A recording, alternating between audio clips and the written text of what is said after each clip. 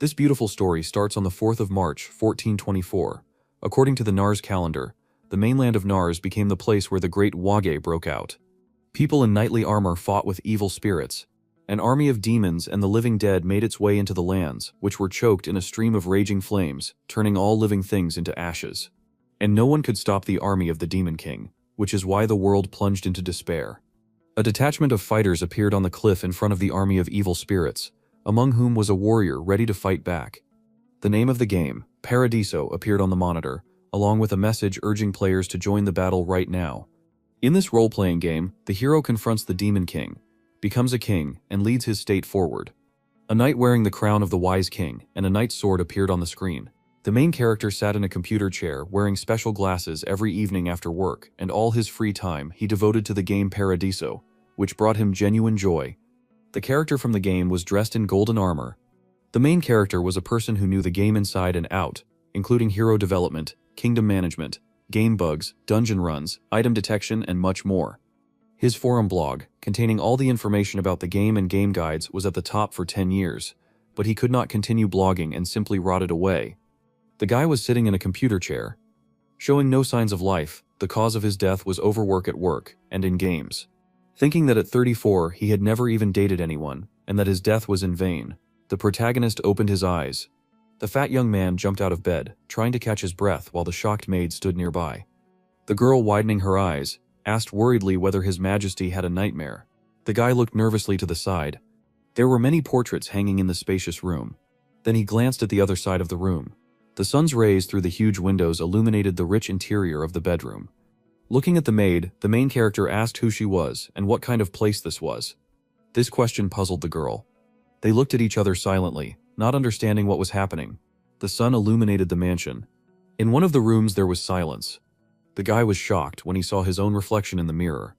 A status window popped up in front of him in which all the basic information about the character was collected. Having read that due to his high degree of obesity, his life expectancy had been reduced by 20 years. The young man put his hand to his forehead, realizing that with such indicators of experience, he was no better than ordinary trash. He sat down on a wooden chair, deciding to calm down first. In the reflection of the mirror was his body from a past life, and his name was Tappan, but the main character died from overwork and was reborn in the body of a fat king named Jared. Looking at the pop-up windows that showed the date, the name of the continent, Nyers, and the name of the kingdom, Cribia, the guy realized that he was in the Paradiso game, which had become a reality for him. Lowering his eyebrows nervously, he realized that this life would soon come to an end. Imagining the dead seizing the body of a man, the young man remembered that this year the Great War of the Host will begin, and in 5 years there will be a great drought and famine, a volcanic eruption, an earthquake, an epidemic, and the Great War of Nars will begin due to lack of food. Clutching his throat, he thought about what would happen to him, the king of this land, if a war broke out on Nars involving all the states, including Trivia, angrily waving his arms and legs. The main character was disappointed in his character, despite his extensive knowledge about Paradiso, because in novels about rebirth, the hero is always reborn in the image of a handsome guy who lives a beautiful life. When asked why he was reborn in the body of a fat man, the chair leg cracked. His body fell noisily to the floor. With his arms outstretched, he lay on the ruins of a chair.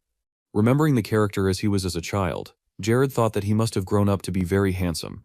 Leaning on one hand, the guy decided that he still had hope because weight can be lost very quickly.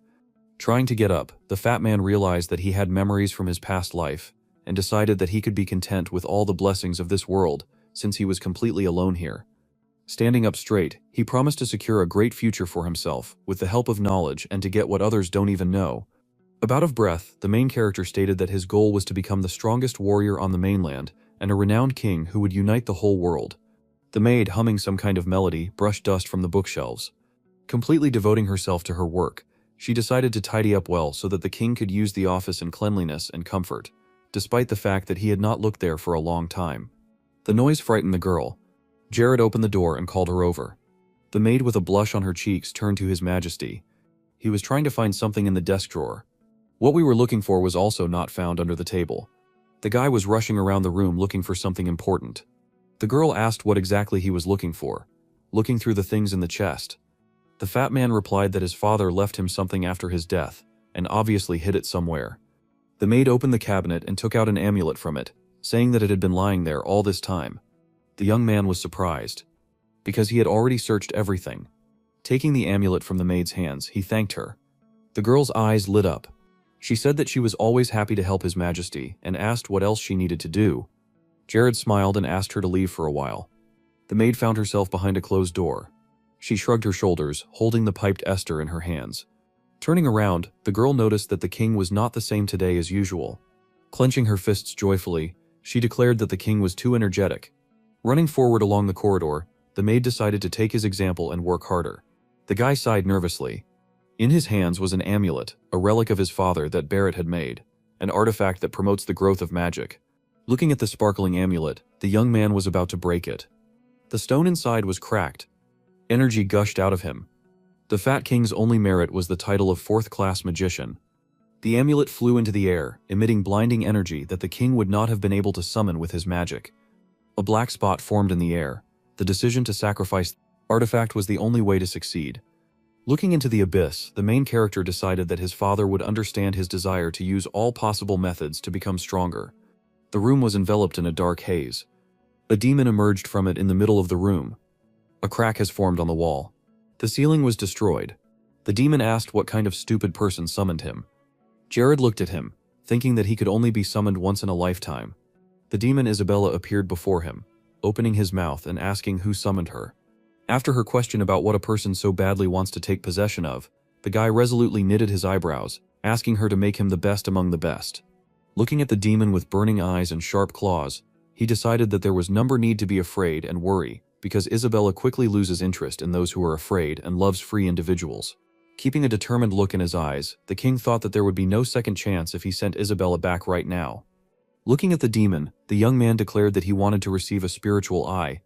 Opening her fanged mouth wide, Isabella laughed, declaring that the desire to see through other people was very selfish.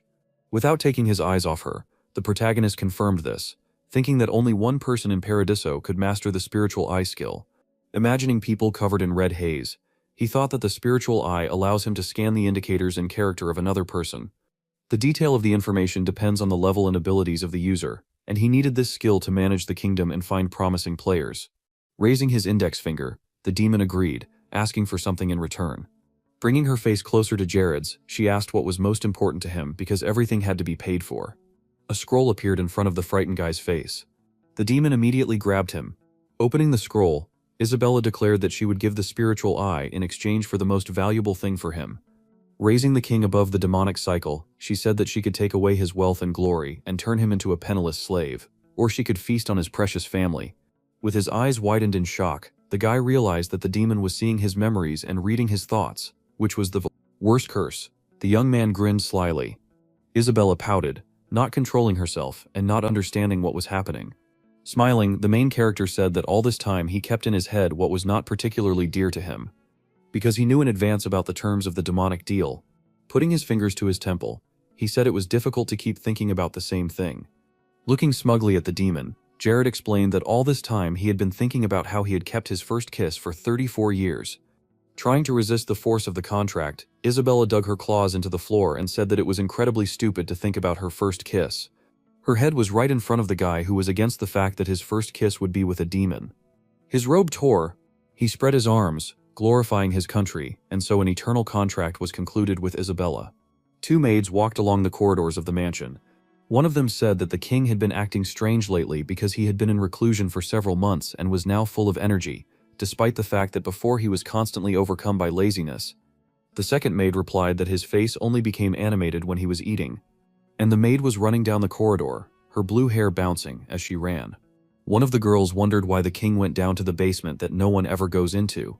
A maid with blue hair interrupted their conversation with a request to disperse and let her through. The black-haired girl asked if Hayes needed help, to which she, running forward along the corridor, shouted that she could handle it herself. The red-haired maid said that her colleague was too zealous. Despite the fact that she cries at night due to curses and beatings from the king, the second girl put her hand to her head and felt sorry for her friend. Hayes entered the office, holding a stack of books and papers in her hands, and said that she had brought all the documents for the kingdom and information about the family. The main character put his hand in front of him, asking the girl to stop and not come closer. Leaving her bewildered, he read her status window, surprised that she had many traits, including Seth's level devotion. Jared frowned and wanted to make a healer out of a simple maid. He thought that unrequited love at level meant that the girl had been in love with someone for at least 10 years. The guy mentally apologized for being too busy and could not date her. Hayes asked worriedly what happened, why the king extended his hands and asked to give him the documents. He took the top few sheets. The maid looked at the king in confusion.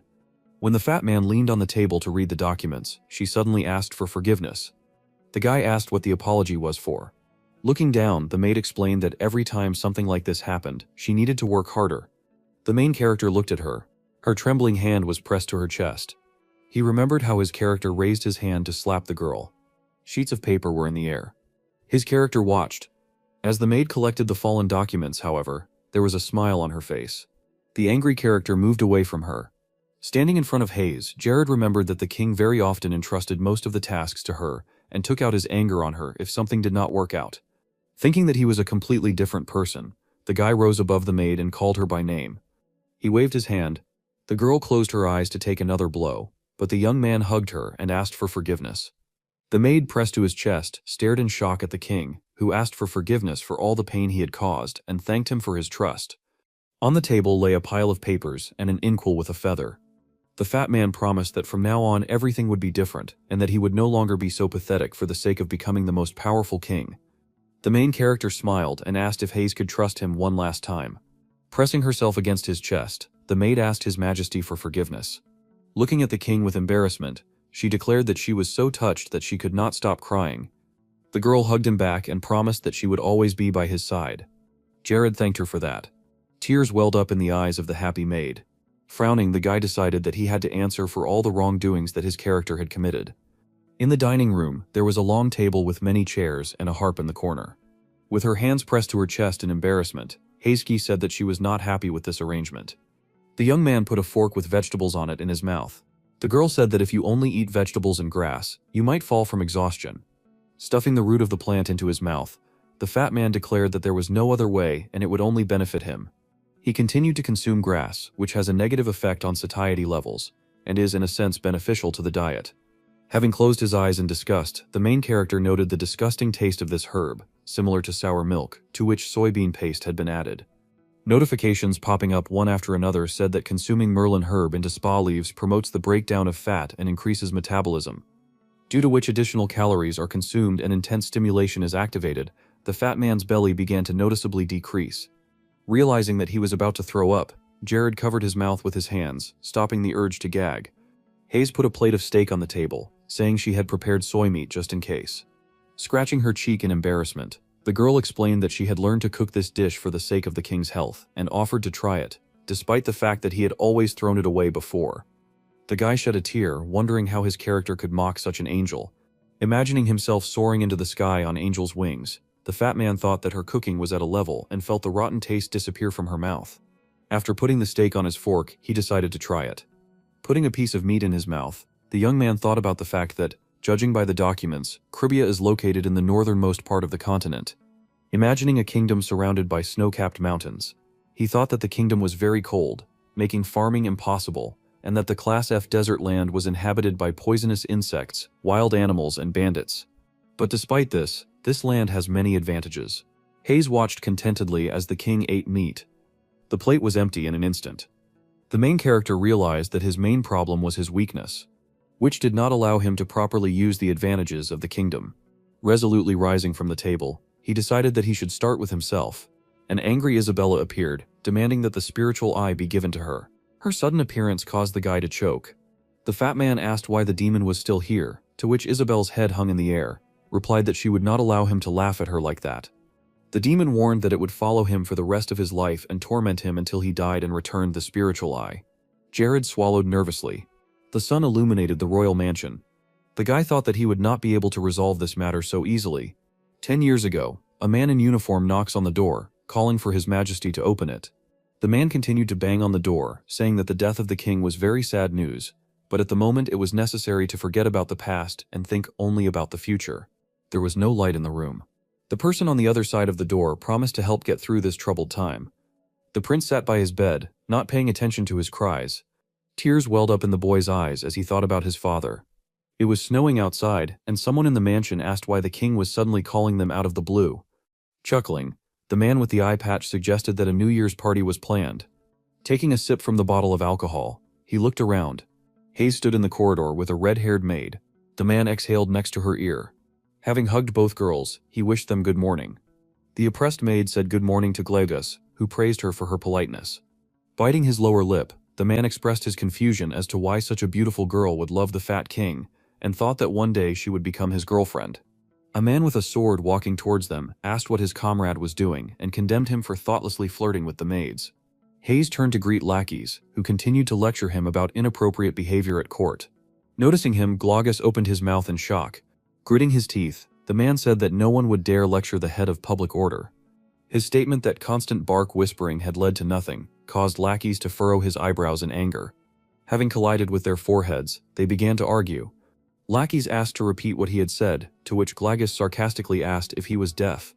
An elderly man appeared in front of them, hastening to end the argument because of the imminent arrival of the king. Lackeys turned around, noticing Mr. Auburn. Turning away, Glagus declared that the toothless dog and the old man were still disgracing the kingdom. Looking after him, lackeys asked how such a scoundrel was entrusted with such an important position.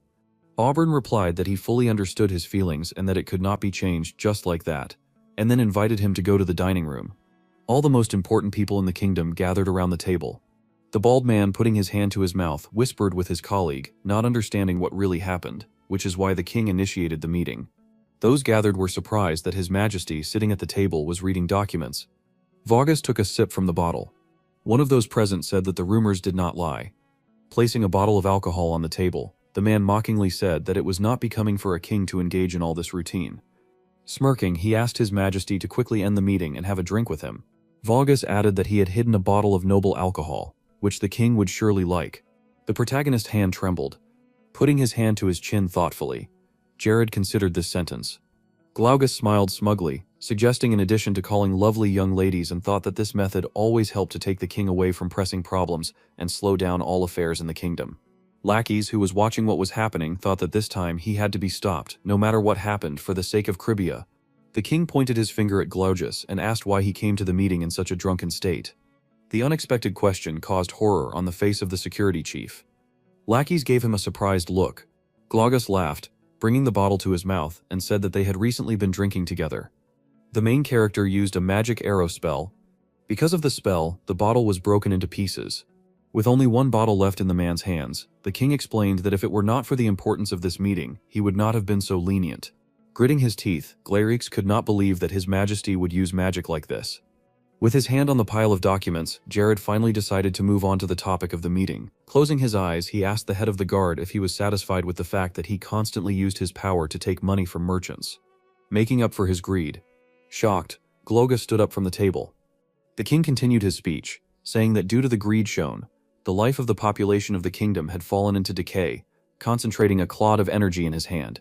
The guy said that the people had stopped believing in the authorities because all the property acquired with such difficulty was taken away from them.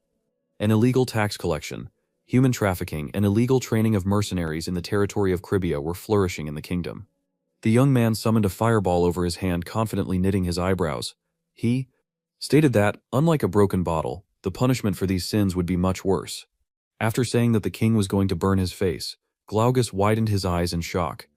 He jumped out of his seat, knocking over his chair and screaming. The fireball rushed after him. With his mouth wide open, the man tried to escape from the flames flying behind him. The fireball hit him in the back. Glaurix fell to the floor. The skin on his back was burned. The main character said that he would have killed him on the spot, but he wants to follow the laws. Looking at the head of the guard, the king announced that from that day on, he was removing him from this position.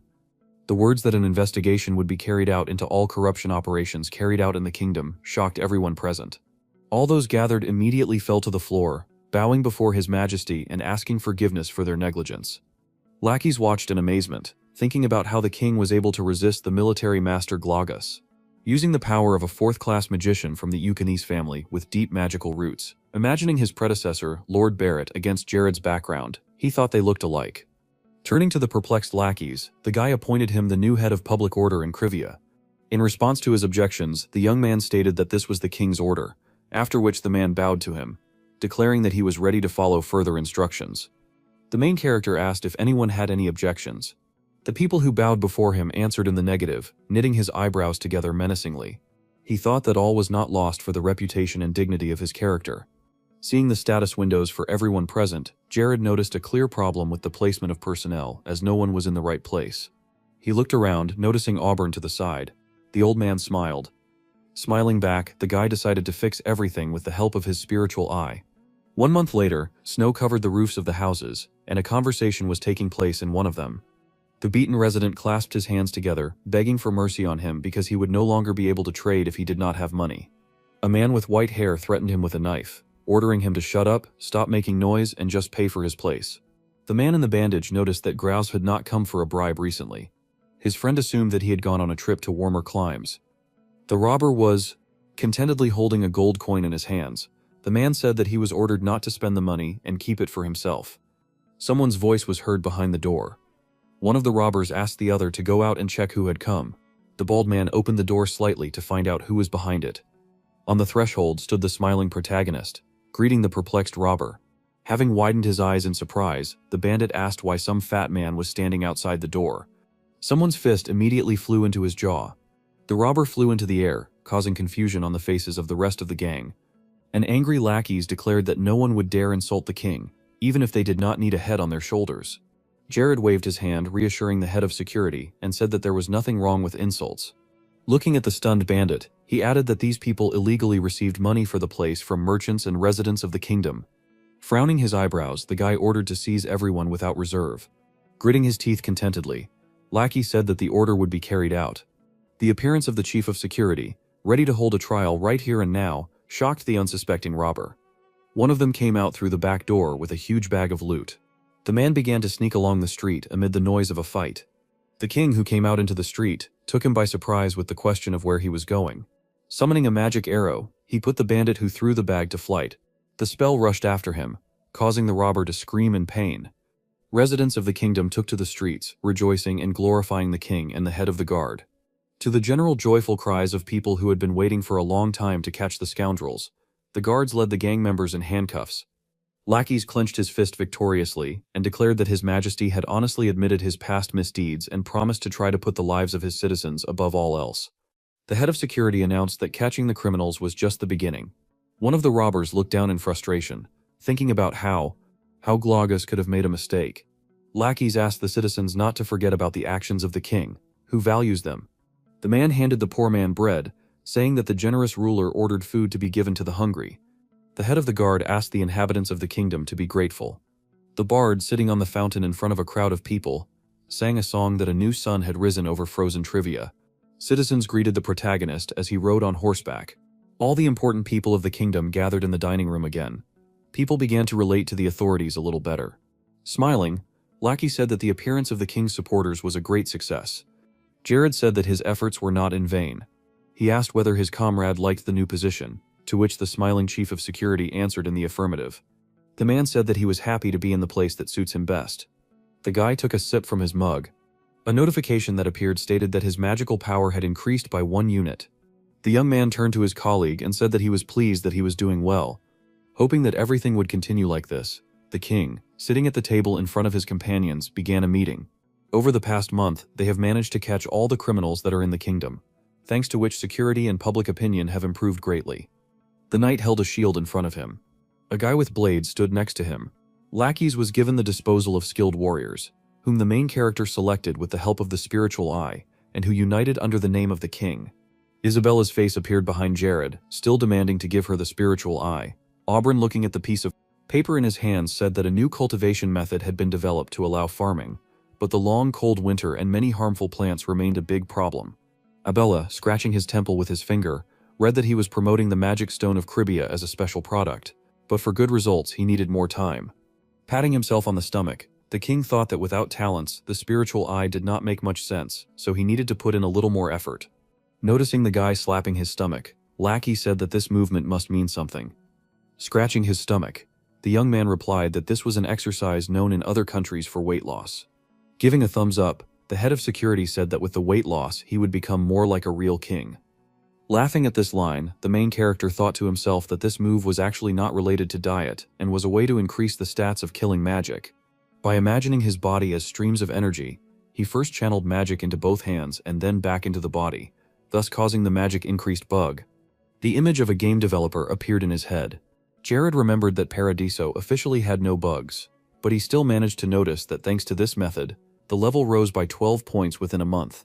Summoning a clod of energy in his hand, the guy decided that with this method he could use 4th class magic several more times. Someone rushed into the dining room. The man, with his mouth wide open, hurried to report the latest news to His Majesty. Everyone present looked at him when the guard announced that the search party had found a gang of thieves hiding in the mine. The words that there were slaves among them made the young man frown. 1 year ago, 2 swords crossed in battle. 2 warriors fought each other. A little girl watched their battle. Looking admiringly at one of the fighters, she noted his skill with the sword. 2 strangers leaned over her, saying that if the girl continued to watch their colleagues, trouble might happen. Smiling joyfully, the girl greeted her friends.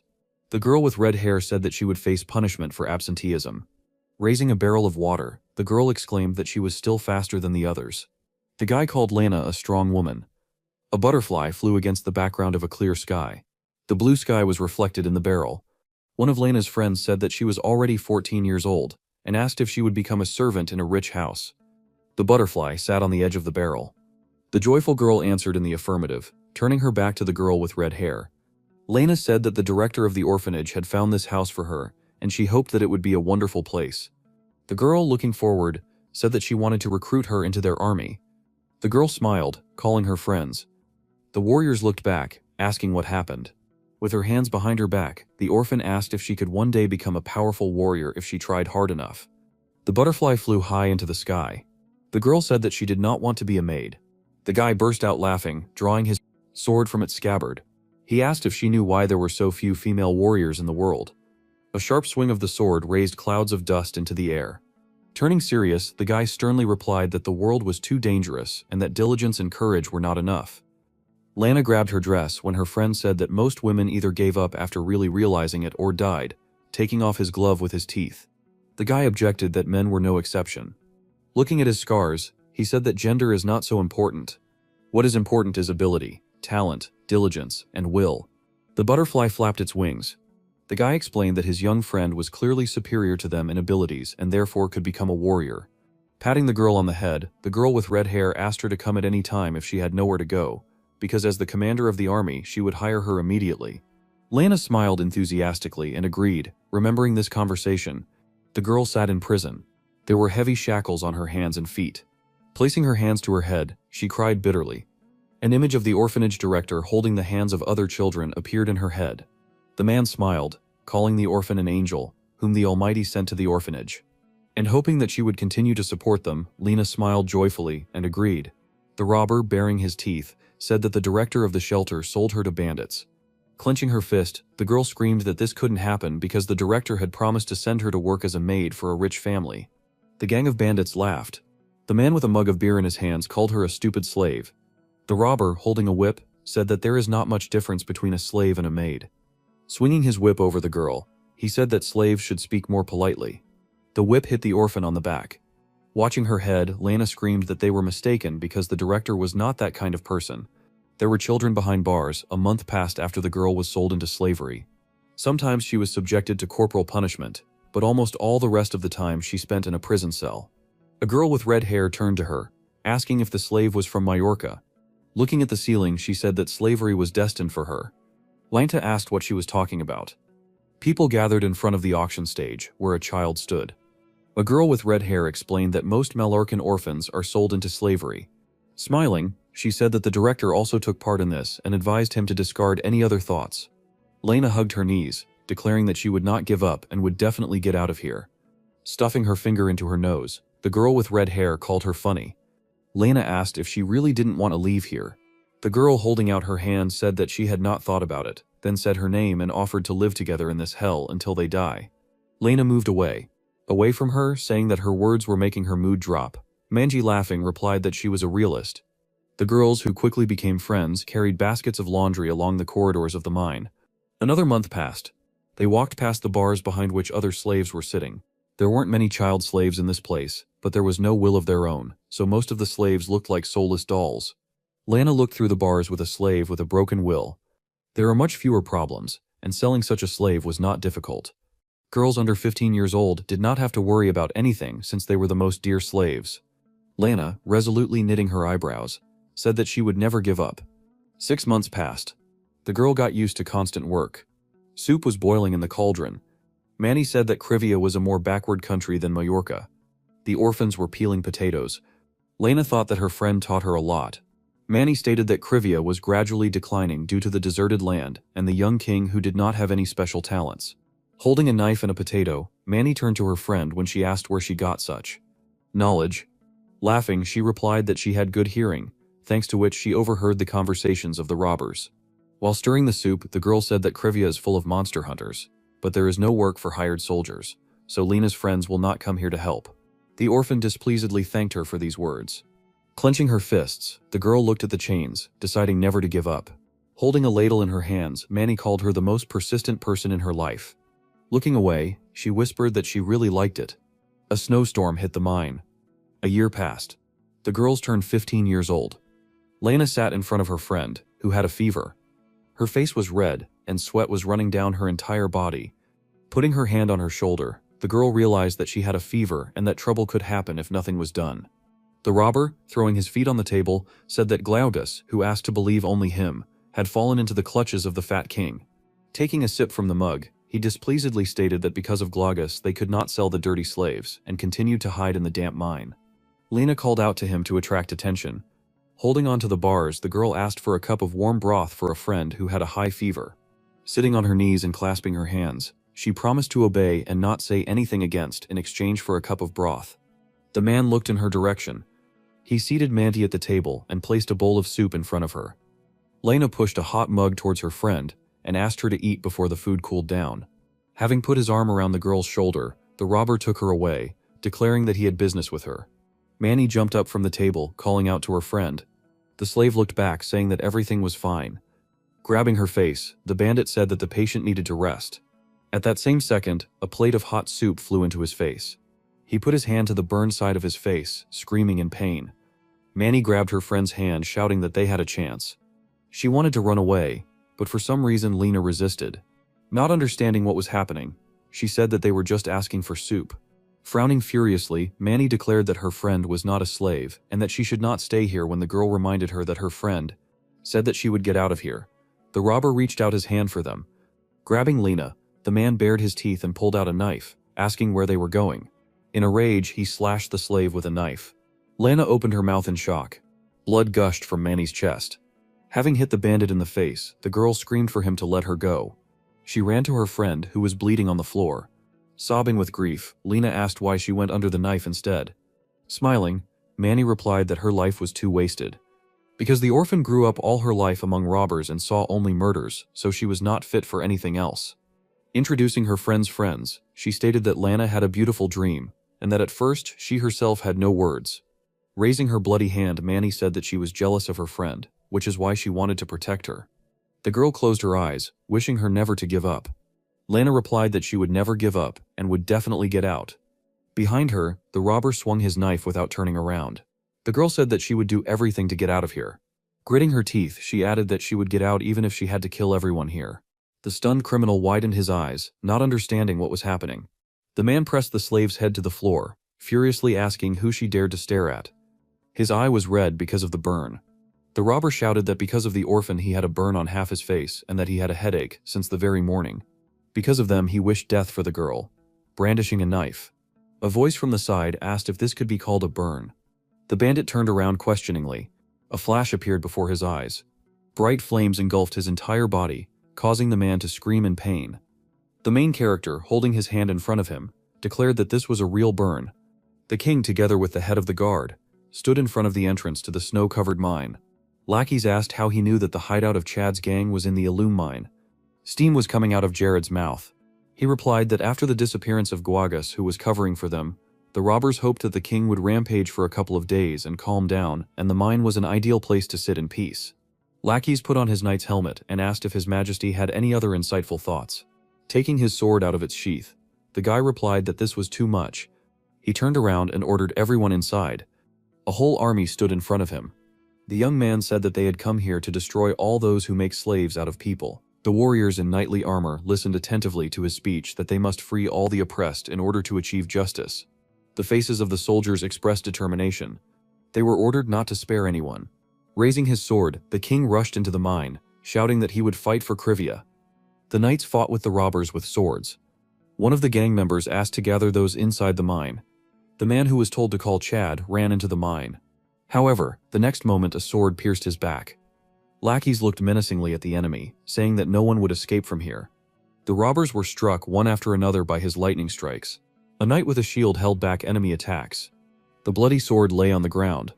There was a pickaxe next to a pile of stones. Finding himself in front of several entrances deep into the mine, the king said that there were too many forks here.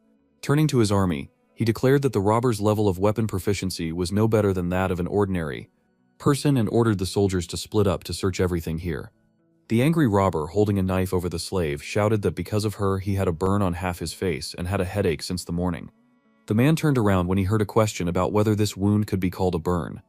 A bright flash appeared ahead. A wave of fire engulfed his body. The main character, from whose hand the flame was emanating, said that now the robber had a real burn. He ran forward, thinking about how he often saw slave prisons in games, but in reality it looked much more disgusting. Kneeling down on one knee in front of Lana, Jared asked if she was okay. The answer was yes. Biting her lower lip, the girl said that her friend was not so lucky. The orphan explained that Manny died saving her. The guy looked at the girl's dead body, frowning. The young man thought that it was too late to use restoration magic. Having hugged Lena, he asked for forgiveness, saying that he should have come earlier. The girl began to cry. Looking at the sobbing slave, the main character noticed her emaciated body and dry skin on her hands, and thought that she had to go through a lot. The leader of the gang, heavily intoxicated, entered the room and asked what all the fuss was going on. Seeing Jared in front of him, he was surprised that the Fat King himself had come here. Chad shouted that it would be better for the king to sit at home and eat fatty meat, and asked what he forgot here. The guy knitting his eyebrows angrily did not understand the question asked to him, thinking that his character's life was too worthless because everyone knows the king is stupid fat man. Gritting his teeth and gathering energy in his hand, he promised to catch Chad and personally send him to hell. Creating a ball of energy in his hand, the leader of the bandits laughed, saying that such a fat man could not use magic. The young man frowned angrily. The bandit looked him straight in the eyes. A bolt of light erupted from his hand. Using speed magic, the main character was able to... This attack, Chad opened his mouth in shock, not understanding what kind of magician would use speed magic in battle. The king began to run around him, not allowing him to follow him. Trying to discern the opponent's movements, Chad guessed that it would be difficult for him to change direction since this entry-level magic is quite difficult to control, despite the fact that it gives the owner's body super speed. Deciding to blow up everything around him, the gang leader raised his hands up, focusing powerful energy above himself. The sudden attack knocked out his jaw. The next blow landed on the elbow. A beam of light struck his side. The robber's body was twisted by multiple attacks, stopping. Jared thought that his enemy had used super powerful magic that required a lot of control while intoxicated, which is why there were so many holes. The guy sheathed his sword, declaring that his opponent was too weak and that he did not even have the strength to be angry, after which he wished Chad to simply disappear into the abyss. There was a ringing sound. A notification appeared saying that the War Against Crime task had been completed and that the level of devotion of the inhabitants of the kingdom had risen to 23. In a new message, it was written that the task of destroying the cave gang had been completed, and that the level of devotion had risen by another 11 units. A sign appeared on which it was written that the level of devotion had reached 100, and that a small golden age had begun. A bright sun shone over the city. Chad died, and the matter with the mine was quickly resolved. Lackeys rode on horseback, accompanying the cart. All of Chad's accomplices, who were involved in murders and kidnappings, were sentenced to death. The cart carried people who were enslaved and whom they promised to return to their families, accompanied by guards. Wrapped in a blanket, Lena asked if she could really go to trivia. The main character sitting opposite answered in the affirmative, saying that the director of the shelter would still want to sell her again if she returned to Mallorca. Smiling, Jared explained that he was always looking for young and talented people who could work with him, so he would be grateful if the girl moved to their kingdom. After seeing that the king would take responsibility for her and make her a first-class knight, Lena smiled joyfully and thanked His Highness. Raising her hands enthusiastically, the girl promised to become a skilled warrior who would live up to his expectations. The guy replied that he was looking forward to this. Rounding his eyes, he thought that he did not expect to see Lana here. An image of the earth being burned to the ground appeared in his head 10 years later during the Great Host War. This speaks girl would have to stand in the vanguard of the Demon King's army. The young man imagined how many warriors rushed to attack, but the blows would be easily repelled because Lena is the strongest tank who does not lose. The girl in the black demonic suit grinned arrogantly. The fortress she was guarding could not be taken by storm because Lena was an excellent protector of the Demon King's army. The protagonist took the hand of the innocent girl sitting in front of him, thinking that it was good that he was able to meet her, because then he could stop the orphan from falling into the hands of the Demon King. The girl watched in surprise as their hands glowed. Jared decided that in preparation for the Great War of the Host, he would make her a rising star not of the devil but of his army. Looking down intensely, the guy thought that the only problem remained in the neighboring state, Majorca, which allowed the illegal trade in slaves, and therefore there were other violations that had a bad impact on the territory of Cribia. The young man asked himself where the scoundrel Horgus was going to spend all his money. Meanwhile, the lights were burning in the windows of the house in Majorca. The bald man surrounded by girls, but he began to hear more often how Crivia was praised, which made his mood worse. He asked the white-haired man with a pipe in his hands what he thought about this situation. Being a friend of Glaga's, Fru replied that he would prepare everything as required by their position. Smirking, he stated that he needed to repay his friend's insult. Moonlight illuminated the night city. The killer, standing on the roof, watched the patrol knights below. When one passed him, the killer deftly jumped from one roof to another. Having landed on another roof, a man in a dark cape with a hood stopped. A moment later, he threw the bag from his shoulder into the alley between the houses. Blood spread across the ground after the bag landed. The killer stood on the roof, watching the result of his actions. The mask covered the killer's face while he looked into the alley. The events were transferred to the next day. Jared was barely breathing, trying to run a few more meters. Sweat was actively dripping from his face. Unlike him, Lena ran calmly and was not out of breath. The coach of Jared and Lana, who was watching the run, shouted to them, notifying them of the last lap. Tired to death, Jared smiled, asking Lynn if she felt better after her morning run. The happy girl smiled and raised her hand, saying that the shaft was too narrow, and the air there was terrible, so she liked everything. Sweating profusely, Jared smilingly suggested that Lena study together and they would find her a teacher later. The coach, who was watching everything, fell into a stupor, seeing how Jared almost lost consciousness due to fatigue. While eating, Jared glanced to the side and asked if this was a message from Lord Avil. Hayes handed the letter to Jared, saying that this letter arrived this morning and it was from Avil. Looking at the protagonist reading the letter, Lena asked him to tell her how everything was resolved. Jared continued reading and said that he would keep it short. Next he began to talk about Lord Aubryn, who was engaged in growing crops called retria, and the first sprout sprouted from him.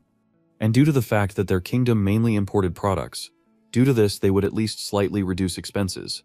Avil was able to attract 1.5 times more monster hunters than usual. They began to sell the crystals that they obtained through their hunts, and income doubled compared to last month. Lana smiled, saying that her friend told her that Crivia was getting worse. But it turned out to be wrong, because this place is much better than she thought. The protagonist, continuing to read the documents, said that it was only now that everything began to improve, but soon everyone on the mainland would know about Crivia. Suddenly, lackeys came up and called out to Jared. The protagonist looked at lackeys in bewilderment and asked what happened. He answered him by saying that he had an urgent report. Entering one of the alleys guarded by guards, Jared asked if it was discovered this morning, to which lackeys, walking next to him, replied by saying that it was exactly like that, but it was discovered not only in this place, but also in others. The protagonist frowned, not understanding who dared to do such a thing on the territory of the kingdom. In front of them was the corpse of a wolf monster, and blood was spread all over the ground in the alley. Lackeys closed his eyes, saying that he had no words because he should have paid more attention to the security. Sitting down next to the monster's corpse, Jared told lackeys not to blame herself because none of the inhabitants were hurt, especially since Crivia is a very small kingdom. There wasn't even a fortress, so it was not surprising that in such a situation they were quite vulnerable. Looking at the corpse, the protagonist thought about the possible criminal and the benefit that he could get by throwing corpses on the streets of the city. A sudden cry from a girl asking for help made Jared and lackeys turn around. The protagonist got up and walked towards the exit from the alley, listening to the girl begging to help her and in return selling herself. A little girl, almost crying, held the hand of a man in green robes who was shouting that he did not have this medicine. Jared's unexpected question about the girl's identity made the man and girl suddenly stand in a stupor and stop screaming. Many people recognized Jared's identity when he went outside, but without paying attention to them, the king asked the girl what medicine she was looking for. Clenching her fists, the girl, barely holding back tears, said that her name was Mia and her mother fell ill with Rhinella disease. Jared's eyes widened in shock upon hearing Roland's illness. When Mia began to talk about the fact that she needed medicine, the doctor raised his head and shouted, saying that Roland's disease was almost incurable. Putting his hand to his face, the protagonist thought he knew that this disease could only be cured with the blessing of a great priest or a precious cure for all diseases. Jared mentally imagined bacteria and viruses. Ronella's disease was similar to tuberculosis. It was often contracted in dungeons or from wild monsters of the Ronella kingdom, hence the name. Sitting down on one knee, the king asked Mia to take him to her mother. Smiling, the king announced that he had a way to heal her mother. Soon they came to a 2-story house. Climbing the stairs, the girl looked at the king, saying that her mother was on the 2nd floor. Looking at the dilapidated staircase, the king wondered whether the staircase would withstand him. Going upstairs, the king could see Mia abruptly enter one room, calling for her mother. Knight walked up to the bed where her sick mother lay in, almost crying, said that she had brought a person who would help her. Looking at the arrival, the sick and exhausted woman asked the doctor for forgiveness and asked to leave, but the protagonist saw with his spiritual eye that the woman had 7 days to live. Jared became a little nervous and frowned, realizing that she could die in 7 days, after which he told the woman that he did not need payment and they could be calm and trust him. Knight stopped crying and smiled, saying that it was the king, not the doctor, and he came to save her. Jared pointed at himself and asked Mia's mother if they knew each other, after she said they hadn't seen each other for a long time. Closing her eyes, the woman said that 8 years ago she was invited to work as a cook in the castle. Jared covered his face with his hand and apologized for all his actions. The woman looked at the king, who sat down next to her bed, and told him that he should not have come so close because this disease was too dangerous. But the protagonist interrupted her, asking her not to say that. The king asked Mia, who was standing at the door, to bring a wet towel. Then Jared stood up abruptly and looked to the side. He walked to the window and began to lift the lattice window. Picking it up, he looked outside, confirming his fears. Poking his head out and looking at the monster's corpse, Jared asked Mary how long ago she started seeing monsters. Mary turned her head and looked at the king and said that she had worked for a long time as a cook in a detachment that was engaged in the sale of crystals obtained from monsters holding the window. And looking down, Jared said that the Ronella disease is not transmitted between people, but everyone who had contact with the monster becomes infected. But until recently, this disease had almost no symptoms, so most live in ignorance. Mary, who was listening to the king, frowned and coughed into her handkerchief and asked if she would, and who brought the corpse to her house. Hayes and Lena entered the room. They brought all the necessary things and medicines, telling the king that they brought all the things that he asked for. Rolling up his sleeves, Jared said to just trust him because he won't leave until her condition improves. Mary smiled sincerely and almost crying, thanked Jared for his help and his generosity, although she did not know how to repay him for it. Jared smiled, saying that she first needed to get well, and then think about it. While he was saying this, 2 girls rushed around the room preparing all the necessary things. The killer sitting on the roof chuckled, calling the attempt to prepare a medicine nonsense. But the angry lackeys suddenly appeared behind him and took out his blade. Frightened the killer. Lackeys said that their king had never made a mistake. Looking at lackeys, the purple-haired killer listened as he said that their king foresaw that the criminal would appear at the crime scene. Very angry, lackeys frowned deeply. He asked the criminal if he was the one who dumped the body of the monster in their kingdom where people are at risk of contracting the Ronella disease. Grinning, the criminal squinted his eyes, asking lackeys if it was so interesting. While Jared prepared the medicine, sitting right on the floor with Hayes, Lena hugged Mia and watched everything. Hayes, holding a mortar in one hand and a pestle in the other, said that finding these medicines would not be difficult, and if they could make a cure for Ronella's disease, she could not imagine such a thing. Jared sat in front of the flask alchemy machine he had created, preparing a potion. The protagonist involuntarily remembered the site on which the composition of the medicine for Ronella was posted. During the game in Paradiso, pharmaceutical players were developing a cure for Ronella's disease, but suddenly someone posted a recipe, thanks to which almost everyone learned about it. Thanks to this, 10 years later, he sits and prepares this medicine. Mary turned her head and addressed the king. Exhausted, Mary opened one of her eyes and asked Jared why a person like him would try so hard for some poor commoner. Jared, sitting with his back to Mary, said that anyone who has been sick before knows what it is. Looking at the back of the king sitting in front of her, Mary asked if he had Ronella disease. Lena and Mia looked at the king when he said that he grew up in a loving family and was never sick. Grabbing Mary's hand, Jared said that there was something else besides his mother's affection. Stroking the exhausted woman's hand, Jared began to remember the old story. The moment when they lived in poverty, they were not in a position where their mother could get examined at the hospital. When they finally arrived at the hospital, It turned out that his mother already had the last stage of cancer, which is incurable. He then sat in front of her couch and cried. He trembled all over, feeling not so much sadness as anger, because even in such an ordinary situation, he did not have the ability to solve this problem. He cried then. Even after he wiped them away, they continued to flow from his eyes again. Jared still blamed himself for this. Shaking the flask in his hand, Jared understood what Mia was experiencing, which is why he was here. Looking at the red liquid in the flask, the king realized that he did not want Mia to feel the same as he did. At this time, the criminal and lackeys were moving along the roofs. Lackeys and the criminal clashed blades, starting an intense battle. The angry chief of security frowned as he moved at great speed. His opponent swung his blade, wanting to kill lackeys. Lackeys and the assassin clashed blades at great speed. Suddenly, the killer's blade changed its trajectory. Lackeys clenched his teeth, looking at the tip of the blade approaching his throat. Suddenly, the head of the guard blocked the enemy's sword with his own right in front of his face. Lackeys pressed down forcefully on his sword, causing the assassin to retreat and his hands to tremble. Looking at Lackey's sword, which was already a few centimeters from his head, the killer realized that he was simply rudely pressing on him with force.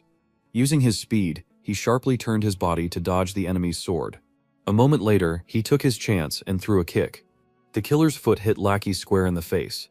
Lackey staggered slightly after the assassin's blow. Suddenly, the criminal's eyes widened in shock. The evil lackeys looked at his opponent and asked if this was all he could do. The chief of security's sword began to cut through the roof, moving towards the enemy. Lackey's eyes lit up as he swung his blade upward, asking his opponent how he, with such pathetic abilities, still dares to touch Krivia. The criminal managed to place his blade in the path of the strike. With one swing, Lackey sent the criminal flying. The killer was horrified. Looking at Lackeys, he was amazed at his strength because no one told him that the head of security was so strong. Falling down, the criminal looked at his opponent, wondering where he got such strength from. In fact, the reason why Lackeys was so much stronger than the assassin was due to his abilities. His powerful body coupled with mana was simply terrifying, and during the battle, his eyes lit up. His complete order and embodiment of justice brought his physical abilities to the maximum. If Lackeys fought with the villains, the killer landed on the roof without taking his eyes off his opponent. Lackeys, shrouded in an aura, stood in front of the criminal, saying that there was no mercy for him. It was basically impossible for the villains to defeat Lackeys because of his skills. Putting his blade in front of him, the criminal said that his thoughts were to kill him if he was caught, but now he would have to abandon this idea. Straightening up, the mercenary continued to look at the head of security. Lackeys screamed as his opponent turned around abruptly, bidding him farewell. Seeing Lackeys become even more angry, the mercenary lowered his mask and grinned and said that they would meet soon.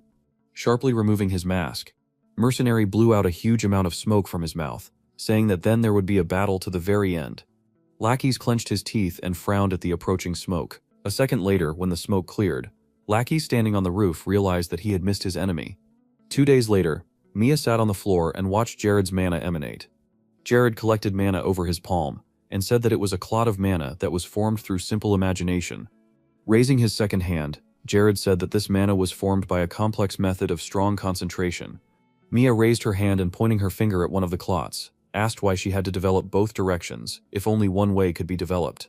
The king, who put on a false mustache and a green robe, clenched his hand into a fist, saying that evil magicians burn all the mana that is nearby, in which case those who use the first method turned into fools who are not capable of anything. Mia shuddered, saying it was terrible. Jared's eyes lit up. He extended his hands, scaring Mia, saying that this is why it is worth learning the method of strong concentration, even if it is difficult. Next, the girl pointed her finger at the protagonist, asking why he was wearing such strange clothes. As the king took off his entire outfit, he said that he was just wearing it to create an atmosphere since he became her magic instructor. While Jared and Mia were talking, the door handle clicked and Mary's voice was heard signaling the time for dinner. Mia immediately rushed out, while Jared awkwardly extended his hand trying to stop her because the lesson was not over yet. When Mary entered the room, she asked the standing king if she had disturbed them, to which he smiled and said that he himself was interested in trying her food. Mary, in her new chef's uniform, smiled with her hands clasped in front of her, telling the king that she hoped he liked her food. Talking to each other, the king and the cook left the room. All this time, Isabella hovered near the ceiling and watched Jared. A moment later, she smiled wildly, calling Jared someone else. The mana in the king's room curled in the air and illuminated it. A considerably thinner, Jared sat on the floor while mana swirled around him. Mentally, he thought about the worldview of people who were always trying to find the shortest path. Suddenly, all the mana around the protagonist's body scattered as if in an explosion. Jared at that moment was thinking about a glitchy training method that would allow him to increase his mana level by 2 or 3 points in one day. Upon opening his eyes, the protagonist admitted that most of the people who used this method had rather low skill. Jared looked at the system alerts, which notified him that he had successfully mastered a new training method and could now choose an official name for it, reaching out to the system window. Jared thought that the method of controlling magic, combining the method of training with bugs and the mana of the mage family, could increase the power of magic by 6 points. The protagonist began to write on the system window, mentally telling himself that this training method would become his basis, so he wanted to come up with a name that symbolized it. When he finished writing, the inscription "Single-player bug user" was visible on the system window. Isabella stuck out her tongue, saying that she had secretly observed many magicians, but his methods were different from others. Jared raised his head and looked at Isabella, hovering above him, asking if she saw the streams, to which she replied by saying that ordinary people could not see this, but not her. Pointing her finger at Jared, Isabella said that although he did not play by the rules, his mana level was acceptable. The protagonist was horrified when the demon touched his face with her hand, asking if he was from another world. Isabella sticking out her tongue and looking at the guy with a wild grin. The king looked at her and asked her a little nervously what she was talking about. Jared breathed a sigh of relief when Isabella flew away from him, and said that she just wondered if he had come from another continent, because even though she had only heard, they said that people from the Eastern Empire had enormous mana absorption abilities. Raising his finger up, Jared smiled, saying that according to the stories of his ancestors, he had heard the same stories. He then looked at his hand, thinking that the Eastern Empire was a project that the Paradiso development team had been working on for 5 years. He was eagerly awaiting the release of the update, but died before he could try it in the game. Isabella's hair fluttered as she asked Jared what he was thinking about. The demon hugged the protagonist, saying that as long as she was next to him, something interesting always happened. The protagonist, without looking at her, asked what was strange about it. Isabella smiled, offering to talk because anyway, only he could see her. When the demon spread his eye with her fingers, the protagonist activated the spiritual eye, saying that he would not give it up because it was his. Jared screamed in shock when Isabella, putting her hands to her face, said that she would not be upset about the spirit eye and would consider it a wedding gift to her future husband. Touching her tongue with her finger, the demon told Jared that at first he was fat, which was disgusting to look at, but now that he had lost weight, he was handsome. The protagonist became very nervous, asking the demon if that was why she kept looking down at him while he was sleeping. Isabella hugged the protagonist, saying that a man like Jared would be just right for the ghost of a virgin. The protagonist grimaced, horrified, remembering his first kiss. Jared abruptly began to run away from the loving Isabella, saying that he needed to go to Ranella. Reading the letter, Hayes said that Lena was developing too quickly, and it was surprising how the king saw such abilities at first glance, which is exactly what lackeys conveyed. Hearing her, Jared smiled awkwardly, realizing that the strongest warrior of Krivia would only last for a month. Jared asked Hayes, who was sitting across from him, to tell lackeys that he would find a good teacher. Looking out the window, the king began to remember several good candidates for this role. Something was approaching the king's carriage at great speed. When an arrow broke the window and almost hit Hayes, a barrier of mana formed in front of her head and saved her. Shocked, Jared looked out the window while his palm was enveloped in mana. Hayes picked up the broken pieces of the arrow, ignoring the shouts. Of the knights outside, many arrows flew into the carriage. The king formed a barrier in front of him, blocking all the arrows and saying that it was like an attack by robbers. When another pair of arrows collided with the barrier, Hayes suddenly screamed. She abruptly stood in front of Jared, saying that she would protect him. This greatly excited Jared. Holding the barrier, Jared shouted to Hayes that it was dangerous because she could get hit. Clinging close to the king, Hayes said that it was her duty to protect the king. Jared hit the girl sharply on the head, ordering her to sit inside and not come out, and if she did, he would kill her himself. The arrows continued to fly at the carriages and knights. The angry king got out of his carriage and approached the knights, calling the enemy's attack a pathetic effort. Isabella asked Jared, who was gritting his teeth, whether he should have helped her, but the protagonist refused her help. Holding the barrier with one hand and forming a mana ball with the other, the protagonist stepped forward. Through the mesh barrier, he could see a crowd of opponents in the distance. One of the robbers turned to the boss, informing him about the magician. Tog, who put his axe on his shoulder, said that that guy still had a reason why he entrusted the mission to them. Jared stopped being angry when he saw a masked man who looked too much like the one lackeys had described to him. Holding a staff in one hand and an axe in the other, Tog rushed straight at the king. The mage killer moved at great speed, shouting that this time there was a newcomer with them, so he would show how everything was done. Spinning his axe all the time, Thog approached Jared using a spinning slaughter. Thog sharply threw his axe straight at the king. Jared was able to dodge by using speed magic, after which he extended his hand with a sphere of mana formed in it. Approaching sharply, he waved his staff and dispelled the sphere of mana, calling Jared's attempt ridiculous. A moment later, Thog struck Jared in the head with his staff. Thog frowned at his opponent. There was not a single scratch on Jared's head, even after being hit by the mage killer. Jared, whose barrier above his head had cracked, looked at Thog, saying that his title was not just a pretty name. The killer opened his eyes wide and shuddered after what he saw. Thog did not stand any longer, and in an instant dealt many blows to the king. Continuing to beat Thug non-stop, he realized that his opponent had at least 4th class. While attacking the barriers that were forming, Thog realized that if he stopped, he would fall under a counterattack, which is why he could not allow the enemy to do anything. Shocked and frightened, the knights watched the battle, worried about their king, and Thog's subordinates grinned, anticipating his victory. Suddenly, the protagonist extended his hand, stopping the staff.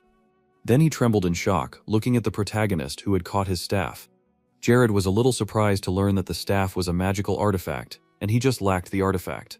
Using magic to increase physical strength, Jared held the staff and smilingly told his opponent that he would take the staff for himself. Looking at the trembling staff, Thog wondered if this magician was originally so strong. Green lines began to spread across the killer's face as Jared told him that he had already blocked his vaunted physical abilities with paralysis magic. Trembling with his whole body, Thog begged for mercy, saying that he would tell everything. Jared raised the axe above his head and smilingly said that of course he would like to listen, but he does not believe the criminals. A moment later, the axe in Jared's hand came down sharply. Events are transferred to the past. Archeans, looking through the small lattice window, said that a merchant without money will not buy good luck. Archeans hit himself over the head, berating himself for hiring security on the cheap. Archeans looked out the window listening to one of the employers tell Thog that this medicine merchant was too good, and he probably had a lot of soldiers on guard. Thog, holding his axe in his hand, looked at the customer, saying that in front of his axe they were nothing more than pigs. The customer held out a bag of money when Thog extended his hand demanding an advance payment. In his mind, the customer, who had recently fought with lackeys, was thinking that the king of Cribia had cured everyone with his potions, which meant that he could easily get the ingredients for it. Looking at Thog, the assassin thought that Jared should go to Ranala, a huge profit from the sale of drugs. Looking at the road, Thog asked the customer whether his victims would definitely appear on this road, to which the customer answered him by saying that the information from his servants was reliable. Archeans, looking out the window, asked himself if there really wasn't a person who could catch this monster, which killed 11 people in a week. Events returned to the moment when the protagonist lowered the axe directly on Thog. Archeans watched the entire battle through the window and listened to the screams of the robbers. Jared soared into the air and began shooting everyone with magic arrows while simultaneously forming a fireball in his hand. Archeans' cheeks turned red as he looked in admiration at the man who managed to cope with Thog. Looking at Jared floating in the air, Archeans called him a warrior who would save him. Clinging close to the protagonist, Archeans smiled thanks to his savior. Rubbing his finger on his cheek, the king called gratitude a good deed. Jared closed his eyes, asking the huddled Archeans if it was possible to keep his distance. Hayes, standing to the side, was a little embarrassed by this behavior of the rescued boy. Covering his mouth, Archeans feigned an apology, saying he was overcome with emotion. While riding in the carriage, Jared asked the boy if it was true that he had come to make a deal about the crystals, but Thog attacked him and stole everything. After receiving an affirmative answer, the king put his hand to his chest and asked forgiveness for the fact that there were no supervising guards in the area. Archean smiled broadly, saying that nothing terrible had happened because he thought that he would die like that until he saw him. Looking at Archeans, the protagonist used the spiritual eye, remembering who this boy would become, namely the largest ruler of the NPC, who bought a kingdom in the east for an astronomical sum. Jared couldn't help but imagine a statue of Archeans, who, with the help of his excellent forecasting skills and fashion analysis, identified trends in advance and bought popular products. Jared kept his eyes on Archeans, wondering what brought the boy here who would in the future become the largest ruler in the East. Archeans flinched when Jared offered him a deal. The king raised his hand, offering Archeans 15% of the profits, but he needed to sell instead the product that he was going to trade in Ranella. Looking at how the guy thought, scratching his chin, the protagonist mentally said that of all the outstanding people, he was the most extraordinary, and first it was necessary to conclude a deal with him, arouse interest, and then hire him for a job. Archeans extended 2 fingers, asking the king to fulfill 2 requests instead of profit. Hayes looked at the guy who was telling the king that if he believed and trusted him, he would find a good place for them. Looking at the guy leaning back in his seat, Jared told him that he agreed, but depending on the situation, he could refuse. Hearing him, Archaeans closed his eyes, saying that the king would most likely listen to his requests. Looking kindly at the king, he asked to call him. A key is the first request, and he will say the second later. While a shocked Jared agreed in a stupor, Isabella appeared above him and began to swear furiously. Soon Jared arrived in the kingdom of Ronella. Then looking at the busy streets, Hayes said that she used to think that this kingdom was dark and nondescript, but it is quite bright. Aki, holding a box of scrolls in his hand, looked at Hayes, saying that many people thought so, but people could not refuse the jewelry obtained from the dungeon. Looking at the crowd of people in front of you, Aki said that if only the problem of the disease was resolved, the potential of this kingdom would instantly be revealed. Jared glanced at Aki, saying that thanks to him they opened their business in a good place. Aki awkwardly scratched the back of his head, saying that this was all compensation for everything they had done. Like he looked at Jared approaching a huge barrel and asked him if this was exactly the medicine for Ronella's disease that he was going to sell. The king answered him negatively. Jared brought the flask to the tap and opened it slightly, pouring the potion into the flask. At the same moment, the system notified the completion of the production of medicinal herbs. When the king closed the lid, the flask lit up brightly, and the system notified Jared that the medicinal herb had been raised to the second level and the highest growth rates had been achieved in a day. Looking at the system window, Jared confirmed his suspicions about a glitch, due to ignorance of which the production of the medicine at the very beginning took 2 months. Jared smiled, handed the potion to Aki, and said that he needed to sell it, and during the sale tell a few features to the buyer. After some time, Apewi stood in front of a mercenary whose name was Tolan. He was infected with the disease and he urgently needed help. Tolan asked Aki if they would really sell him the medicine for Barfor. Just 1 gold piece. Aki clasped his palms together, saying that only he would sell it for gold because he saw that he was a good person, so this offer was especially for him. Wiki leaned against the mercenary, assuring him that this was not a scam. Tolan handed over a gold coin, saying that he was dying anyway, and he didn't mind 1 gold coin. Aki thanked Tolan for the purchase and then handed him the contract, asking him to sign it. Tolan frowned, looking at the contract, not understanding why this medicine was needed. In the end, the mercenary nevertheless signed the contract, saying that it was quite strange. A moment later, the mercenary drank the entire flask of potion in 1 gulp. Jared, standing to the side, told Tolan that it would be 30 minutes before he felt the effects of the potion. He would be here the whole time so he could rest and come again. The mercenary frowned again, saying that although he believed a key and bought it, but if it was a scam he wouldn't just stand by. Jared smiled and said that in this case he would reimburse the potion in the amount of 1,000 gold. Aki and the king watched the mercenary leave. Aki waved his hand, telling the king and Hayes that he would go and prepare one more thing before the trade began. Deciding to take advantage of this time, the protagonist again leaned the flask against the tap, deciding to try to make the medicine again. While the protagonist and Hayes happily looked at the potion, the system notified the protagonist that the production of the healing herb had been completed, and the crafting skill had increased to the 2nd level, and also that it was impossible to increase the skill within 24 hours. In Paradiso, skill in making medicine was given depending on the product of manufacture. The same mana potion could restore 30 units or 100, depending on the skill, and the penalty that limited the level of skill was 24 hours according to the criteria of the potion itself.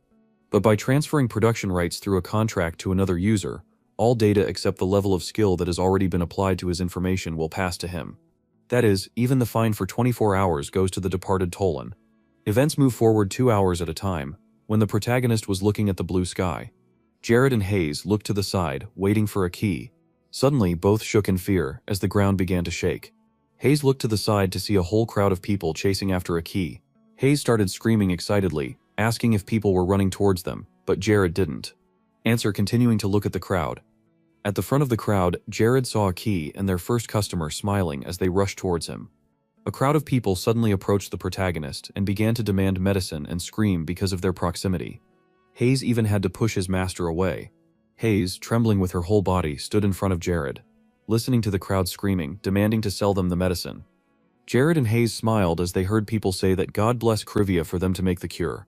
Jared clenched his fist and glared at the crowd, and Hayes began waving her hands, trying to calm the king after someone in the crowd said that, according to rumors, Trivia had a terrible government, but recently the king had come to his senses and was now ruling the country. Aki sharply shouted to the crowd of people, notifying them that it was Aki who would sell the medicine only today, and if they wanted to buy the medicine on another day, then they could come to Trivia. While drinking the potion, some hunters said that the nightmare forest of trivia was almost untouched by hunters, so there were still many monsters left there, and for them it would be a gold mine. Other mercenaries drinking their potions listened to Aki shouting that if they bought it on the territory of Krivia, they could buy the medicine cheaper for only 39 gold. Holding a rosary in his hands, Aki did not pay attention to Jared and Hayes, who was tired of bringing the contracts and carrying potions, saying that in the territory of the Adaima Kingdom it was difficult to find medicine for 100 gold, and their medicine was not even half the cost. Happy Aki held the potion in his hand while bags of gold were handed to him and told everyone to get in line. Large medieval house in the night. Hayes was sleeping peacefully in bed. Jared put his feet up on the table and tossed a coin. Income from sales per day amounted to 12,250 gold. The hero grabbed the coin. He thought that if he converted it into money from his past life, it would be approximately 12 million won. The hero again tossed a coin and looked thoughtfully into space, saying that monster hunters are rich after all. Someone caught the coin and asked if the hero was happy with this income. The hero's blue gaze touched the one who stood behind. He asked why the unknown guest was not sleeping, and asked what happened. Arcanace, with a blush on his face, said that he had come for the remaining reward. Jared smiled and remembered how they asked him for a request, and said that the guy had one more reward left, and said that he could say it. Arcanace put his hand on his chest and closed his eyes. He looked at the hero and said that he wanted to become his servant and manage the merchant union. Jared stood up and Arcanace sat down on one knee. Holding out a coin, the hero clarified about the last request, and the guy said that he still had little experience and was only 20 years old. But if the hero trusted him, he would try to make the union of merchants the best in the north parts of the mainland. The coin sparkled on the guy's leather glove while the hero told him that he had been robbed and that he didn't have a penny behind his back. But he was so brave. Jared smiled and said that to be honest, having seen his abilities, he himself wanted to make him his servant. But instead of the manager of the merchant union, which is the core of all trade, it is impossible to get him right away. Arkan sheepishly said that he knew this. Jared said a request is a request. The hero held the coin while the guy looked up happily. He put his hand on the guy's shoulder with a smile and said that the insight through which he saw the potential for the development of the curve, the desire to get a high position, and the courage speaks about it directly. And added that the most important thing is luck, because this vacancy is now free. Jared said that he liked Arcanites and called him the head of the trade union. The guy stood up and began to thank the hero while he waved his hand saying that there was enough work for today and clarified that tomorrow they would return to the kingdom. Jared looked away and was glad that they were finally returning to their cold kingdom. He stood on the balcony and looked at the moon, enjoying the warm spring breeze. Hayes stood waiting in front of a large distillation unit from which the elixir flowed, drop by drop into a jar. This time, thanks to the herbal mixing bug, the potion-making skill increased to level 35. As a reward for completing production level 30, they were able to gain knowledge about automation of the production process and technology for the production of medium-strength potions. Arcanace presented a vial of red liquid to the motley crowd. Using 5,000 gold and 10 Krivia crystals per day, produces 24 vials of medicine. If you take 39 gold for each, the net profit will be over 900 gold. Abila studied the glowing purple crystal with great curiosity. The medicine can only be purchased in the Kingdom of Heroes, so monster hunters can freely hunt in the Nightmare Forest. Thus, the production of crystals and Krivia has increased and losses from monsters have become much less. Foreign traders discussed the hero's medicine.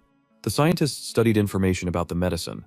These traders, having heard enough stories about medicine and crystals, began to come to the kingdom for additional profit. All these points together meant that at the moment, only good events began to happen in Krivia, surpassing even the hero's plans. The medicine became the starting point, and his achievements began to accumulate. And the mainland began to slowly recognize the name of Krivia. The horse galloped through the snow. Isabel meticulously asked the hero where he was going alone, adding that he knows that he is going to a place where there is not a soul and only a cold wind. In horror, she raised her clawed hand to her face, suggesting that the hero was about to commit suicide and began shouting to her fiancé that this was impossible. She told him that he looked his best, and she didn't want him to become a ghost. Jared looked at the demon and said that he did not understand what she was talking about, saying that he was going after the monster Dayluck to catch him and asked the demon not to throw words thoughtlessly. Isabella howled and said that this scared her even more and called the hero crazy. Jared calmly looked forward while the face of the demon indignantly spoke to the hero in the ear that the Lick was a strong dark magician who had been cursed, and if the hero was captured, they would take away his soul and he would become an undead. Jared smiled and doubted that Dayluck would be able to defeat him because the hero knows everything, starting with the method of attack. A tall skeleton in a dark robe and with a pile of skulls instead of a body sat on a throne. His name was Deluk. He was a lick who lives in a shelter he created, a huge black silhouette with a glowing purple rune hung over the forest. In the game Paradiso, he was chosen by the Demon King himself and freed from refuge during the Great War of the Host, so he gained eternal life. During the main story of the game, all users had to go to a special part called Wrath of the Lick Daluka. Jared galloped through the snow and thought that if Daluk became stronger, then neither the sword nor the magic would act on him, which is why it was impossible to delay his destruction, remembering that he could be killed by divine power. Isabella frowned and said that Jared was very strange.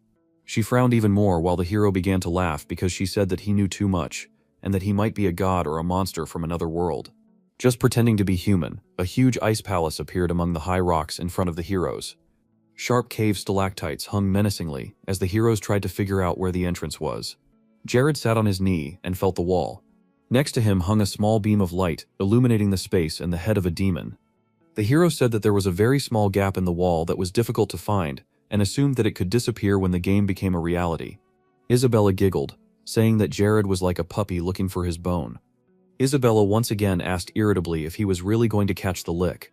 Jared said that it wasn't added that in order to climb inside to Luke's shelter, you need to climb inside a high mountain. Inside this mountain of heroes, many traps awaited the heroes, as Jared said, adding that even he could not cope with them alone. At the entrance stood many frozen corpses, pierced by spears and arrows.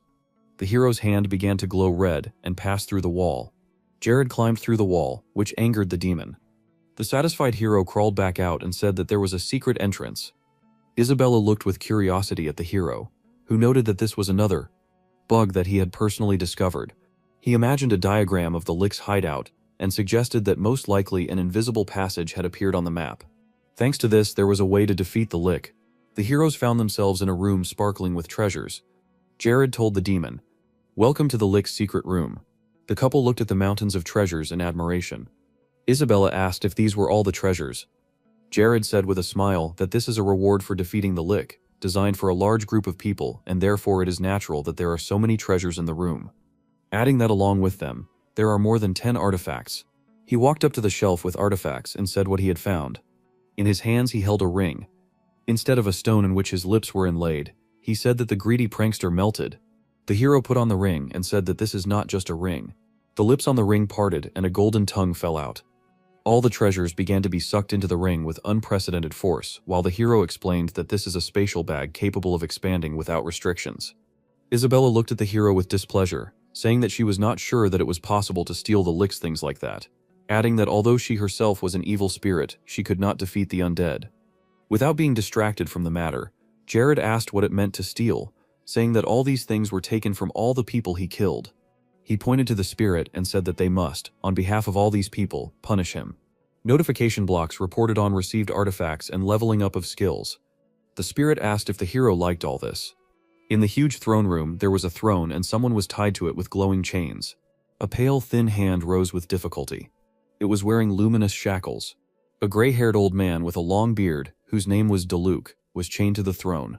He said that because of that damn ant, he had lost a vessel of vitality and therefore could not even free himself and get up from this throne. Chains bulged on his face. He said that if only he could free himself, he would make all the people on the mainland undead and make them suffer forever. He put his hand on his knee and heard someone tell him that if such an old man sat on a chair, he would better think about his behavior. Otherwise, he was spinning vile thoughts. The Luck looked at the hero who appeared, who put his hand on his head and asked who he was. A flame began to flare up under the hero's hand, and he asked in response, "Like who?" A powerful stream of flames shot out from his hand and began to incinerate the Lick. Jared calmly looked at the flame and said that he is the one who will become the main hero in this world. The entire throne was shrouded in black smoke and flames.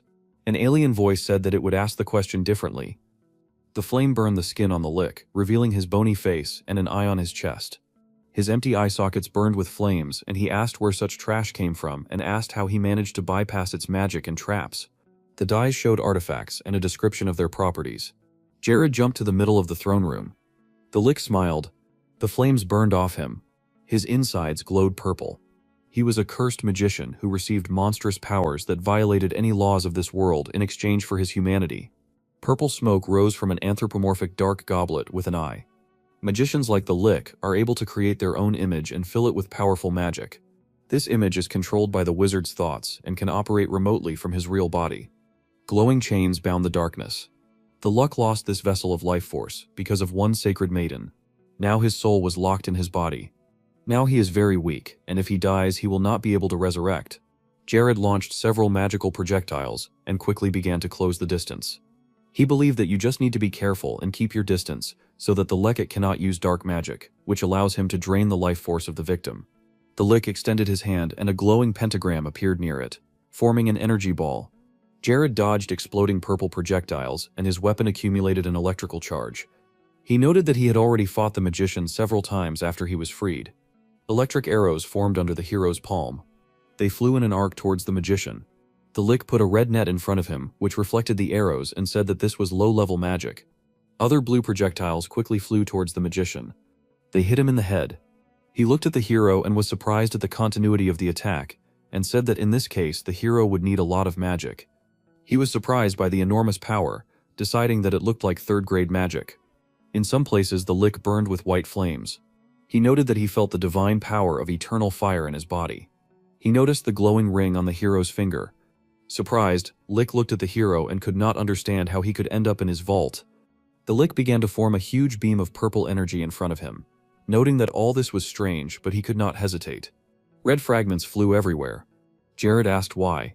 He cut the magician's defense, and with it a beam of energy, a fireball burned in his left hand. He said that he came to visit, and besides, he was younger than him, and told him to look after him longer. There was an explosion near the throne, and Jared jumped to the side. He smiled and looked back, noting that the continuous attack to block the Dark Wizard's magic was working. He took a fighting stance. His club began to accumulate a projectile.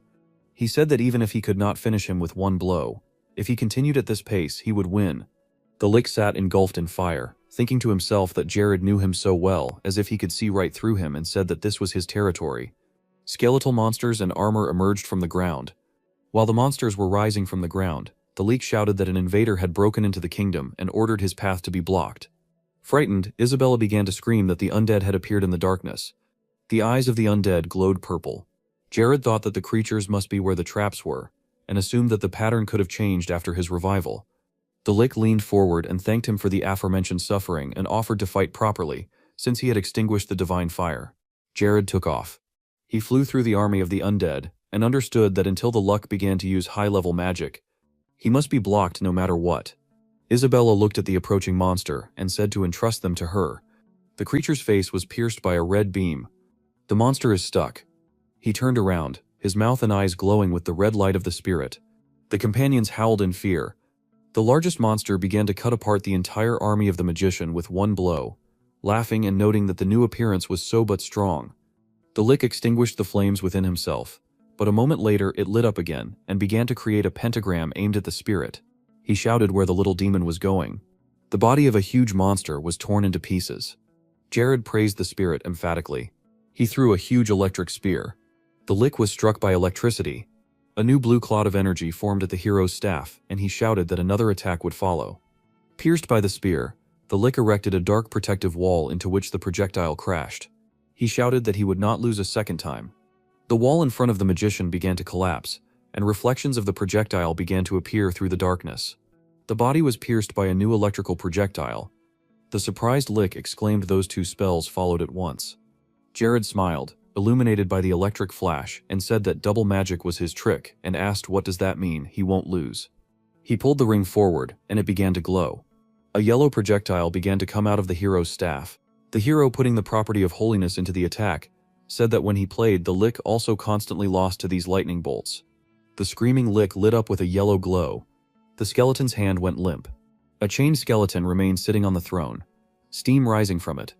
A giant skeleton approached the hero and asked if they had really defeated the dark magician. Jared walked up to the limp skeleton. He looked at the dead magician while Isabella screamed that it was all thanks to her. Suddenly, the skeleton's hand rushed towards the hero. The skeleton reached out to the hero.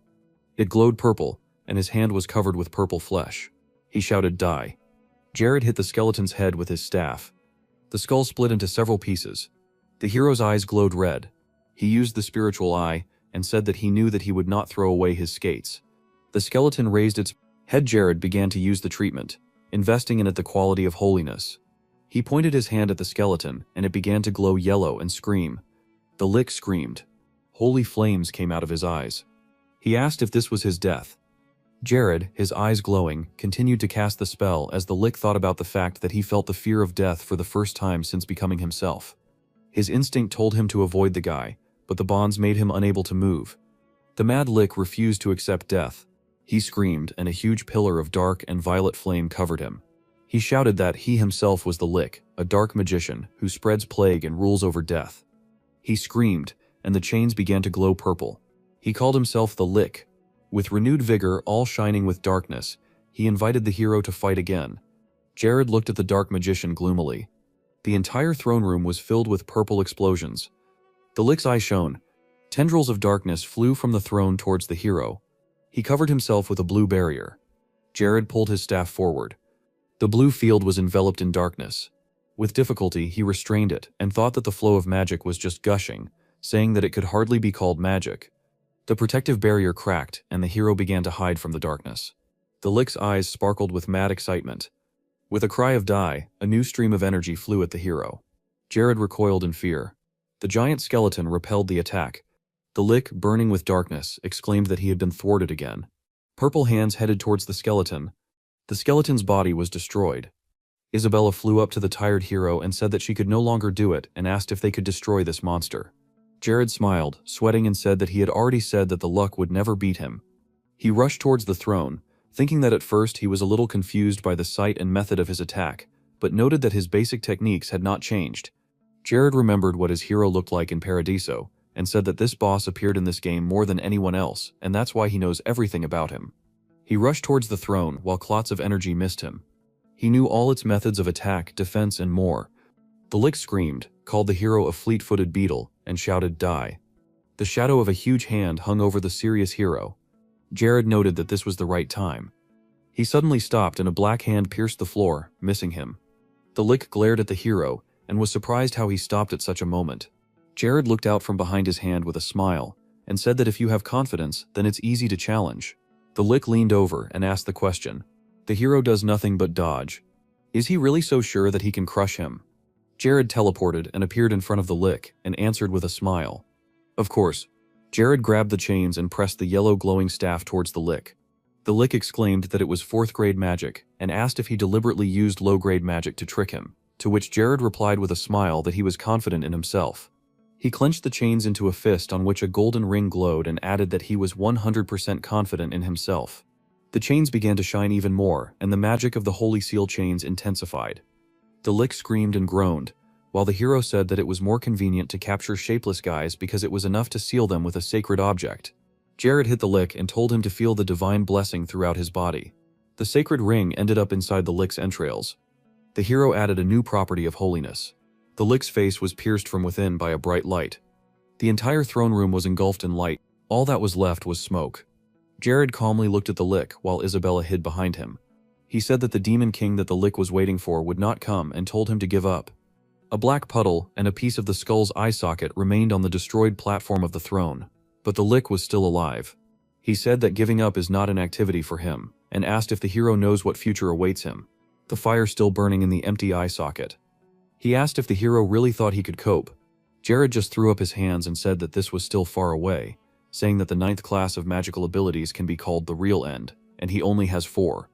The lick said that the hero knows everything. He sat calmly and died. He asked what do you need from him, and asked where the hero is looking. The hero said the strongest monarch on the mainland. For a moment the lick's mask fell silent. He started laughing and asking if the hero was playing children's games, and he said that what the hero wants to get is a cup filled with blood, and said that what the hero wants none of the outstanding kings, beloved by the deities and even the cruel demon king, could achieve. The darkness began to recede, revealing the hidden bracelet under the skull. He said that he would watch the hero from hell. Isabella looked at the hero and said that at such moments he thinks too much, adding that the world is full of those who are much stronger than him. But he doesn't care about that. Jared calmly reached out and said that the lick had finally disappeared, and Isabel added that the hero seemed to know that he could rise so high. Jared took the bracelet and looked at it with an all-seeing eye and said that he needed a bracelet, and it turned out to be even better than he imagined, and said that it was like an artifact of growth. He began to rub his cheek lovingly against it while Isabella behind her saw a book lying on the floor. Jared said that now there is nothing better for him than this, and he did the right thing by coming. Isabella shouted to the turning hero that there was some strange book here. He picked up the purple book, while Isabel suggested that the Lick could have left this book after death, while the hero thought that he had never picked up anything similar to DeLuca's books. The book was called the Resurrection Spellbook. Isabella began to read the text of the book, while a smiling Jared only confirmed what was written. She read that the object of resurrection cannot refuse the wishes of the caster and becomes his subordinate. If he refuses, he will not only die but disappear forever. Isabel, wearing glasses, hit the book and said that this was already some kind of slavery. He threw the book away in a rage and said that this was not the kind of relationship she wanted, and asked what the hero was going to order her. Jared raised his finger and said that first he needed to tie it up, which definitely surprised the spirit. Jared raised the second finger and said that she should use a curse on him, and he would endure it. To which an embarrassed Isabella asked if he was really a fan of this, to which I received a negative answer. Jared raised a third finger and said that by repeating the spell, the strength of resistance and stability would increase, adding that in general for this it would be necessary to hire a strong spellcaster. But it was too expensive and Isabella would do it for free. Isabella frowned and thought that she had found his flaw for the first time, to which the hero asked not to look at him like that. She folded her arms across her chest and asked if that was all. Jared smiled playfully and said that he would think about something else. Isabella sighed and said that she accepted it, and added that she was tired of living the life of an evil spirit anyway. The heroes began to move away from the remaining fragment of the Lick's eye socket, while Jared said that he had found a body for resurrection, to which Isabella asked to wait. Jared exhaled and asked what it was. He carried a girl with red eyes and asked if he really had to carry her. Isabella said that it was still difficult for her to get used to the new body and asked to call her Isabella. Jared and Isabella shouted at each other. The hero asked why the girl didn't like her name, to which she demanded to go faster. The wreath swelled on her face and said that even his perverted tastes are similar to DeLuca and there are no suitable clothes.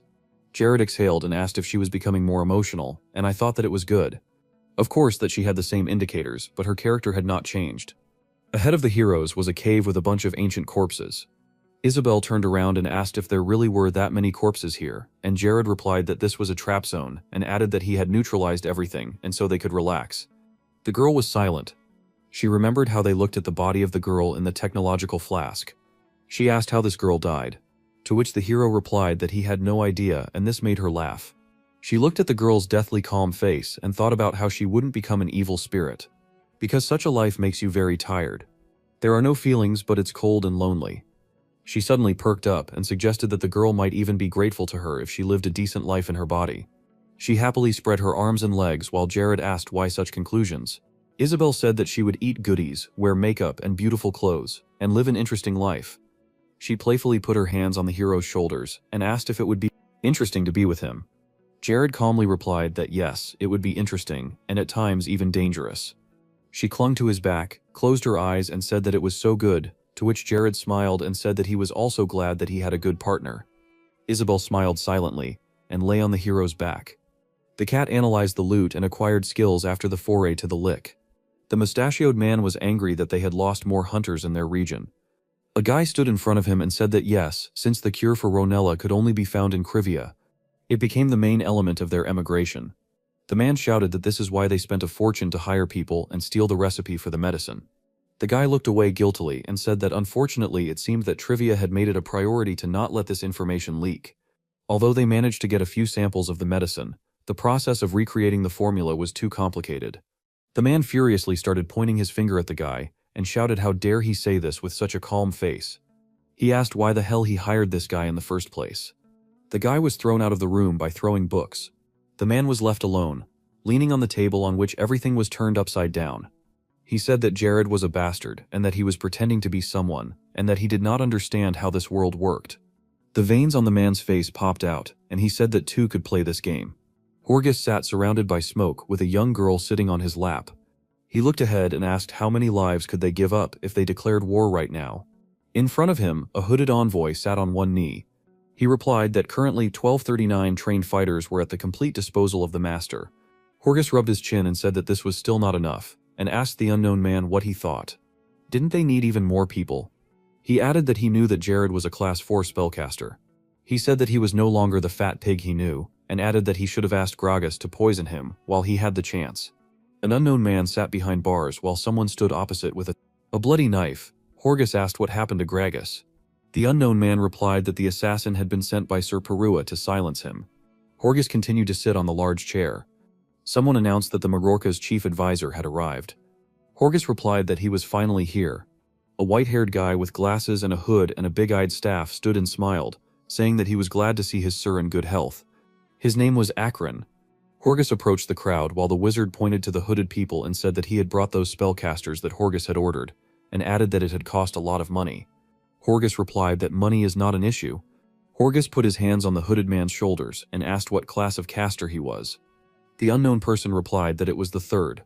Akron smiled and said that if they attacked immediately, Krivia would be wiped off the face of the earth. Horgus smiled madly and said it was perfect forest and country path. Abila turned to his master and said that he was aware of his efforts to spread his influence through diplomacy, but were not these forests adjacent to the northern border? The harness detachment moved along the cliff. Abila asked if this was anyone's territory at all. He added that this place borders Majorca and Ranella, which are constantly fighting over it. Jared calmly replied that this was an unofficial visit, and that they were here to make a deal with the local tribe. Abila looked questioningly at the hero and asked if elves inhabit these forests. Jared looked ahead, holding the horse's reins, and said that they would soon find out. Unknown creatures watched the squad from above. Hiding behind the stones, Abaya noticed someone else's presence and asked what it was. Small armed red goblins began to run down the ledge towards the party. Auburn chuckled, saying that he thought they were alone in these parts. However, the squad found itself completely surrounded by goblins. The commander shouted to the soldiers not to yawn and began to defend the master. Lackeys ordered the establishment of a defensive formation and gave the command not to engage in battle with the goblins. The soldiers looked at each other. Abila looked at the goblin squad in bewilderment and did not understand why. It was needed. Someone turned to people. The tallest goblin in a white robe and jewelry came out through the rows of goblins.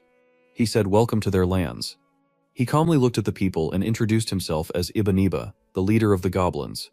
The old man was surprised that this was a goblin who could speak the Nasu dialect. Jared walked up to the goblin leader, put his hand on his chest and said that he was glad to meet him and introduced himself. The goblin said that Jared had exceeded all his expectations and asked what was the reason for organizing this whole meeting. Ibaniba smiled. Jared said that they wanted to establish diplomatic relations to acquire gold and iron from the goblins, to which the goblin replied that this was the first time in his long life that a person was the first to extend his hand to them. Jared turned to the sitting soldier and said to get it, when Ibaniba asked what he had that could satisfy them. Abila looked furiously at the cart of crystals and said that this was nonsense. Jared smiled. Behind him were boxes filled with magic stones. He said that they were nightmare stones, and asked if this would be enough to satisfy the needs of the goblins. Abila and other companions were surprised that this was the most common resource from the Forest of Nightmares, and said that this stone was worth nothing. Lackey stood with his hands folded on his chest, and thought that the nightmare stones were beautiful stones that hunters bring from the Forest of Nightmares. It might turn out that the goblins would consider the gift of these stones an insult due to their extremely low costs. Ibaniba calmly examined the stone in his hands, and said that it seems that people have quite a lot of them. He angrily shouted that none of the people had even looked in their direction before, and now they were bringing these stones to meet them. Abila and the others waited in shock for the continuation. Ibaniba smiled and said that he liked it, and they did a good job.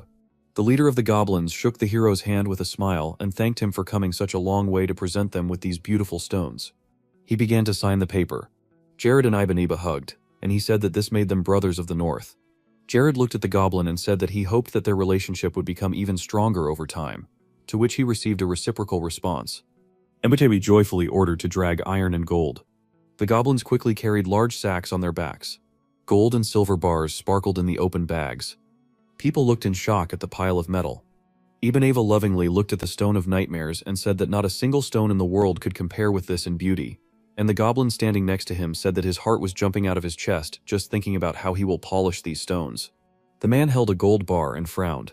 He thought that he could not imagine that goblins possessed such an unimaginable amount of ores. Sweat ran down his face as he thought about what would be a better idea to take over this land. The goblins rejoiced, and Ibaneva said that they could not let the newly acquired brothers go without a celebration and suggested celebrating. He looked away and said that, moreover, they no longer needed their protection so they could go out. Armed dark elves appeared among the trees. The man was surprised by the presence of such a hostile race. The fatal thought was that most likely the gentleman knew about this too. Jared looked at the man and noted the fact that there was a race that lived even further north than the goblins, and that they could not simply ignore them, despite the fact that their peoples barely communicate. Jared presented a diagram where Krivia was below. Hunters were fighting monsters above, red goblins lived above them, and dark elves were even higher above them. The goblins have a close relationship with the dark elves of the Isle of Tatar, which automatically makes them part of the agreement. A large snow ogre appeared with a humanoid werewolf. Ibaneba is known as a sage with many connections to a wide variety of tribes. Ibaneba smiled, spreading his arms. Behind him were goblins, dark elves, and ice creatures. He said that although their cultures are different, they should not let this stop them from having fun together. If people thoughtlessly rushed to attack these goblins, then no one would ever find their bodies. A big fire was burning. Jared and Abila smiled and drank. He said, "Who would have thought that nightmare stones for goblins are like gold for us?" and asked the hero where he could get this information. Representatives of different races drank, ate, and were merry. A man competed with all his might with a calm elf in arm wrestling. Jared turned to the head of security. The table was filled to capacity with various goodies. Jared asked what is the current state of the army and the forges. Lackeys replied that due to a lack of materials, they were forced to abandon the supply of weapons to recruits and concentrate on repairing and improving existing weapons. Jared looked gloomily at the head of security and said that once they received the iron from the red goblins, they would need to concentrate on mass production of spears, swords, and arrows. Lackeys bowed after saying that not a single ingot should remain untouched. Jared continued to say that some of the gold should also be used to strengthen the army, and from now on Lackeys is appointed as the head of the conscription.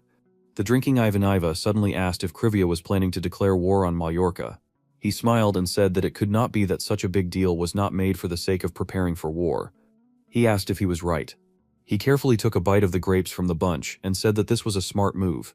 Because Mallorca is a hotbed of corruption, rotten to the very core, and sooner or later it will infect your kingdom. Jared excitedly began to apologize for the fact that the goblin might have been offended by the main purpose of the deal. Ibameba began to wave his hand reassuringly, and told Jared not to worry because he was only talking to support their conversation. The goblin put his hand on the hero's shoulder and said that such a piece of iron and gold was not of great value to his people, and added that he personally could not tolerate Horgus and would root for them. Ibaneba jumped up glass in hand and proposed, "Toast to their new brother and to the prosperity of Krivia." Everyone joyfully raised their glasses. Jared smiled sheepishly as everyone cheered, and he took a very gloomy sip of his glass. A mansion among snowy mountains. Knight's territory, March 14th, 1414. 4 weeks have passed since Isabel was resurrected. Jared imagined Hayes smiling at Isabel in a beautiful dress, saying that this was just her classmate from her days at the Desmond Empire Academy. As Jared had expected, Isabel had no trouble adjusting to life on the estate. Isabel directed a stream of red energy through her finger into the hero, who was holding his head in horror and screaming like a spider as she began to help him in daily pumping up his resistance. Isabel frowned at the hero, who was very afraid of spiders, noting that they were not that scary. Thanks to Isabel, the hero's magical resistance increased to 34 points. Isabel held the candy in her hand, asking what it was. The couple stood facing each other, and Isabel asked if Jared really wanted her to get fat. Jared scratched his sweaty face and said that this was just a small gift in honor of a small anniversary, adding that today was a special day when guys usually give candy to girls. Isabel squeezed the sweets into her fist in bewilderment, and said that she didn't remember that today was a special day. The hero just waved his hand and said that this was only true according to the Eastern calendar. He thought that in his previous life today would have been a White Day celebration. Isabel flirtatiously twirled her locks of hair. A blush appeared on her face. Jared said that a month ago, on February 14th, there was a day when women decided to give chocolate to men. Today, on the contrary, it is customary for men to give sweets to girls. Isabel said that it sounded quite romantic, and that it sounded like he was starting to realize feelings for her. Jared, with a straight face, replied that he had already given candy to every girl in the estate. Isabel opened the candy, sniffed, and popped the candy into her mouth, saying that he was funny and that he used people left and right, and that he treated them like tools. She grabbed the hero by the neck and reached out to him for a kiss while he tried to hold her. Both smiled madly, and the girl asked if the hero didn't know that their lives were now intertwined with a spiritual eye, and the agreement was forever sealed with their kiss. Jared responded that it sounded strangely like a prenuptial agreement when she talked about it like that. He hovered over the girl and put his finger on her lips, making her feel embarrassed. He told her not to play with fate. He walked away and turned around and said that now that they had significantly increased their magical resistance, it was worth moving on to stronger curses, to which Isabel, with a full cheek, displeasedly said that he could just continue to ignore her. Isabel smiled wickedly and said they could start with a sex drive spell. Jared turned around in horror. The hero was engulfed in red, passionate smoke. With all his might, he shouted no, but the girl said that she could not accept such an answer. A heart-shaped cloud rose up. The notice stated that the minimum educational requirements for reaching 5th grade had been met. Education project. The goal of the project is to find the best talent of the future and recruit them before others get to them. Jared sat in the library and wrote. Plus, there are many other reasons why Jared is putting so much into this project. He looked joyfully at the window, forgetting another point. One of the main reasons is the priest education system, which allows the teacher to receive stat points depending on the progress of up to 4 students. So far, Isabel has shown the best result. She was surprised by the word student, actually considering herself a slave.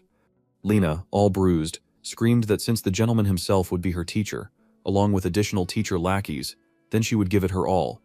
Lena gratefully accepted the tasks assigned to her. Mia tried to create an energy ball with a smile, saying that the exercises shown to her were very fun. She treated the training like a game. Jared thought about it. The tricks that Jared has picked up over the years have helped him develop optimal training programs that do not interfere with the execution of other plans. At least that's what he thought. He turned his attention in surprise when Hayes called him. The girl stood in front of him embarrassedly and asked how an ordinary maid could call him a teacher, and said that she couldn't do it. The hero got into trouble here. He stood in front of her as she said that even if that was the case, she would do everything she could to become the best healer in the world. Hake's progress was 0. She puffed up and tried to create a spell, a small beam of green light glowing between her hands. Unlike the cleric, the healer is a class that specializes exclusively in healing magic. The bunch still didn't grow. The healer is the highest class whose representatives on the Nasu mainland are no more than 5 people. Jared closed his eyes in annoyance, thinking that maybe that was the whole reason. He began to furiously tug at her ponytail, scolding her for still seeing herself as an ordinary maid. There was a lamp on the table next to the chest. Jared held a cup of tea in his hands and said that in order to awaken the healer in herself, Hayes must be ready for this, both body and soul. Auburn drank tea next to him and said that since her birth 23 years ago, she was only a maid, and she doesn't know anything else. It won't be easy. Jared looked down and said that Auburn was right. It seemed like something was holding her back inside, like she was subconsciously ready for failure. He put his hand to his forehead and said that he should lead Hayes the right way. But what exactly should he do to do this? Auburn thought about it. He put down the cup and turned to the gentleman. He raised his hand and said that he had repeatedly demonstrated unmatched intelligence in the most difficult of situations, and they were extremely grateful for everything he had done for them. Hayes worked while Isabel looked after her. And Auburn continued that the hero should not always rely only on himself. Until now, Hayes had always given all of herself to serve the hero, and so he asked him to just rely on her. Jared looked at the old man in surprise as he said that a hero is a man after all. Jared smiled and said the old man was right. He opened the door and shouted thank you. The hero ran through the corridors and thought that everything was right. He smiled and couldn't understand why he hadn't thought of this before. He thought that Hayes was not like everyone else, and all he had to do was be professional about it. Jared ran excitedly, but an unknown hooded man appeared behind him, throwing a punch. Alarmed, Hayes shouted. "Mister," there was a scream. The hero's bloody body lay on the floor of the corridor. She stood opposite the body. A soldier stood next to her, and in a trembling voice, she asked who did this. The soldier replied that the killer took the gentleman by surprise. They called a doctor, but the situation was critical. Hayes looked at the body with horror in her eyes, saying that they needed to cure it. The body with many wounds lay and did not move. She understood that the doctors would not get there in time. Tears pooling in the corners of her eyes. Hayes told herself that she was a healer, and that she had to do this. She fell to her knees in front of the hero. She wiped her face with her hand. She put her hands forward. Green beams of light began to appear between her palms. Hayes' blood-stained face was covered in tears. She begged and begged for this to happen. The lights near the hands began to go out. All the memories with the master flew before Hayes' eyes. She said that she could not let him die like that. She promised him to always be with him. Hayes' excited face lit up with a green light. A strong stream of green light fell from the girl's hands, which enveloped the body of the dying hero. 30 minutes later, the soldier Jared and the killer sat guiltily and listened to how terrible they were. Hayes cried and screamed that even though it was done to help her, she still couldn't understand how the heroes could do this to her. Jared smiled guiltily and said that only a small incision and a little drop of the animal was used to exaggerate the extent of the damage, and asked what it was like to become a healer. Hayes screamed furiously that this was terrible. The soldiers looked at the floor guiltily, and at the same time said that they were sorry when Hayes scolded them for following such an insidious plan. Hayes walked towards the exit, and said that she hated to see him hurt. She said that when he was hurt, she hurt too. Jared stared after her, confused as Auburn said that this was not what he meant when he said trust her. The parenting project is going just fine. At night, a snowstorm began in the forest. Lackeys made his way through the snow, covering his face with his hand. He was forced to stop because he saw a stranger. A man stood in front of him with a lantern in his hands. The man was surprised at the meeting and recognized the guy calling him Little Lackeys. There was a steaming cup of tea on the wooden table. It was a surprise to Mr. Olson that Little Lackeys had grown so much during this time. Lucky embarrassedly said that he was already 40 this year. The man only offered to drink some tea with the skin on. Mr. Olson threw a log into the fireplace and asked what business brought Lackeys into this nightmare forest. The guy looked away and replied that he had been thinking about Mr. Olson a lot lately, so he took a gift with him. He put a glass bottle of potion on the table and explained that this medicine was from Ronella, and that for those who live in the nightmare forest, such medicine is a necessary thing. Mr. Olson closed his eyes and asked if this was the medicine that there were so many rumors about. He straightened the logs in the fireplace and said that he heard what people were talking about, and that he had a question. Was it all thanks to that stupid king? Lackeys replied seriously that His Majesty Jared repented of his past, so he sent him here to persuade the man to return. Mr. Olson burst out laughing because the king abandoned him so easily, and just as easily wants to return him. Lackeys frowned because this was the time when seasoned veterans like Mr. Olson were needed. The man frowned, but if he had seen how Cribia had changed, he would have changed his mind. A headless horse was racing along the road, and on its back sat a rider in a robe with a scythe in his hands. Until now, there have not been so many wars of conquest on the Nars mainland. On the mainland, countless lives disappeared, and a huge number of heads of rulers were cut off. Opposite the riders stood Jared, musing about blood relations, human bonds, and how no one could escape death because of this. Jared's figure towered over the figure of the fortress, and he continued to think about fear and the fact that he could mount the horse of death and rush to the northern edge of the continent. The mug was placed on the table with a thud. Jared smiled and said that the cool beer at Caribbean was still excellent. There was a delicious-smelling fish on the plate. And the king continued that it was because of the proximity to the sea that expensive seafood was so cheap. Isabel rested her head on her hand and asked what the king meant, that there was a terrible oak tree here, and nothing grew. Jared smiled sheepishly and expressed hope that at least this time his pesticides would do some good. Hayes tried to console the king because he himself had made them, so there would definitely be some benefit, to which the king only embarrassedly hoped that her words would turn out to be true. Hayes turned around because she heard someone surprised at how everything was put in order here, starting with the road. The mercenaries were sitting at the next table. One of them said that of course he saw it, and that merchant Icky said that she would become an example and would keep everything around clean and tidy. The other man was surprised that Icky was praised so much, because it was only thanks to the mercenary that the kingdom became better and better. Hayes continued to overhear the mercenaries saying that if there was a cure, a potion, and even full support from the kingdom in case Ronella fell ill, then don't they think that now it would be a good idea to start expanding the territory of Cribia? Isabel and Hayes smiled when one of the mercenaries suggested moving the headquarters of their hunters guild here. Isabel said there was some benefit to exploring the village, and then noticing Jared's gaze, she asked where he was looking. At the next table there was a loud knock of a mug on the table and a satisfied exclamation about how great the beer was here. A girl with red hair and round glasses loudly asked for another glass of beer. She looked back at her neighbor and asked if she needed it too, because the local beer was so cool. Jared stared at her because it was that strange sword warrior, Ella, a famous character who in Paradiso for Money constantly helped the main character in difficult moments. Ella pointed her finger at her neighbor's cheek and asked why she was so unapproachable, because when she liked someone she would at least have to drink a glass of such a drink, to which her neighbor replied that she did not need anything because alcohol blocks the mind and causes a storm of emotions. Ella stood on the mountain nearby and was in the role of an enemy. This was her flaw, that for money she was ready to help even the devil himself. Jared activated his ability, trying to remember that he had also seen the second girl somewhere. A blue sign appeared above the neighbor's head, which told her that the girl's name was Chloe. She had the ability for absolute concealment of Class S and classic camouflage magic. She answered Ella that you can date someone who doesn't drink right. Jared remembered that Chloe was the Queen of Silence and couldn't understand what she was doing here. The king recalled how Chloe stood over her defeated enemy. Is this the same Chloe who, 5 years after the Great War, at the age of 38, will act as Queen of the Dark Elves? This is a mystical character whose history the developers hid for the purpose of a large-scale patch. Jared couldn't remember Ella ever appearing in the North, and Chloe shouldn't be known at all right now. He whispered to himself that he did not expect to meet such important people in one place, and that if this happened, then he the king smiled like a maniac, set his radar to on, and thought that he could not stand it anymore. His companions were perplexed, but Jared only asked them to continue talking, and he stormed off. Ella, taking a sip, did not understand anything when Jared approached her. He asked for forgiveness, but Ella interrupted him because she was not interested in suckers since she was 32 years old. Hayes ran to the stunned king. She apologized to the warriors.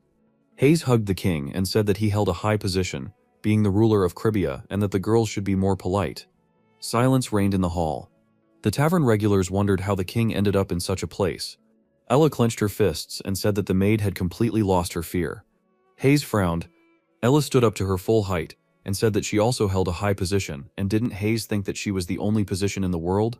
Now Jared hugged the maid and said peacefully, turning to Ella, that this was probably a little unexpected for the first meeting. But could he ask for one favor? The king stood up so that he was now defending Hayes, and then said that he would pay well. Ella was a little surprised because this was really unexpected for the first meeting, and apologized for her sharp reaction because she thought that he was just an annoying visitor. Jared looked around and suggested they go to a more suitable place. In the room, Jared, Chloe, and Allah were sitting at the table, the latter asking about the amount of 5,000 gold a year and a personal house for teaching a child. Jared clasped his hands and confirmed his words. He would pay in advance, but he would need to sign a contract. Chloe turned to the girl and said that she would do as the teacher said, because no matter where she went, people lived the same way. Allah looked at the king, not understanding why he trusted her. Since Chloe had just become her student, and she herself was new to the North, he didn't know them at all. Jared seriously replied that he doesn't have an iota of trust in them right now. Then he smiled because he trusts the one he pays. The king thought to himself that Ella helps in any matter for money. She will not be able to refuse the amount of 5 billion won. She remembered the defeated girl, who due to her character, could not gain recognition among influential heroes in the future. The mercenary's lips stretched into a smile. She liked it.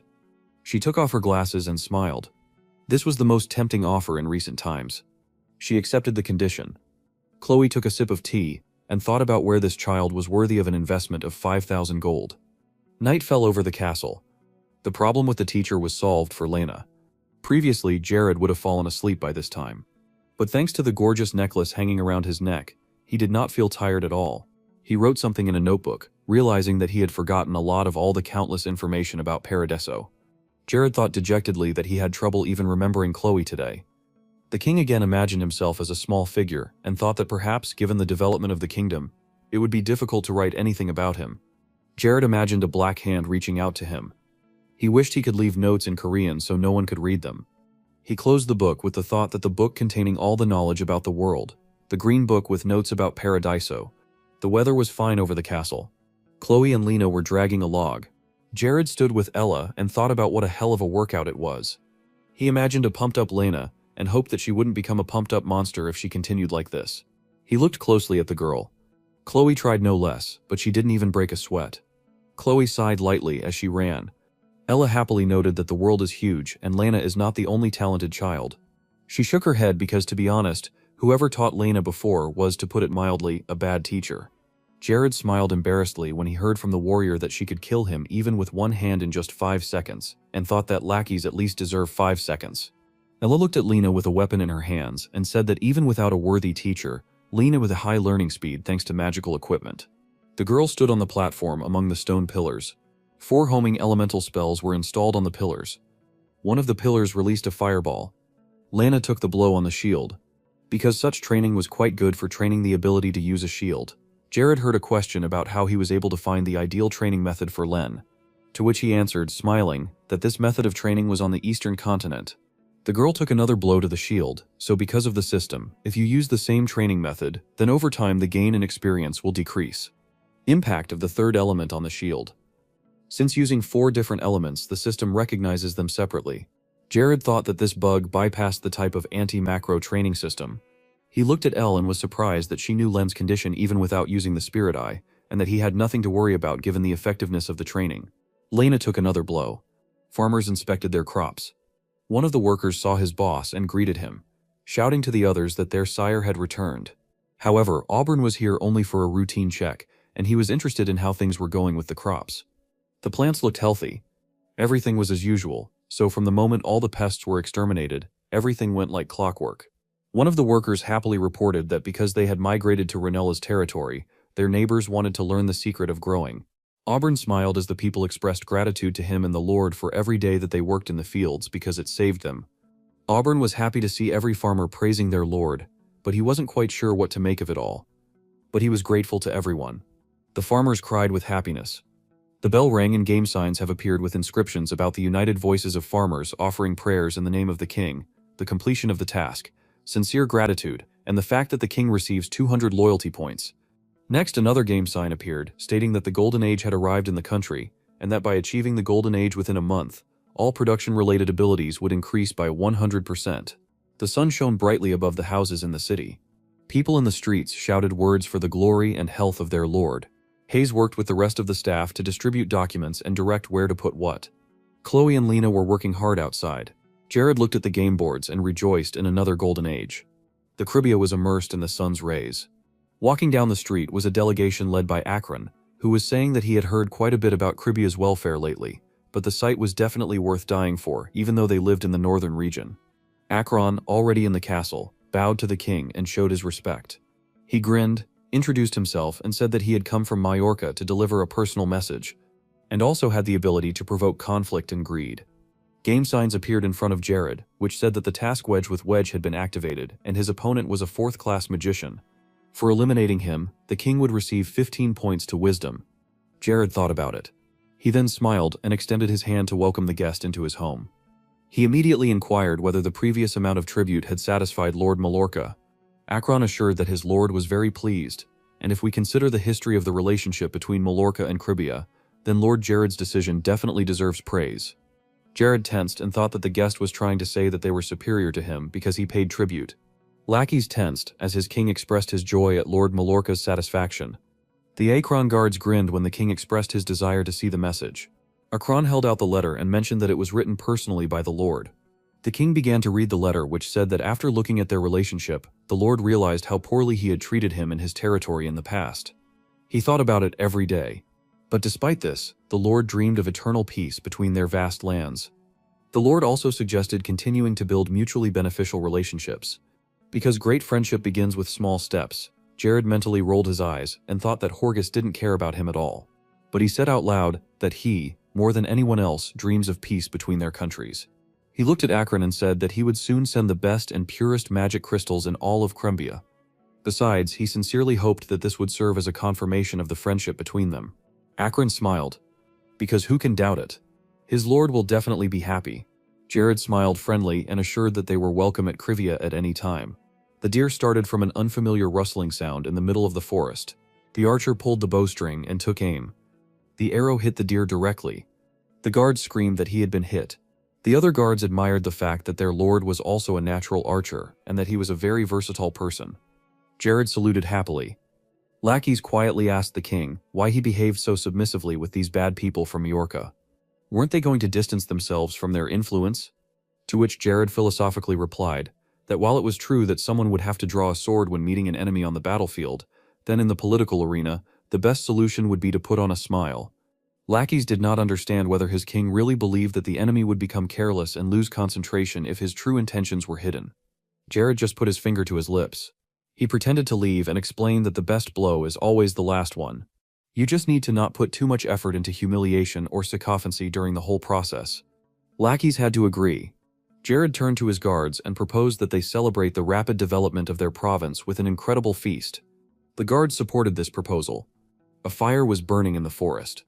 The guards ate meat. Jared also enjoyed the meat and told Lackeys that when he finally fully understood their relationship with Majorca, he wouldn't be too worried about war anytime soon, right? Lackeys smiled and expressed hope that maybe the Golden Age had truly arrived on their territory. Many guards drank too much. None of them noticed the stranger. The man smirked as he thought that Jared was rather careless. He grabbed a bundle of firewood and mentally wished to enjoy the holiday while he could. The stranger's smile turned sinister because the next glass the king drinks will be filled with his own blood. Jared looked after the stranger, reading his thoughts. The stranger with the bundle of firewood turned out to be a spy, which was quite natural. Besides, the man was superior, had the skills of thorough investigation using intelligence, and got into character quite well. The king smiled ominously because on the day the spy delivers information, Majorca will immediately go to war against them, and then they will understand who they have contacted. Gurgling sounds were heard in the forest. Lackeys supported Jared when he became ill, and he apologized because he should have looked after the Lord better.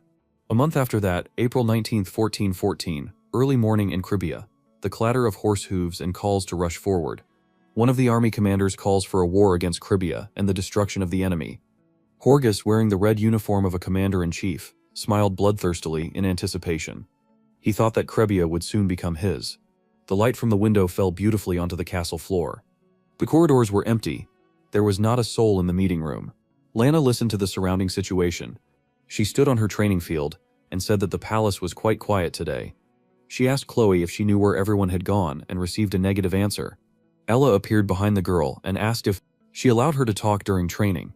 Then the woman ordered the student to run 20 laps around the site, to which she received an affirmative answer from the fleeing Lena. Ella looked through her glasses at the training field and said that Jared should have told her in advance that he would soon start a war. What was he even thinking? She stretched and continued talking to herself about how he really didn't think she needed to get involved. A volley of fire flew into the sky. One of the towers immediately exploded, knocking down the guard. One of the warriors shouted about the sudden attack and the need to retreat. A warrior approached Horgus, who was ordered that the watchtower had been destroyed and the guards needed to be immediately redeployed there, to which the warrior asked whether it was necessary to organize a pursuit detachment. Horgus replied that there was no need to waste time on all the rabble, since they actually only had one battalion. He sat on his horse, looked at the burning watchtower, and thought that if he had known that it would be so simple, he would have captured his territory a long time ago.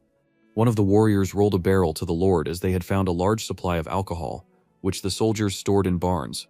But Horgus grinned because the enemy is so pathetic that he does not even know how to distribute supplies. The tip of the blade rushed upward, and an appeal was heard to the brave warriors of Majorca. The Lord's battle cry rang out that they would take what was theirs by right of force. The peasants left the city. The woman was crying and carrying a baby in her arms. The men talked among themselves about how things had been calm yesterday, and that their lord was even worse. Jared stood in front of his warriors. One of the scouts reported that enemy troops had broken through the fourth line of defense. The scout was nervous because given the speed of their movement, the enemies would soon reach their location. The king looked around and realized that they would have to speed up. Lackey stood nearby and listened to the fact that if the enemies break the defense here, they will have nowhere to retreat, so efforts must be made to hold this place. He agreed. Hayes ran to her lord. She was angry and did not understand why she was not taken to this war. She did not want to stay. However, Jared was against it. Hayes tried to object because she has healing magic and can help many. But Jared was adamant because the battlefield is a place where she can lose her life because of the slightest mistake, and it is too dangerous for her to be here. The king took the girl by the hand and said that her ability was incredibly rare. She could be irreplaceable during a war, but he could not take her to a place where he could lose her due to the use of her abilities. Jared squeezed her hand. Tears came to Hai's eyes because she just wanted to use all her strength to help him. The king smiled and asked if she really thought that someone could take a dear person to certain death because this was not the case, and he did not want to lose her. Jared thought back to their childhood and thought about how they had been together their entire lives. He remembered how little Hayes fell, and he ran to meet her. So, in order to protect those he loves, he prepared until today. In the memories, little Hayes began to cry, sitting on her knees. Little Jared extended his hand to help her up. He remembered her naive smile, asked her to believe him, and asked if she understood, to which the already adult Hayes actually agreed. Isabel became angry when she saw this touching scene. She clenched her teeth, trying not to curse. Isabel grabbed Hayes by the collar. The demoness scolded the girl for that if she can only heal, that her place is in the rear. Jared waved at them as he heard Isabel tell him not to worry, as she would take care of everything. Jared took the helmet. Now everything was ready. He put the helmet on his head. Scarlet eyes sparkled from the slits. He thought it was time to start now. Green banners fluttered over the rocks. The warriors thought they were in a good position due to their geographical advantage. But they only had 300 fighters. The green banners became closer and thoughts were directed to the fact that there is quite a lot of talent in this military battalion. But this is not enough. Lackeys became more serious. Their detachment consisted of 100 farmers who were not at all suitable for combat operations. He bowed his head and closed his eyes. Then he gathered his courage and began to make a speech to his soldiers about it, that he is grateful from the bottom of his heart to those who responded as soon as they heard the news about the war and the need to help. Lackeys frowned and continued to speak about the truth that he was very ashamed and sorry to put them through this because of the lack of troops. He put his hands behind his back and continued, since everyone already knows that the Lord only wants peace with Majorca, and even offered them a truce. But despite all the efforts of their lord, they still want to capture and subjugate them. Horgus approached the defenders' positions at high speed, leading 1,200 trained soldiers. Lackeys' speech reached its peak when he said that those who are not ready can leave without shame, but it will be a great battle. He remembered himself with a bundle of firewood, his friend urging him to leave together. His friend tried to explain that soon everything in the kingdom would fall apart because the previous king was dead, and Jared was too stupid to rule. The firewood fell to the ground with a crash. Lackey sat down next to them and said that he was staying. His friend was angry because even after he was thrown out of work, he can still talk nonsense. He should listen to his friend, because Cribia will not survive the coming winter. It will be too harsh. But lackeys did not even turn around when they shouted to him that it was all over, because if so, he would die along with this country. His friend then got angry and left, leaving the man to do what he wanted. In parting, he only said to keep lackeys out of his sight. He was fed up. He remembered how he stood in front of his axe with no understanding of how to survive. His memories were interrupted by people asking him not to talk like that. They shouted that Cribia had always been and would always be theirs, and they would not allow her to be taken away so easily. People also shouted that it was thanks to Lord Cribia that it became the place they deserve. People said that they would not give their land to people from Majorca who are not even responsible for their own words. Lackeys had heard that they would rather die fighting than on the run. Did he mentally turn to his comrade from the past about his words, that this winter would be the coldest? Lackeys was overwhelmed with emotions because his friend was mistaken, since he had never been so hot in his life. He pointed his hand towards the approaching army and ordered his soldiers to issue weapons and armor to the new fighters. A scout came running and reported that the enemy was approaching. Lackeys peered and thought that he could see them from such a distance. The trampling of horses was heard, and the scout reported that unexpected circumstances had emerged. Lackeys tensed. Yellow flags fluttered. Ronella's wars rode on horses. The commander of the troops, Ronella, urged his soldiers forward to crush the army of Cribia a month ago at the Majorca castle. There were two kings sitting in the office who had indeed been arguing with each other for some time, but didn't they have a common goal of protecting their lands? King Ronella was not entirely indifferent on this matter, and at the same time his resentment was not so deep. So let Horgus speak. The king of Majorca asked that King Ronella had recently received money from Cribia, folding his hands in front of him. Reply that he had received enough.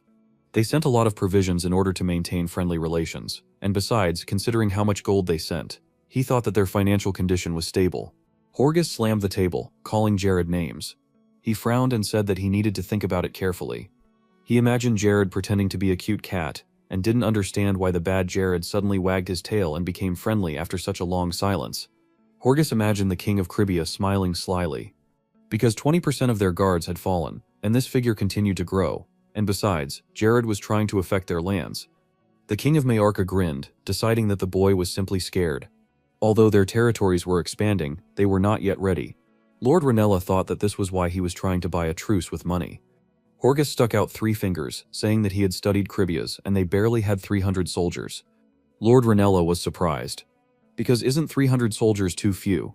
Lord Majorca twirled the coin in his hands and said that this was why Jared tried to buy a truce with money.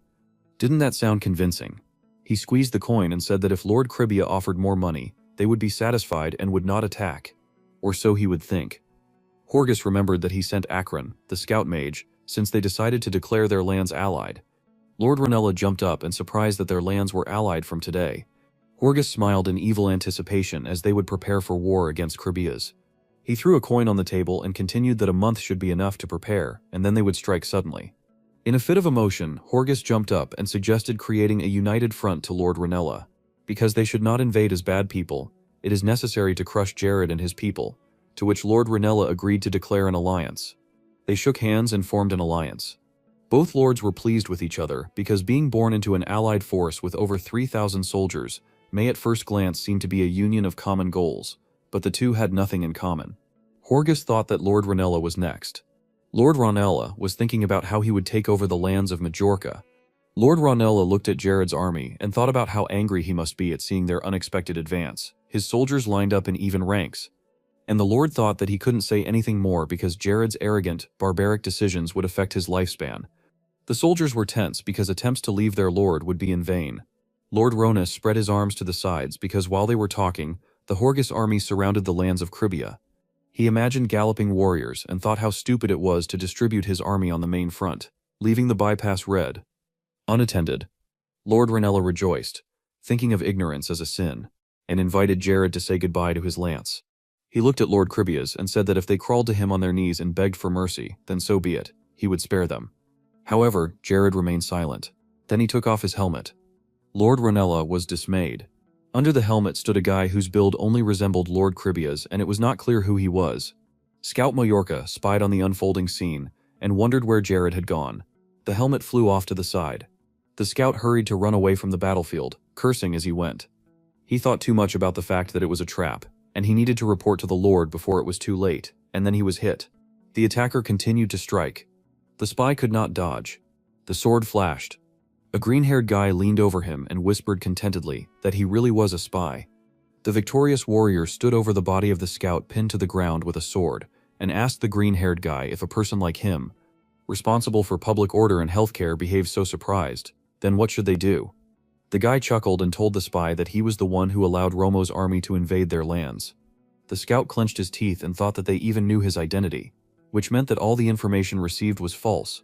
The warrior raised his weapon, told the spy to atone for his guilt by death, after which a deafening crash was heard. Jared and Lackey stood on a high ledge and says that if two lands sent a common army to attack, they would choose the main road. Their gaze fell on the country ride. Lackey's thought for a moment and replied that they would have two options. He frowned as it was easy to set up an ambush near the main road. Lackeys imagined Horgus saying that there was a high chance of losing soldiers while the enemy occupied the high ground. Jared was serious when he said that it was true and anyone would notice their geographical superiority, and he also thought that their enemies were planning the same. Lord Ranella looked at Horgus and asked what their last option was, to which Horgus replied that after careful research, he had found a hidden workaround. His scout found his way through the forest. Jared frowned because if the spy was truly talented, then they would find a bypass route, and since he was pretending to be a lumberjack, then he had to study that route carefully. Jared looked at the flat disc he would place as a trap in the nook. An in-game sign flashed up, informing him that it was a Jared landmine, which is a magical device that causes a magic move to overload, and in exchange creates an explosion comparable to a fourth-class mage. Lackeys leaned on the mine and said that he had never seen anything like this, and asked to look at his abilities. Jared asked him to stand behind him, to which he did not understand, since when he needed to be protected. A magic ball appeared in the hands of Lord Cribias. The light from the ball streamed along the rope. The magic reached the mine. There was a deafening explosion. Stones and fragments flew in all directions. The earth shot up into the sky. Jared put up a defense. Lackeys found this incredible. Seeing a crater in the ground, he called the mine an exceptional weapon. Jared was serious because with the help of this guy, he would destroy the enemy in one explosion. And in this way, their lands would not turn into a battlefield, because the forest would become a grave for the attackers. The warriors rushed along the roundabout route. The warrior held in his hands a bundle of threads leading to mines that would become a one-way ticket. Horgus rode his horse at full speed. Ekron was right behind him. The king of Majorca urged his soldiers to listen. When they attack Cribia, the soldiers must dismember anyone who resists. He presented the slaves and ordered those who surrendered to be chained. Akron smiled in anticipation, because the beginning of this war would begin their era of wealth and glory. The soldiers, eager to fight, were ordered to raise their weapons. Horgus shouted joyfully that the massacre would soon begin. Jared's voice sounded, saying that now the massacre would really begin. Horgus turned around in surprise. Threads were visible all along the road, and the voice of King Cribia said that Horgus was not mistaken about one thing, that his guys should raise their weapons. The knight in armor ordered the shields to be raised. Power flowed through the threads, and the warriors of Majorca were invited to enjoy the traps. The mines that Jared had been diligently placing began to flicker. The soldiers did not yet understand that a whole network of mines was placed under their feet, which were ready to explode. Akron clenched his teeth nervously.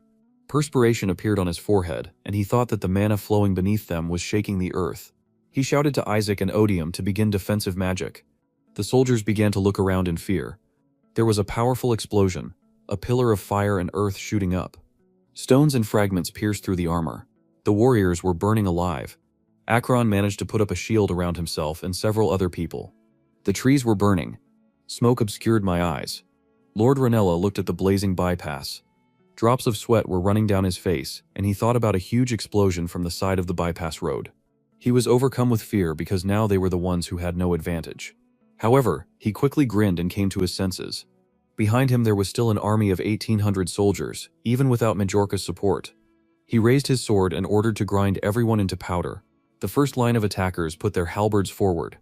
The commander of the defenders ordered the tanks to be put forward and hold their positions. Two armies clashed in battle. The black one covered the road. The wounded Korgus rose to one knee, spitting. Akron fearfully asked if everything was all right with his lord, to which Horgus ordered a report on the situation. The magician hesitated.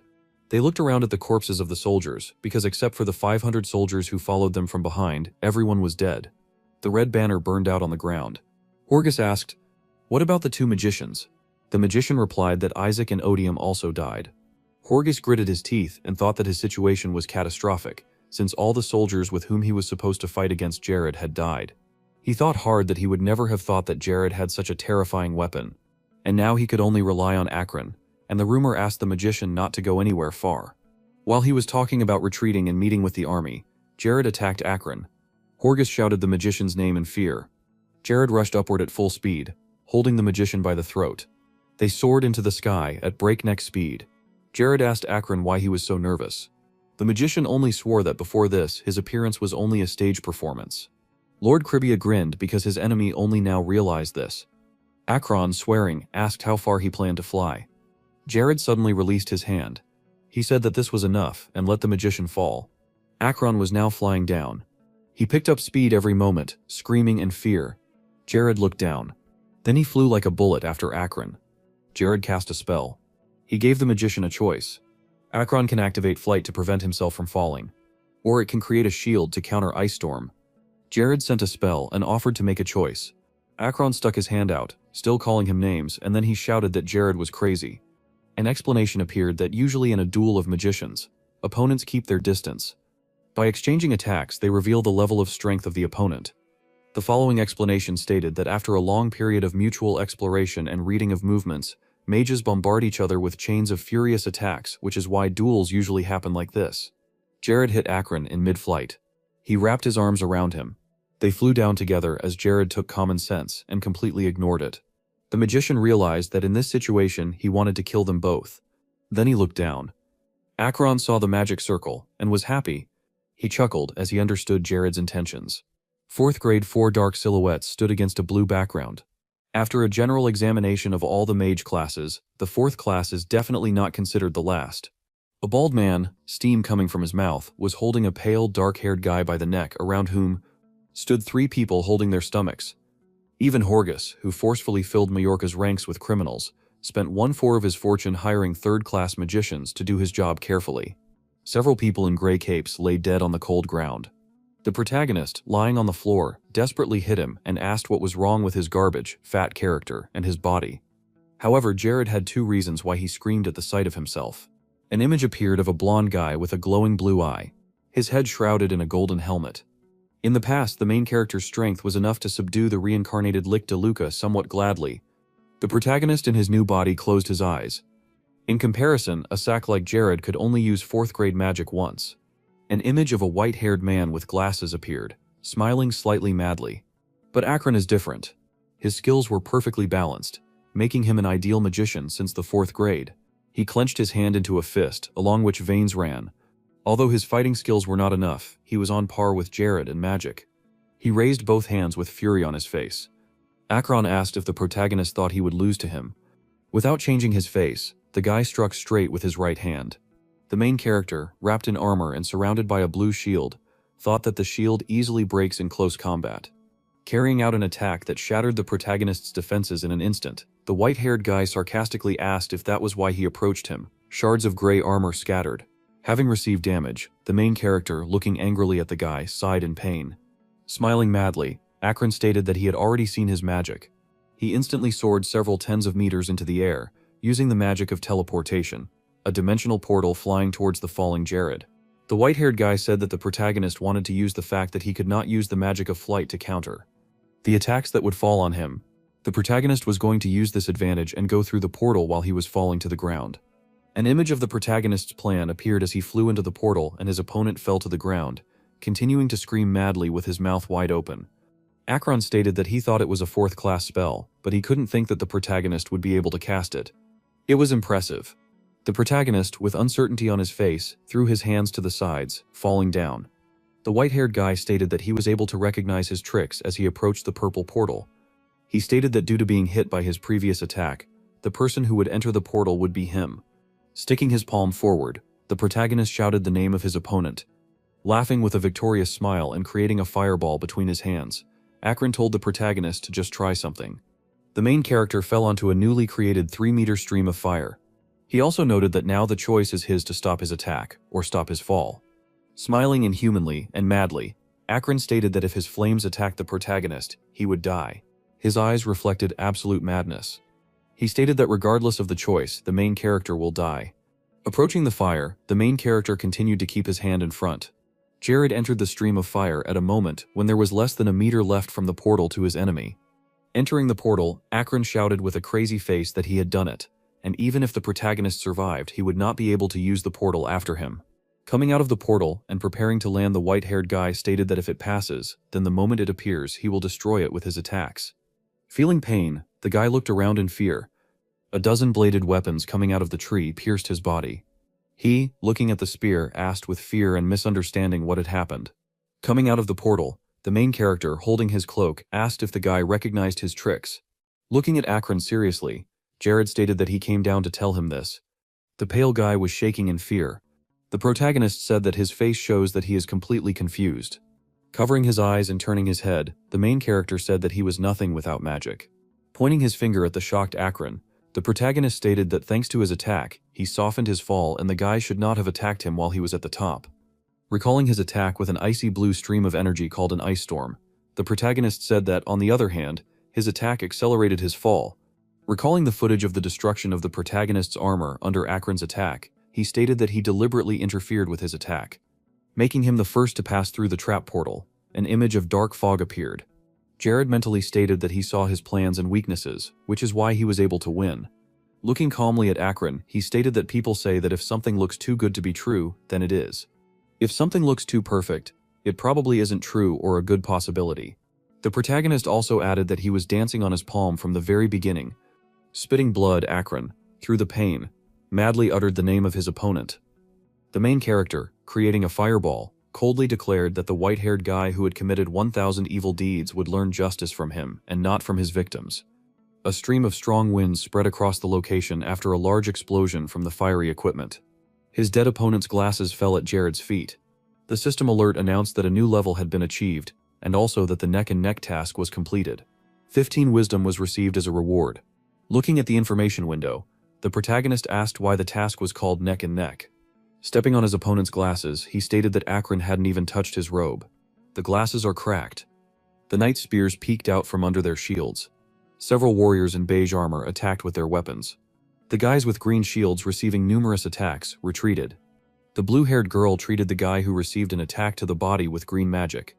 One of the attacking soldiers, looking at his retreating enemy, shouted for his soldiers to force the enemy out, for soon their defenses would fall.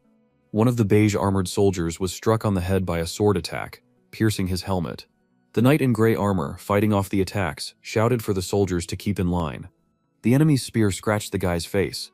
He told Siracus that they needed more people in the center. Now warriors in beige armor, breaking through the center of the formation and actively attacking the enemy with spears, quickly moved forward. One of the retreating warriors turned around and was shocked.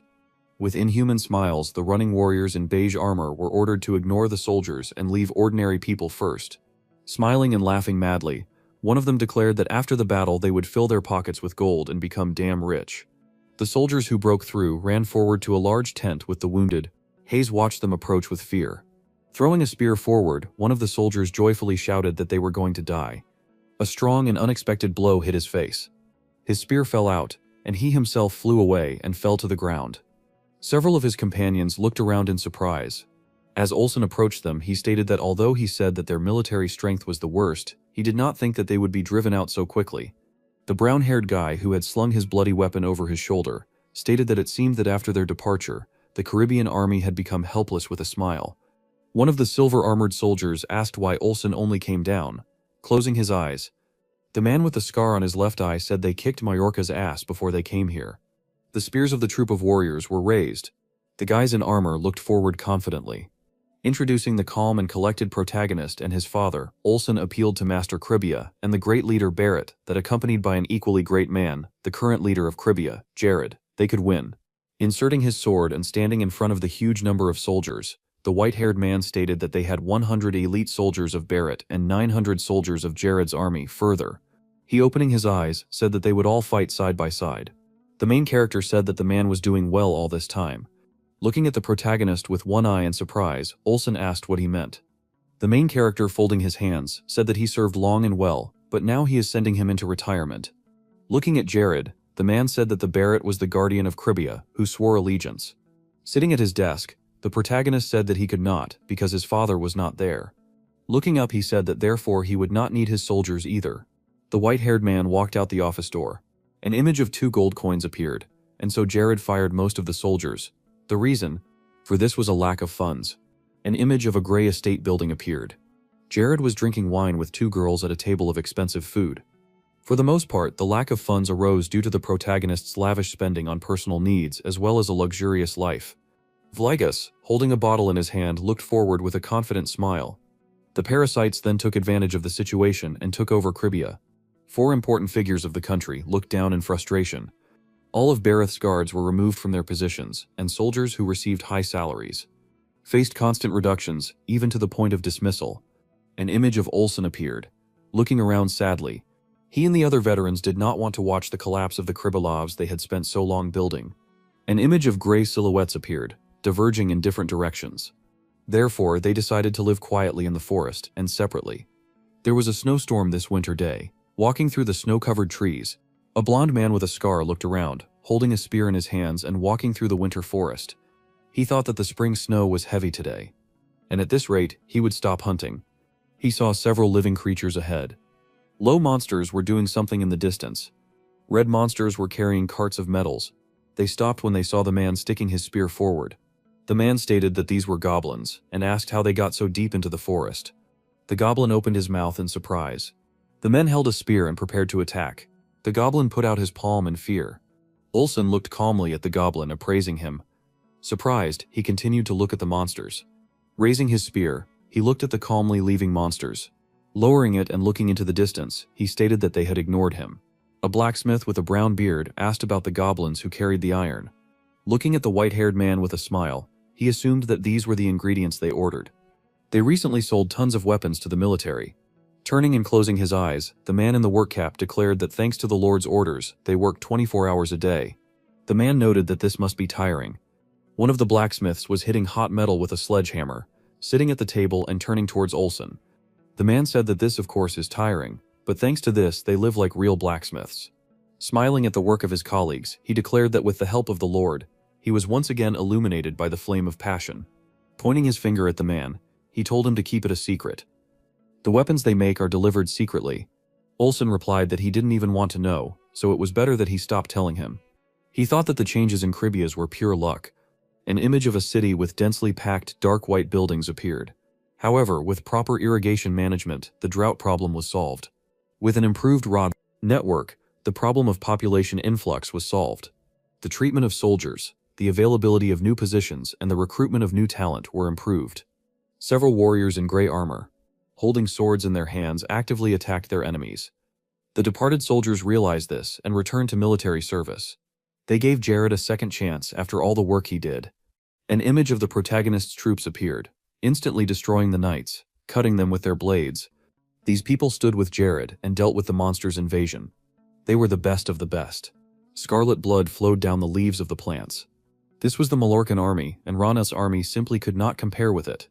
Dozens of corpses of beige-armored knights lay behind Olsen. They had incomparable experience and skills. Coldly looking forward, the white-haired man stated that these worthless soldiers did not even dare to look them in the eye. The surrounded guys, kneeling and raising their hands, asked to be spared. A detachment of defeated soldiers ran away shouting about retreat. A man riding a horse told Horgus that he was a fool, and he asked if he couldn't foresee that they would be hiding there. Furiously gritting his teeth, the dark man with a mustache declared that they had created an alliance in Bane. He suggested they just retreat before Jared showed up. One of the warriors on horseback turned around and shouted. Several fleeing warriors in beige armor shouted that it was a magician. A squad of fleeing soldiers, seeing the protagonist above them, shouted that it was him. Gritting his teeth, the guy in the red helmet declared that he had already caught up with them. Approaching the man's face, the protagonist asked with a smile if everything was all right with his lord. The stunned man made an arcing attack with his blade. The main character, who dodged and found himself above the man, stated that he was very weak, putting his hand to his chin. The protagonist suggested that he was stronger than Rakshi's. Looking angrily at the protagonist, the man told him to stop flying. He told him to come down and fight like a man. Grinning and creating a magic circle with his left hand, the protagonist, with a fireball beginning to form above his head, declared that he would go down first. The man's eyes widened in fear. A huge fiery explosion covered the location. One of the warriors, looking at the battle in fear, said that the warriors should protect the lord. Fiery arrows pierced him, several warriors and horses. The protagonist told them to retreat with a deadly look. The warriors, looking up, backed away slightly in fear. Jared hovered over several corpses. The crippled man stood up, wiping blood from his mouth. The protagonist approaching him stated that from the very beginning he knew about the impossibility of peace. They were simply quietly planning their attack. Gritting his teeth, the man said that this was impossible. A concentrated air attack flew towards his face. He fell to his knees with his head bowed. Receiving several new attacks on the body, the man asked if he wanted to take everything from his lamps. By thrusting his palm forward and attacking, his opponent, the protagonist, stated that he had to make sure to correct them. Recalling the damage, tears and deaths of his loved ones, he said it was to make sure no one else suffered from their atrocities. Conducting a dense attack with wind and pushing back his opponent, the protagonist declared that he would thoroughly cleanse his lands. Dark blood fell to the ground as the man laughed. The bloodied guy, raising his head and smiling slightly madly, asked if he really thought it was possible. Looking at the crippled man, the protagonist stated that he knows that sometimes he makes mistakes, but he knows one thing for sure. He, approaching the kneeling man, ended his sentence by saying that even Jared was better than him. The man's face showed genuine rage. Jared plunged the silver blade into his leg. The protagonist, holding a blade in the body of a man screaming in pain, stated that this would calm him down. Hanging his bleeding head, the bald man asked if he thought everything would end with his death. Smiling, he added that if the general of the knights found out about this, he would bring his knights here and avenge him. The protagonist reached into his pocket. Picking up the green book, the main character asked if he knew what this thing was. The main character began to leaf through the book. As he began to read, he announced that Count Byrox, whom he had spoken about, would not come. Turning in surprise towards the protagonist, the man asked how he knew his name. Still holding the book in his hands, Jared replied that he had spent countless nights on this. These are just ordinary notes about people. Covering his face with a book, the protagonist stated that he learned that they were relatives with that count. He, starting to shake, still not showing his face, asked if he would kill him. Revealing his face, he, looking at his defeated opponent with a murderous gaze, asked if he really thought that the general of the knightly order from the Idema Empire would come to save his nephew. The bloodied man listened to the main character. Jared stated that he was talking about traveling 5,000 kilometers, crossing 4 kingdoms. It is simply impossible to cross so many territories.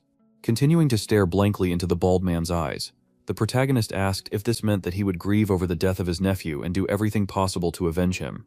The man turned pale at the words of his enemy. The main character stated that he would not do this. For such a power-hungry person like him, such a nephew was just a thorn in the side.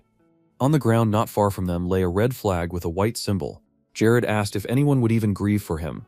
The man's world narrowed down to a protagonist who told him things that destroyed him from the inside. The protagonist said that no, they would simply be relieved by his death.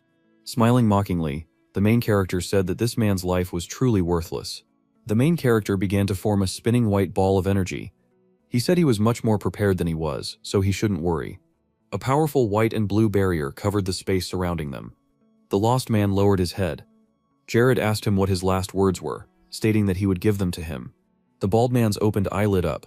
He pulled out a knife from his leg and rushed at the protagonist with a scream. The main character, holding out his palm, directed some of the magic surrounding them towards the man. In pain, he continued to hold the blade. His body was taking enormous damage.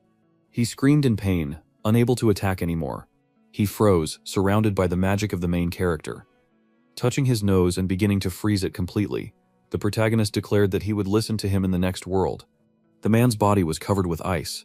It slowly began to crumble into small particles of snow. The protagonist, surrounded by snowflakes, moved his hand away from the dead man.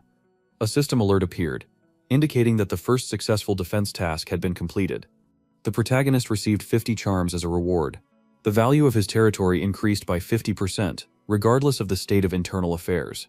The main character, sitting down on the ground, exhaled with relief. The knight standing 10 meters away looked at him. He turned his head in their direction with displeasure. Immediately raising their hands, they together declared that they were giving up. Several men, who had the best armor, walked near the Malakron soldiers who were waiting their turn. The remaining Malakron soldiers had their armor removed and finally surrendered.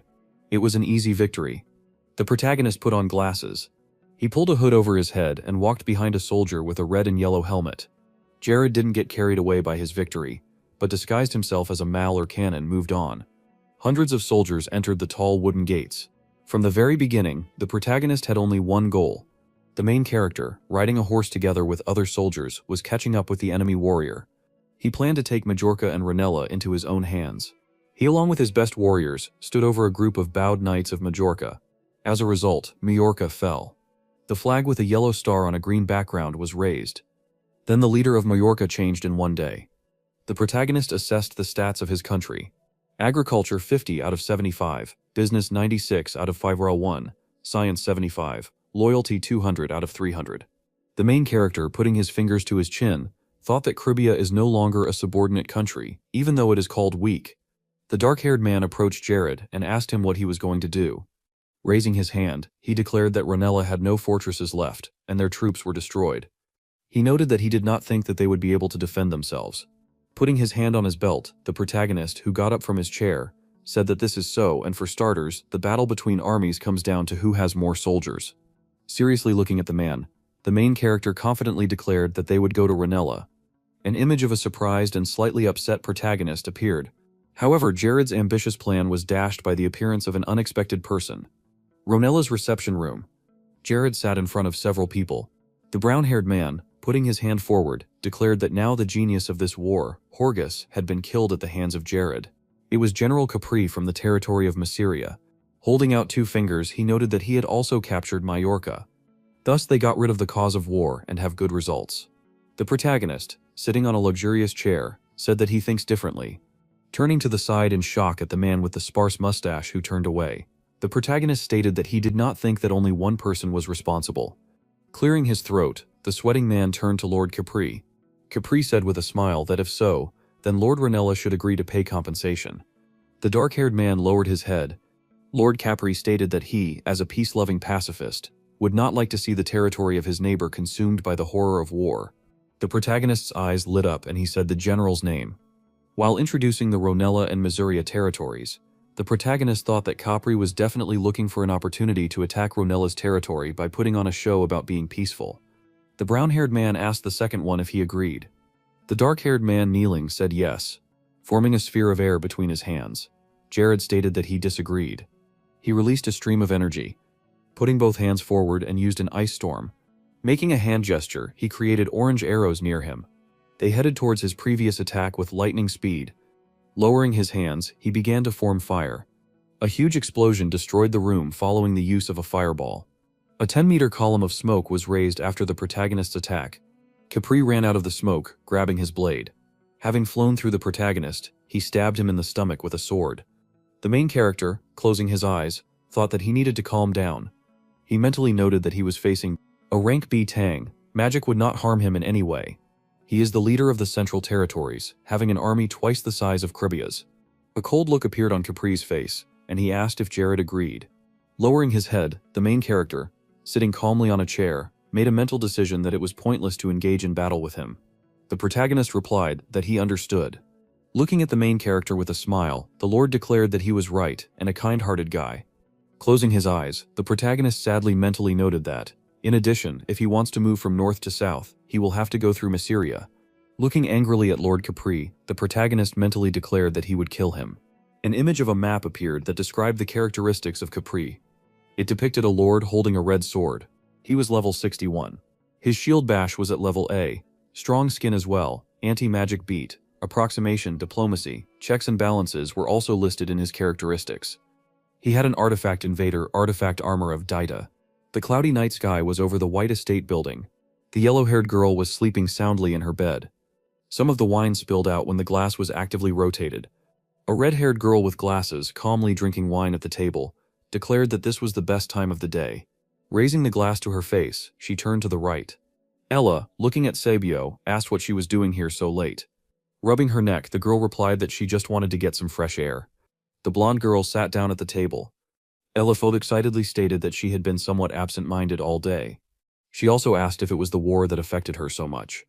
Lowering her head slightly and looking down, Sabio replied that she had not, and said that the reason was that she was simply thinking about why Lord Jared had not asked Ella for help. The girl said with a smile that he probably just didn't want guests to defend his house. She also said that he only invited her to teach Lena. The blonde girl, looking uncertainly in her direction, said that Cribia was about to be captured by enemies. Closing her eyes and starting to drink wine, Ella stated that if you look at the results, it seems that Lord Jared has been preparing for this for a long time. Placing her hands on her knees, the white-haired girl noted that she felt this when they first met. She also stated that she felt like he was seeing into the future. An image of a girl with two swords appeared standing in front of the protagonist. Sabio said she had many chances to talk to him during her vacation. The girl also noted that he asked if she was okay. The main character, looking at the girl with kind eyes, stated that since most elves are better off staying in their safe territories. The white-haired girl, calmly looking ahead, said that Jared asked why she toiled in this dirty world. She stated that he knew everything. An image of a bloody monster with glowing yellow eyes appeared. Sevio said that he knew about the terrible end her father met at the hands of the Black Orcs. Looking back at the girl, Ella asked if not only Grey Elves know about this. She noted that she only knew because she told her. The girl sitting on a blue chair and turning her head to the right stated that the protagonist even gave her advice, recommended that she look for more than just revenge. Lowering her head, she added that he advised her to also look at the big picture.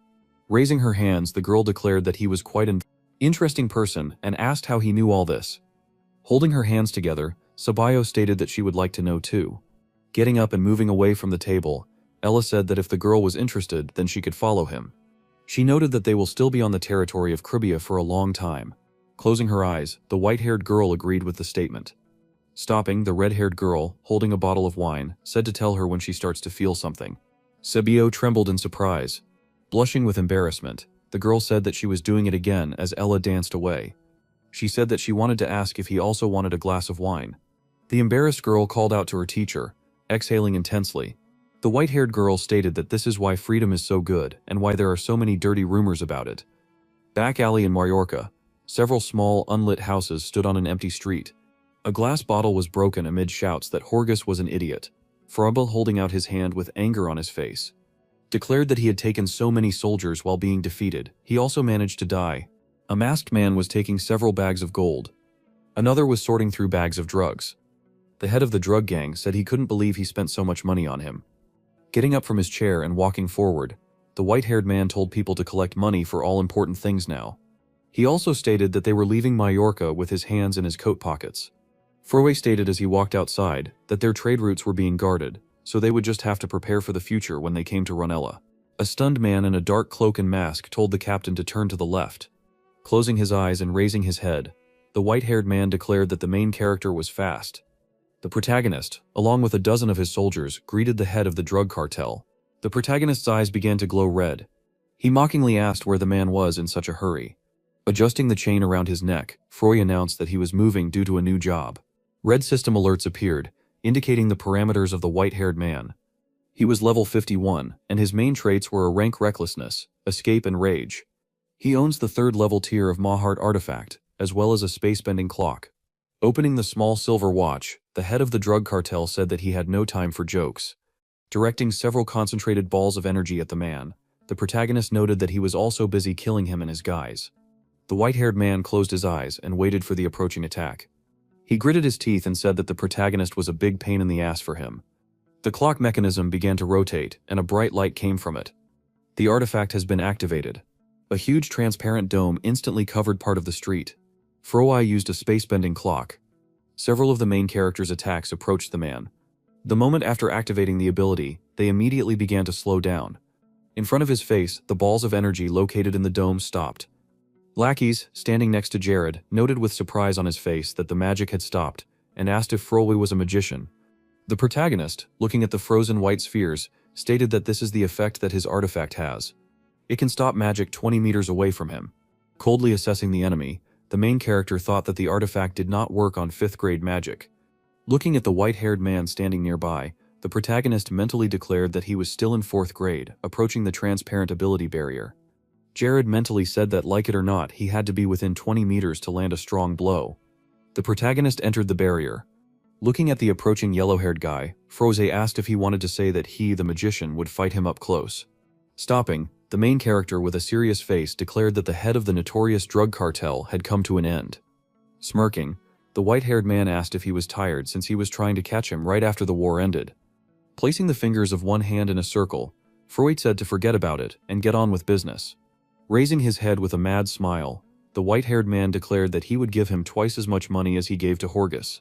He corrected himself and said that he would give 3 times if the main character closed his eyes to them. Several cloaked men grabbed their weapons. The head of the drug cartel said that he did not want to joke about the war with the new lord on their territory. Gritting his teeth in anger, Lack is asked how he dared say such a thing. Seriously looking ahead, the protagonist thought that if he let him go now, then the northern region of the Nas continent would be under the control of Dutragio. He introduced a blonde girl in a dark suit who smiled confidently. He mentally declared that in the future Lana would be known as an impenetrable wall. An image of a blonde-haired man appeared wearing a gold mask on his face and a gold jewelry with rubies on his neck. He mentally noted that Froy would be known as the right hand of that tyrant, the advisor of the Demon King. Raising his hand and placing the fingers of his other hand in his sleeve, the protagonist declared that they must kill people like him in order to maintain the nobility of Mallorca as a new territory. Taking out his saber, the man asserted that negotiations were impossible. Light came from the watch of the head of the drug cartel. He asked if Akron's beating had gone to his head. With rage on his face, he declared that childhood time was already over and now he would put him to bed. Revealing a golden necklace with dark symbols on his wrist, the protagonist prepared to use the ability. After he clenched his hand into a fist, a system window appeared in front of him. There was information that if his level is lower than that of the enemy, then his strength and wisdom are doubled. The conditions were met, so the 5th option of the Delic bracelet was activated. The golden bracelet began to become covered with dark magic. The protagonist said that according to the 5th option, his strength and wisdom are doubled. Frawa, standing in a stance and preparing to attack, looked at the lightning that came from the protagonist. Dark purple lightning bolts were coming off the guy's bracelet. The main character asked with a grin if the man was ready to sleep sweetly. It was a nightmare ability. Empty houses of the same type stood densely on an empty street. Lackeys, along with other soldiers, engaged in sword fighting. Jumping up, the protagonist fired several magical projectiles. The head of the drug portal, making a dash forward, dodged the attack. Clenching his blade, he used the 1st level fugitive ability. Making quick attacks with his blade, he cut through the remaining balls of ice energy of the protagonist. He used the Sword of Speed. Stepping onto the ground, he made another jerk. Approaching the main character, he extended his hand forward. A knight in silver armor appeared in front of his face, holding his green shield forward and declaring that he would not allow him to injure his lord. Worried, the protagonist, nervously moving his fingers, shouted that the guy should not come near him because he was dangerous. The white-haired man launched a powerful saber attack on the shield. The warrior, who did not have time to react, looked at his cut shield. Frokai jumped, pushing off his head. He flew up to the main character who had soared into the air. With the palm of his left hand facing forward, Jared used the flash. The head of the drug cartel shielded his hand from the bright light. After recovering and removing his hand, he saw several concentrated spheres of ice energy right in front of his face. Several of his warriors fought with the protagonist's squad. The white-haired man landed in the alley. Lowering his sword and looking up, he mentally asked what kind of magician he was. While levitating, the protagonist held his hand near his chest. The man mentally noted that even though the main character is a magician, he knows how to react to hand-to-hand combat. Clutching a piece of his leather jacket, Froy mentally noted that his magical power was ridiculously fast. Spitting out blood, the man thought that Jared might actually be a 5th-level magician, not a 4th. Looking forward and imagining his white-haired acquaintance, the head of the drug cartel mentally stated that it was like fighting 4 Acrons at the same time. Applauding sarcastically, the protagonist stated that he was able to see his abilities since he was able to cut the shield. Looking down with a smile, he stated that it was obvious because the man was a master of the sword. The man looked at the guy in surprise. The main character noted that the strangest thing is that he does not feel his artifacts. The protagonist asked about the black light coming from the sword because it was created to fight magic. Frog's inserted saber emitted a dark purple light. It was Moisel, the 99th level 1 failure sword. His first ability is an anti-magic sword designed to combat magic. The protagonist began to walk on the ground. The main character stated that he suspects that the leader carries this sword with him because he is too weak. The veins on the white-haired man's forehead bulged with anger. The protagonist stated that he expected more from him. Gritting his teeth, Froshi asked if Jared had used such a weapon before. With his arms outstretched, the protagonist asked with a grin if it was true. He also noted that he sees that the spatial distortion clock is just a decoration during the battle within a radius of 20 meters. The clothes on the man's hands were torn. He screamed with genuine rage for the protagonist to shut up. He used the fugitive ability, level 2. Instantly closing the distance, the head of the drug cartel put his blade forward, trying to attack the main character. The protagonist calmly jumped back. He flew away from the man who was trying to strike again with his blade. Extending his palm, he created a large fireball. With fury in his eyes, the white-haired man cut through his opponent's attack. He used the Sword of Speed. Looking ahead, he saw Jared quickly flying to another street. The protagonist, pushing off the walls, quickly increased his advantage in distance. As Frotsk approached him, he spread his arms and used an ice attack against the walls. Large pieces of the stone wall began to fall on the head of the drug cartel. The man dodging the attack began to use them to push off and close the distance. Flying between large stones, he swung his blade. The protagonist was flying in front of him. The main character, sensing the attack, turned around in surprise. The white-haired man instantly launched an arcing attack with his blade. Looking ahead, he saw only Jared's green cloak. There was genuine surprise in his eyes. He thought about avoiding it before cutting, but how could he avoid the blink? Flying over the building, the protagonist stated that the man's speed was truly frightening, and said that he even had to use a spell. With a confident smile forming a dense purple-white ball from which black lightning came out, the main character announced that it was his turn. Furoichi looked at Jared's ability. The protagonist used the lightning ability and Night Awakening. Purple lightning struck from the sky. A column of smoke rose at the sight of her impact. The kneeling man sighed, releasing a bit of lightning. Sitting on the old roof of the house, the main character told him to give up. He also noted that if they only fought with swords, he would definitely not be an easy opponent. Looking at the crippled Froy, who was trying to stand up, leaning on his blade, the protagonist stated that he was much faster than any swordsman. At the same time, each of his blows was powerful. Looking down and imagining the enemy's attack zone, the protagonist stated that he was not entering his attack zone. Smirking, still barely able to stand the head of the drug cartel, said that the main character was good at analysis. Spreading his arms to the sides, he began to emit red energy. A red aura covered his entire body and went upward in a column. He used the ability Fugitive Level 3. His face became covered with veins with a mad smile and an inadequate look. He said that since the protagonist is so good at analysis, then let him try to guess who will win this battle. Putting his head on his hand, the main character with a confident expression on his face said that he was 100% sure that he would get it. The man's aura grew even more, and inhuman rage was reflected on his face. He shouted for the protagonist to try not to die. He said he would shut him up. He used a level for a fugitive. Crouching, he prepared to lunge. The ground under Froy's feet crumbled in an instant. The frightened protagonist looked at the man. The red-faced head of the drug cartel threw his saber forward. She pierced Jared's body. A cry of pain echoed through the dark city. Froppy trembled with his own blade in his body. The protagonist looked at him in surprise. Smirking evilly, the protagonist asked if the white-haired man realized that he didn't care. The main character, comparing Delac and Prua, thought that despite the fact that both are strong enemies, they could not be more different.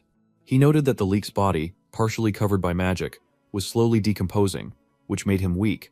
At this time, the second opponent, possessing the artifact, had an advantage and was at the height of his power.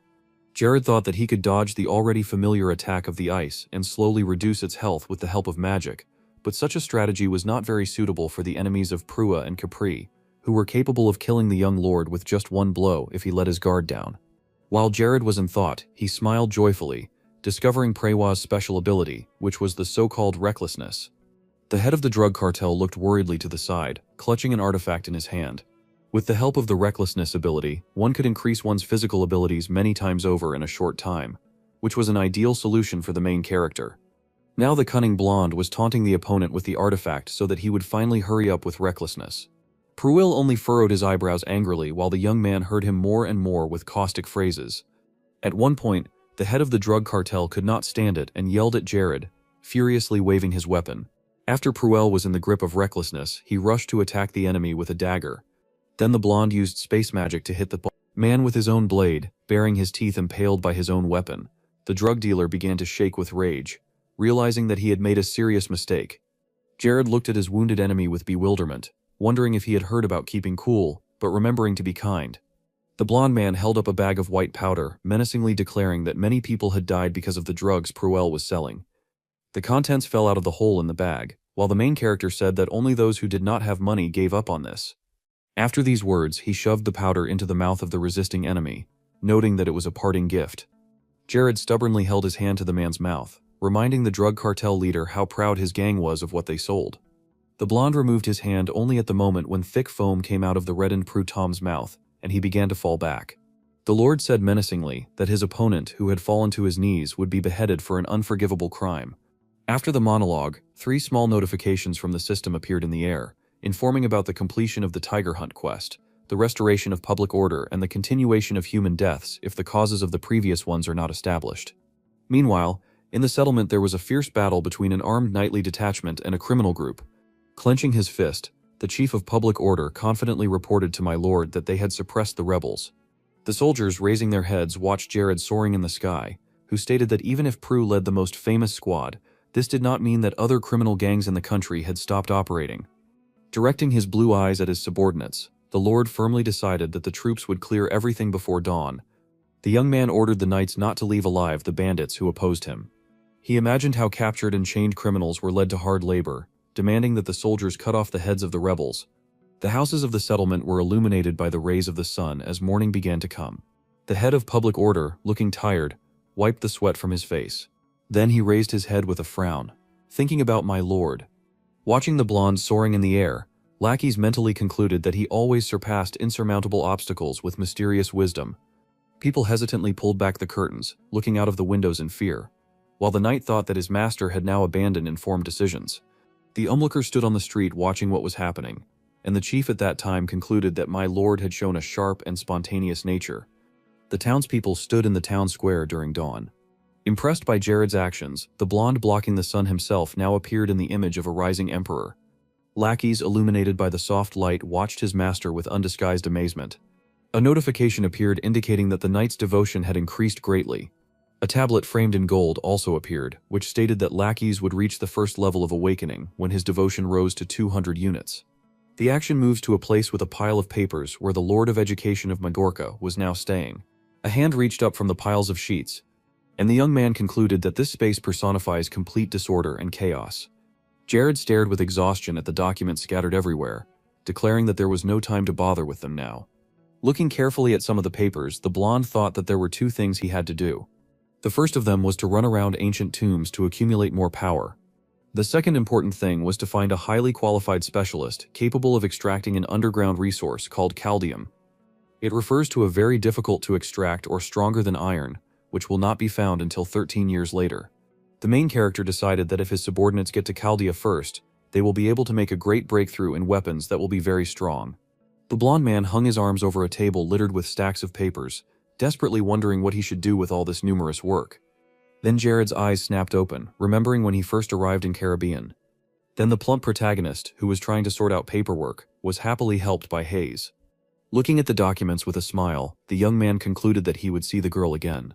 On one of the sheets there was an advertisement seeking special talents on Majorca who could help in governing the territory.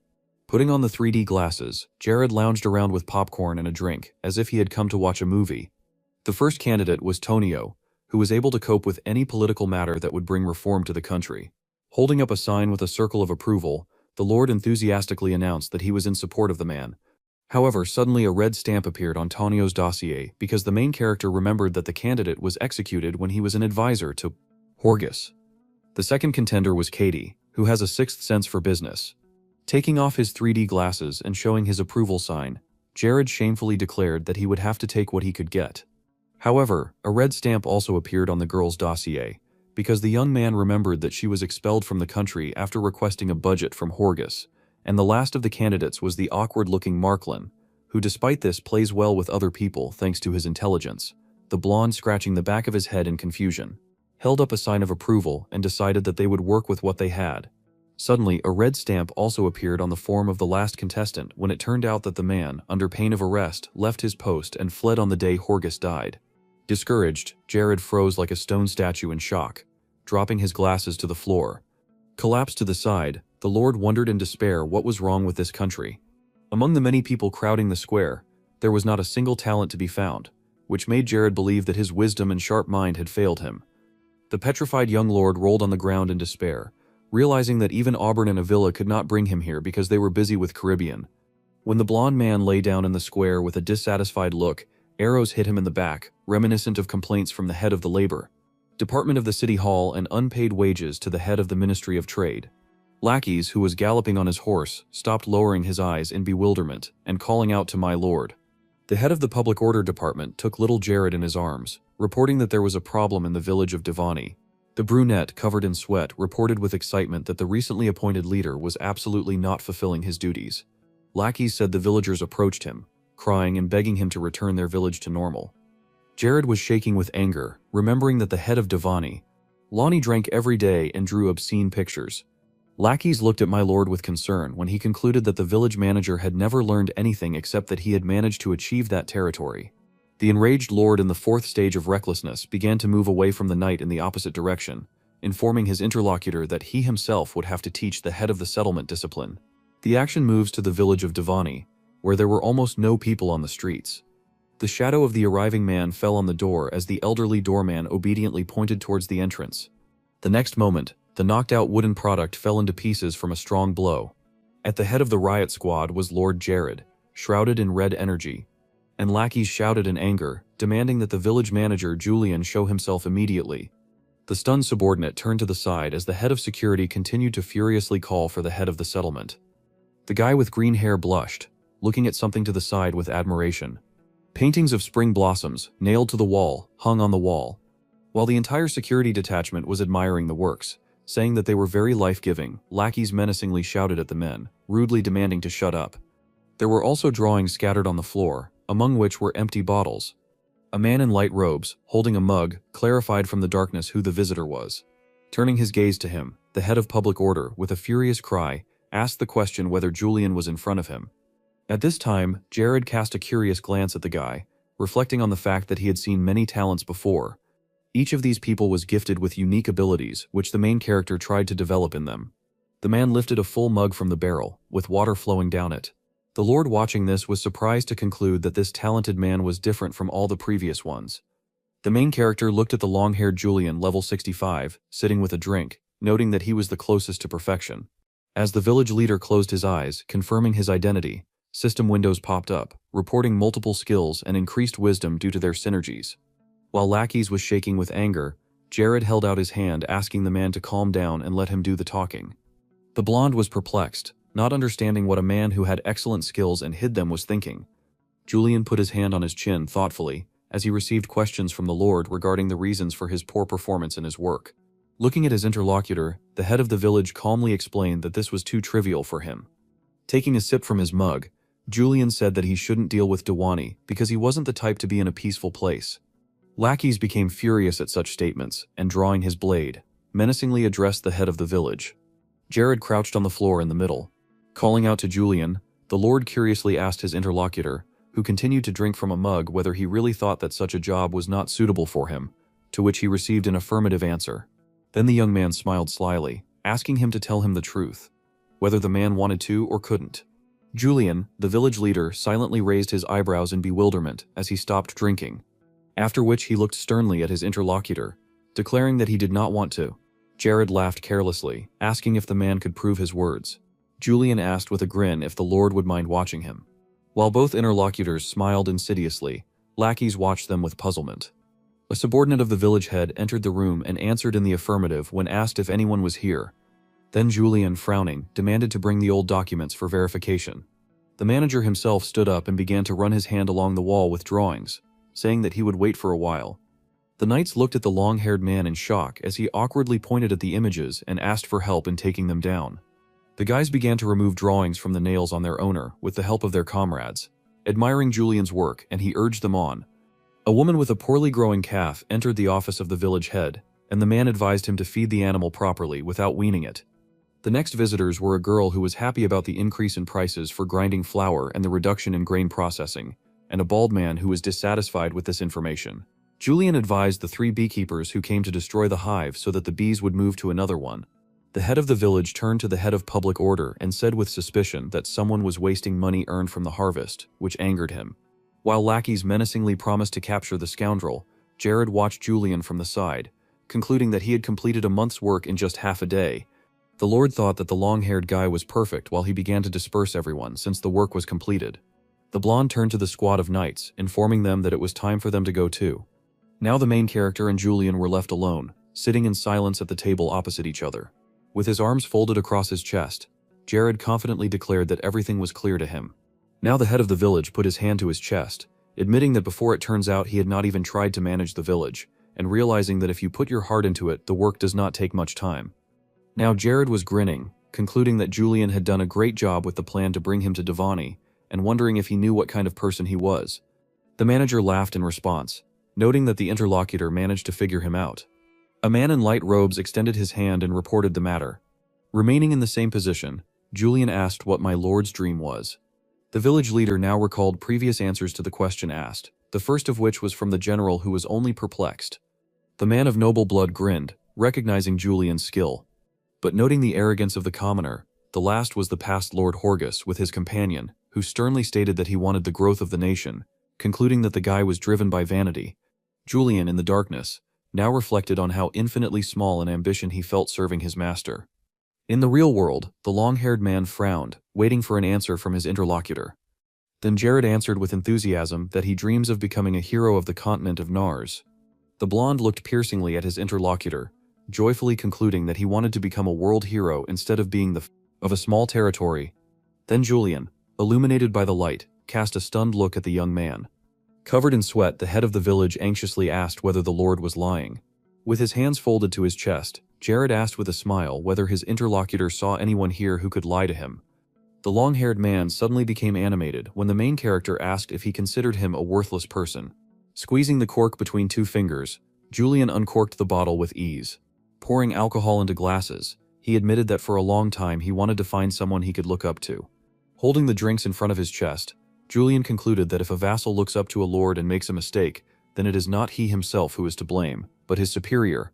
After that, he handed Jared one of the filled glasses with a smile, asking him to either become an earl before the end of the year, or lead a conglomerate parade of territories to show the seriousness of his dream.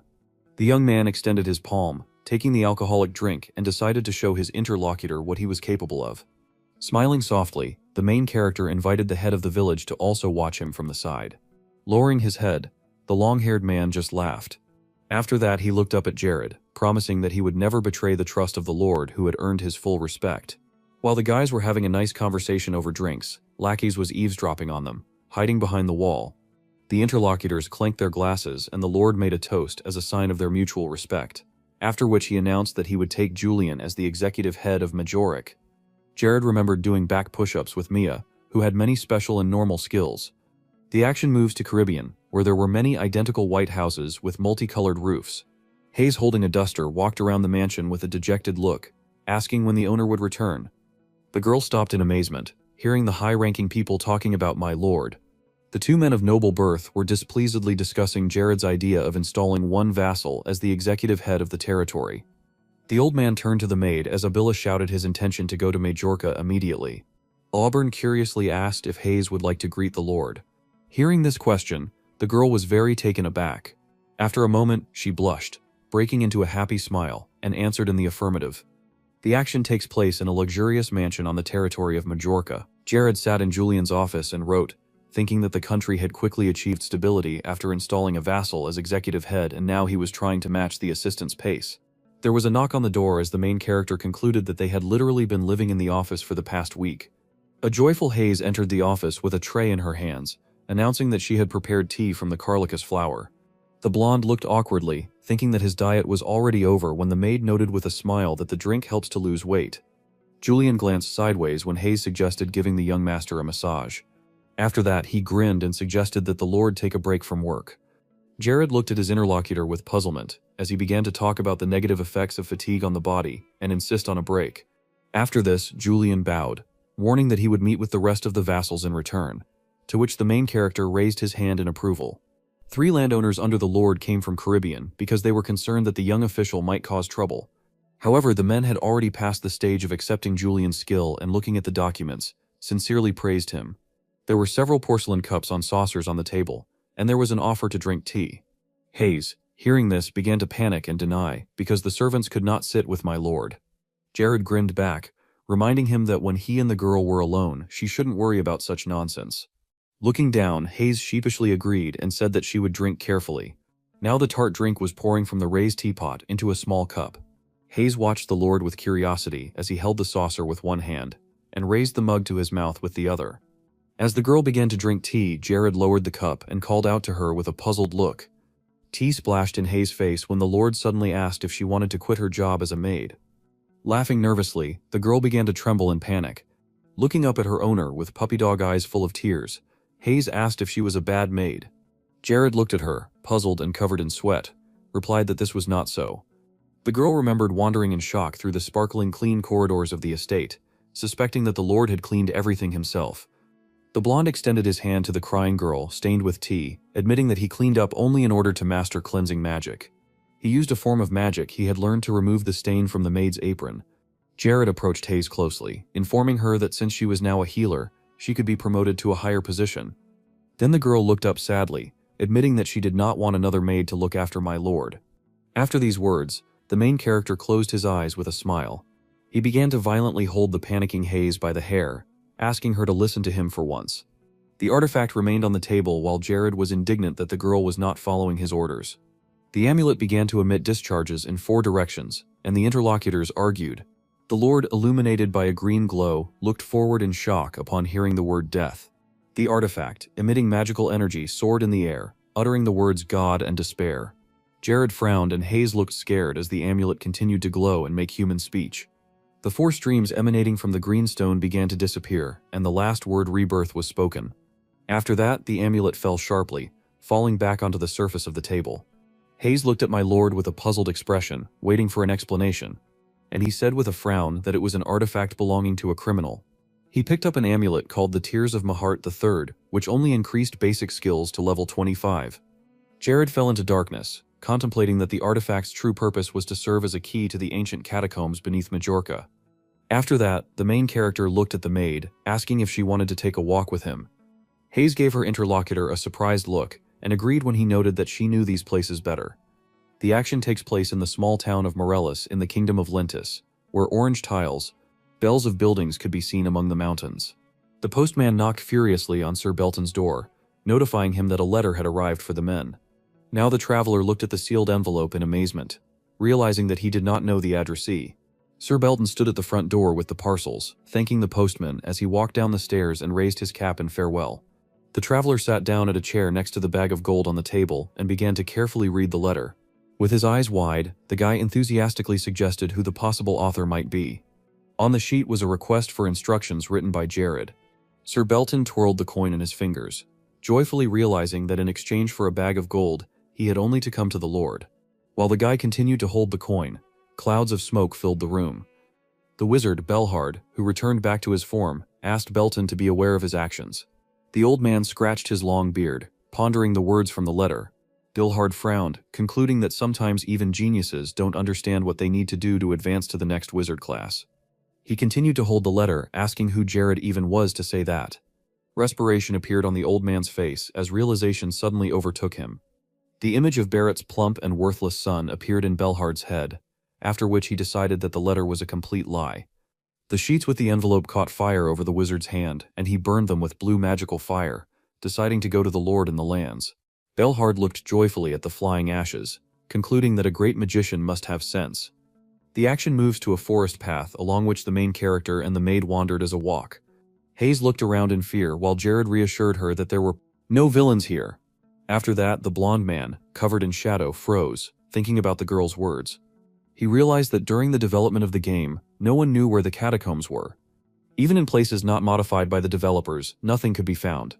Everyone was ready to give up, and the developer accidentally showed the location of the ancient catacombs on his personal social network. The photo in the mirror reflected the image from the monitor where there was a tree. The guy and the girl were now standing in that very place on a plain under a cliff. A stream of sand rushed across the ground as Jared concluded that other than green trees there was nothing unusual in the area. Hayes hid behind the Lord in panic as a whirlwind swept past them. The girl looked at the blonde with a puzzled expression when he asked her to stand 5 steps behind him with a frown. A huge head made of sand towered above the guys, and the 3-headed man menacingly asked who dared to break into his catacombs. Jared looked up, surprised to recognize Mehart. The sand spirit, looking at the young man, also recognized him. Mehart was outraged that a person who did not belong to this world appeared before him. The Lord opened his mouth in shock, sweating. Mehart, created from sand, said that the moment their curses touched, the whole world would come to an end. Jared looked at the sand spirit in bewilderment, not understanding how he knew who he was. The young man began to wonder if Mehart was speaking to his personality, which is inside the body, but it was difficult to understand for sure due to the similar dialogue in the game. Jared frowned at his interlocutor, asking for what purpose he said those words. Mehart fearfully replied that they should not talk and asked not to interrupt his sleep. Glowing spirals swirled in the air when the main character noted that the sand spirit's words about himself were not at all different from the game. The Lord, surrounded by sparkling balls, extended his hand forward and offered to meet later. Mehart looked at his interlocutor with shock, coming to the conclusion that he had chosen death. Several sparkling streams of magical energy flew from Jared's direction, striking the sand spirit. Nightmare twisted his mouth angrily when part of his head was blown off. Directly behind it was a round entrance leading to the catacombs. Hayes pointed puzzledly at the hole in the ground while the blond man in front covered himself with his hand from the sand. Heading towards the entrance, the guys decisively went inside. The action moves to the luxurious residence of Lord Majorica. Jared sat in his office, carefully looking at the maze maps on his desk. Hayes looked at my lord in surprise, asking if she had missed something. The main character continued to look at the table when the maid stated that she had drawn all the places they saw. Suddenly the lord smiled, saying that there was no doubt that the girl had indicated everything correctly. A happy Hayes blushed when Jared complimented her map drawing skills and said she learned it from her father. Turning to the side, the blonde concluded with a smile that this was a rather useful skill. The maid burst into a smile of happiness, admitting that she was very pleased. While one of the cooks carried a box of potatoes around the kitchen, Mary looked at him, making calculations and preparing to leave for Majorca. When Jared politely asked him to cook something for him, Hayes clenched her fists excitedly, declaring that she never had a hard time making food for my lord. The blonde looked at the maid with a puzzled look as she furiously rushed towards the door, shouting to wait a little. Covered in sweat, the main character concluded with an awkward smile that he was sometimes frightened by the girl's assertiveness. During a recent walk, the Lord explored about half of the catacombs with Hayes.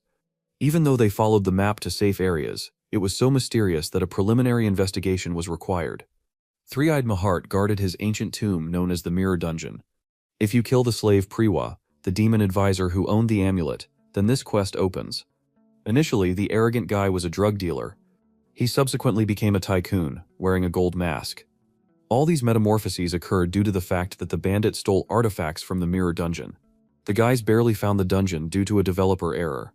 As a result of the notoriety of what was impossible to find, many guilds gathered for the chance to gain glory, deciding to clear it first. Thanks to their cooperation during the dungeon raid, they could be dispersed immediately. This is exactly what everyone thought when they came inside and rolled their eyes in horror. A colossal monster was walking towards the shocked guy who fell to the ground. All the guilds that entered the dungeon were mercilessly destroyed by the boss due to poor preparation. After such a shocking defeat, many persistent people united and created an alliance of guilds to once again challenge the dungeon. However, the boss monster appeared again, and the guys were once again faced with defeat. Jared sat glassy-eyed and thought that the strangest thing about this story was that a small guild had managed to clear the dungeon. There was a map of the labyrinth with the correct exit on the table, and the main character thought that everything before my heart only caused laughter. Leaning on the surface, the blonde stood up and concluded that any mistake he made could result in death, so he needed to be well prepared. Several days passed. There were 2 doors at the entrance to the hall. Hayes watched my lord from around the corner with a blush, concluding that he was behaving suspiciously. Jared stood in a sparkling clean room and reached out to a vase, cleaning it with magic. The girl also recalled that the blonde accumulates weapon artifacts that he does not use. Hayes also spied from the doorway how the lord stood at the easel and painted in the company of Julian, calling such a pastime part of the training. The maid put her hand to her chin with a thoughtful look, trying to understand why this was happening. The next second she grinned, concluding that even if she didn't know, there must be some reason. Jared turned his gaze to the brunette behind him when he asked with a smile whether my lord had recently started learning to draw. The main character looked good-naturedly at a key, awkwardly asking her to find buyers for a couple of drawings. The boy became very flushed when he received a stack of sheets of paper and looked at the obscene images that Julian had drawn and which needed to be sold. Smiling awkwardly, Aki said that he would try to find a reasonable buyer. Julian grinned and blushed as he explained that he had some free time that night to draw. Jared looked with bewilderment at the executive head, who even without Sage the Magnificent's necklace had time on his schedule. At this moment a knight approached, bowed respectfully, and informed my lord of the arrival of a crew from Coribius. Hayes quickly ran to the gentleman when he stood up and called her name. Now Jared sat with his hand on the table while the girl concentrated on fastening the straps around her wrist and elbow. The maid widened her eyes in shock, asking if the lord was heading towards the ruins he had gone to earlier. The main character lowered his eyes, listening to the girl's offer to go together, and replied that to explore this place as few people as possible are needed. Lowering her head, Hayes said that it was better not to go there if it was so dangerous. The blonde calmly closed his eyes, not answering anything. While the cloak fluttered through the air from walking, Jared mentally agreed with the girl, because the place was a reality that could not be restored as if in a game. The lord, clad in armor, walked down the stairs, deciding that he wanted the reward of the mirror dungeon. The blonde screamed indignantly, noting that Jared was late. In front of him stood a team consisting of 2 women and an elf, who had been waiting for the guy for a long time. The team reached the right place, where under the roots of a green tree there was an entrance to the dungeon. Showing the folded paper to the blonde, Jared stated that he had already explored the dungeon, so all they had to do was follow the map. The elf, dressed in a robe with a hood, turned to my lord and he looked at her in puzzlement as the sorceress Isabel and the great swordswoman, and he carefully entered the dungeon. The pointy-eared companion declared that she understood why these 2 were here. Pointing to herself, the elf wondered why she had to go. Jared glanced at Chloe on the way to the cave, telling her that she was also important here. The elf looked at her interlocutor in bewilderment without saying a word and continuing to doubt. The brick walls were illuminated by a light source. The 4 walked along a dark corridor, lighting their path with magic, and one of the partners said that she despises the kingdom of demons and the blood of the Church of Darkness. Molly followed the confused Jared, asking if he really did not come to the tomb because of the power of darkness. The blonde glanced sideways at the fencer, answering that he was only interested in the artifact. The bespectacled woman felt relieved at this information, concluding that if it weren't so, they would have ended up in a fight. The young man laughed awkwardly, glad that a fight would not happen.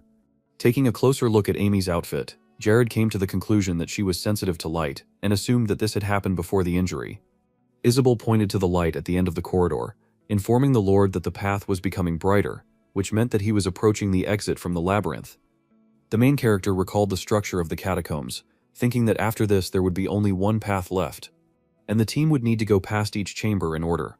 The 4 guys approached the high doors leading to the dungeon, and from here their dangerous raid began. Play soldiers armed with spears stood in front of the entrance. Isabel and Jared looked at the guards together with concern, and the young man asked the sorceress to use the tactics he had explained earlier. The girl lowered her hand from which dark energy began to emerge. Spreading a powerful current across the ground, Isabel used the black body summoning technique. The clay soldier, towards whom the dark matter was approaching, looked questioningly at the energy. The stream began to be directed towards one of the guards, pushing away from the other. The perplexed clay soldiers watched this in shock, making unusual sounds. A group of guards rushed forward, spears at the ready. Jared glanced sideways, looking with concern. As the clay knights rushed past him, the guards went around the main character from both sides and holding out their spears, rushed towards the sorceress Isabel behind his back. When Jared was behind, he extended his hand towards the fleeing clay soldiers and several sparkling clots of energy appeared in the sky. The next moment, a bright magical stream pierced the bodies of the guards and they began to shake. After receiving the blow, the clay bodies and heads cracked and began to fall into pieces as smoke emanated from the soldiers. Chloe, sharply swinging her blades, attacked several other guards. One of the clay soldiers made a puzzled face as the round head flew off his shoulders. After the guards turned into sand, 2 gems fell to the ground. Isabel, standing in front of them, was unhappy that the clay soldiers were only aiming at her. Leaning down sharply to receive the reward, Jared stated that these guys would first attack dark magicians and sorcerers. The lord with a smile extended his hand which contained magic stones, offering them to Chloe and Isabel. There was a spider carved on the stone gate of the dungeon. The doors began to open with a roar, letting light in. The four entered the dungeon, wearing clay helmets of guards on their heads. Isabel began to shake, making loud noises. The team stood at the entrance to the dungeon, and in front of them stretched two long lines of clay soldiers. Ani looked in surprise at the corridor, numbering at least 2,000 knights, perplexed that such an army could be hiding underground in her habitat. Isabel put a puzzled finger to the clay head, asking if camouflage would help, to which Jared replied that they needed to be as similar as possible to the clay soldiers. The four of them passed in one line through the armed knights lined up on both sides, and the sorceress turned towards them in panic. The Lord pondered intently on the exact number of clay soldiers, concluding that with them in disguise there were only 2,004 of them. He thought that when 500 people entered the corridor, there were 3,000 knights here, so the previous raid team was stuck in a dubious battle. There were quite a few of the current guys, which makes them less suspicious. Thanks to Chloe's cloaking effect, the team can sneak through without fighting. After passing the clay soldiers, Jared turned to Isabel and, throwing up his hands, declared that nothing had happened. Chloe looked at the young man, reporting that her masks were useful. The Lord pointed to the head, stating that it was difficult to see through the narrow holes, but without camouflage the people would have been discovered. Placing her hands on her cheeks, Chloe noted that the reds in the dungeon are fun, and the main character could not understand what kind of face she made at the same time. Isabel listened in silence and shock, hearing about the team where the team would have to fight all together. A finger landed on Jared's shoulder, tapping the iron armor. When the Lord turned around, the girl stated that she also helped. The guy was perplexed, concluding that there was no way to fix this. While Isabel summoned a stream of black body, Jared praised her loudly. Honey and Chloe looked ahead in shock, as loud cheers continued to be heard.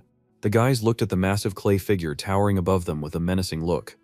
Isabel, looking at the statues, concluded that the guys in front of them looked quite a lot like the undead.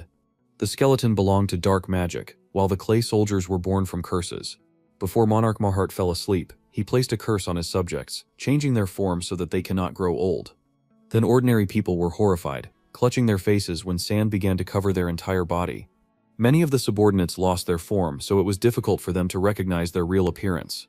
Busty and he asked if all these clay figures were Mahart's subjects, concluding that he was not a pleasant king. As the guys stood still, Jared warned that they needed to be careful, because some of the soldiers managed to retain their real bodies. The massive clay man turned his head. Noticing the guys, there was only darkness in the eyes under the mask. However, if you look closely, there was a real human eye inside. The guys continued to stand there, saying nothing. Suddenly, a clay giant flew towards them from behind, rising in a jump. When the giant sank to the ground, a lot of dust rose around. Young people burst out of a cloud of dust. The girl asks if her teacher is okay, to which he answers in the affirmative. Looking at the monster, she reports that he just attacked them, and the guy claims that this should not have happened. Jared looks down, wondering if the dungeon has changed since returning to reality. The monster reaches out to them. Young people dodge the blow. As the clay soldier floats in the air, the man tells everyone to run away from him. Ella holds a sword over her shoulder. Her eyes sparkle. She thrusts her sword forward, attacking the monster. A shockwave is visible. Clouds of dust appear. A monster emerges from them. Jared looks at this, dumbfounded. Ella frowns, thinking that even if they say he's not resistant to electricity, why didn't he even flinch? The monster begins to attack. The woman smirks, inviting him to see how tough he is. She stands next to the guy, holding a sword. He puts his palm forward, using the Mahart greeting. The monster at this time swings its fist at him. A sweaty Jared appears. The creature moves closer, growling. He stands up, raising his head. Suddenly, he turns around and leaves. The guy looks at him in surprise, and Ella wonders what kind of magic it was, because this fighting doll retreated because of one phrase. The monster looks ahead and is told that it is some kind of password, and that it is some other clay doll. He is enveloped in magic, and it is said that it is invincible, and there is a small chance as to how this huge clay doll became invincible. Jared smiles awkwardly and thinks about how there's only a 0.1% chance of this happening per person. If there's 4 of them, that leaves 0.4%, so ultimately, they're better off forgetting about it. But it happened anyway. Jared grabs his head and questions whether something so impossible could exist. He reveals that they were made with a curse, so the side effects are quite scary. The monster is depicted as a puppet, and it is reported that either they cannot leave a certain area, or their creator dies and they die with him, or they have no mind at all. Jared looks at his mask, claiming that perhaps they can't differentiate between enemies and allies like before, and just attack everyone. They just stood up and fell silent. Ella also takes off her mask when the phrase is heard, that for such situations the caster could create a certain password. Here the password was the phrase about greeting Muhammad's. Jared smiles when the woman asks if he said it was a secret, and he reveals that he would appreciate it if she would just think of the situation as something she learned from her experiments. There is an invitation to everyone to move on. They enter a large hall with columns. Someone appears in front of them as phrases about greetings and trespassers are heard. A statue is depicted, and it is reported that this is the sanctuary of their patient, the great sanctuary of Maharet. A two-headed creature is seen, one of whose heads asks the guests to make themselves at home, and the other calls them ignorant people. Jared seriously tells Ella and Chloe to distract the priest as planned. The sun and moon extend their hand, offering to give each other a warm greeting. The creatures are shown, and the order is given to kill them all, these parasites. Anlele is already grabbing the hilt of her blade. Chloe screams, frowning. She runs away, questioning why the monsters are only attacking her again. She transforms, starting to run with the sword. A large creature is depicted, and the question is asked about how these vile creatures can come and attack them. The monster strikes. Chloe swings her sword, wounding the priest. She notices how she is being insulted. They press her with a hand. The priest ends up bleeding and states that he was injured due to their incompetence. Monsters clutch their heads when the exclamation is heard that they do not develop even with the passage of time. Ella frowns, revealing that those who use the power of darkness can be so disastrous. The priest appears when he is asked if his subjects are the ones he is swearing at. He points the finger, stating that a slave can never achieve the status of a subject. They are merely tools used for his purposes. Ella fights off the monsters, revealing that she thinks my heart is using him for his purposes too. The creature looks at her. It gets angry, claiming that they are His Majesty's most loyal subjects. Ella smiles, believing that even if he says that he knows the truth, he has turned into a puppy who can either live or die after everything. The sun awkwardly wants to say something, but the moon tells him not to fall for the demonic lies. A glow is shown. The monster attacks the girl, declaring that he will not forgive her for all her blasphemous words. Chloe jumps on the creature, attacking. Ellie also rushes into battle. Chloe cuts the monster. The blow lands on his back. The woman stands with a sword in her hand, arguing that it is normal for devoted servants to break their composure with a few words. She strikes, declaring that she believes the same as she said. She looks down, thinking that he is not the enemy that she can easily deal with, but still he turned out to be so. This all happened thanks to Jared's plan of uncertainty against them, to weaken them mentally. She adjusts her glasses, thinking it's like he's just proving that this is the right way, and asks if the guy is done here. The monster gets hit again. Isabella is embraced by Jared and invites the creature to leave this rotting king and work as her slave instead. There are currently 3 hours available. Creatures that were attacked are visible. It turns out that there are 29 more cameras in the raid. Standing monsters are depicted. It is reported that there are now 2 cameras left. Ella stands with the sword behind her, thinking that this is interesting. She looks at Jared, noticing that he has some incredibly precise knowledge about this tomb. The guy and Chloe are shown talking, and the idea is that he even took into account her lack of experience, and put the responsibility on her, leaving the woman with nothing.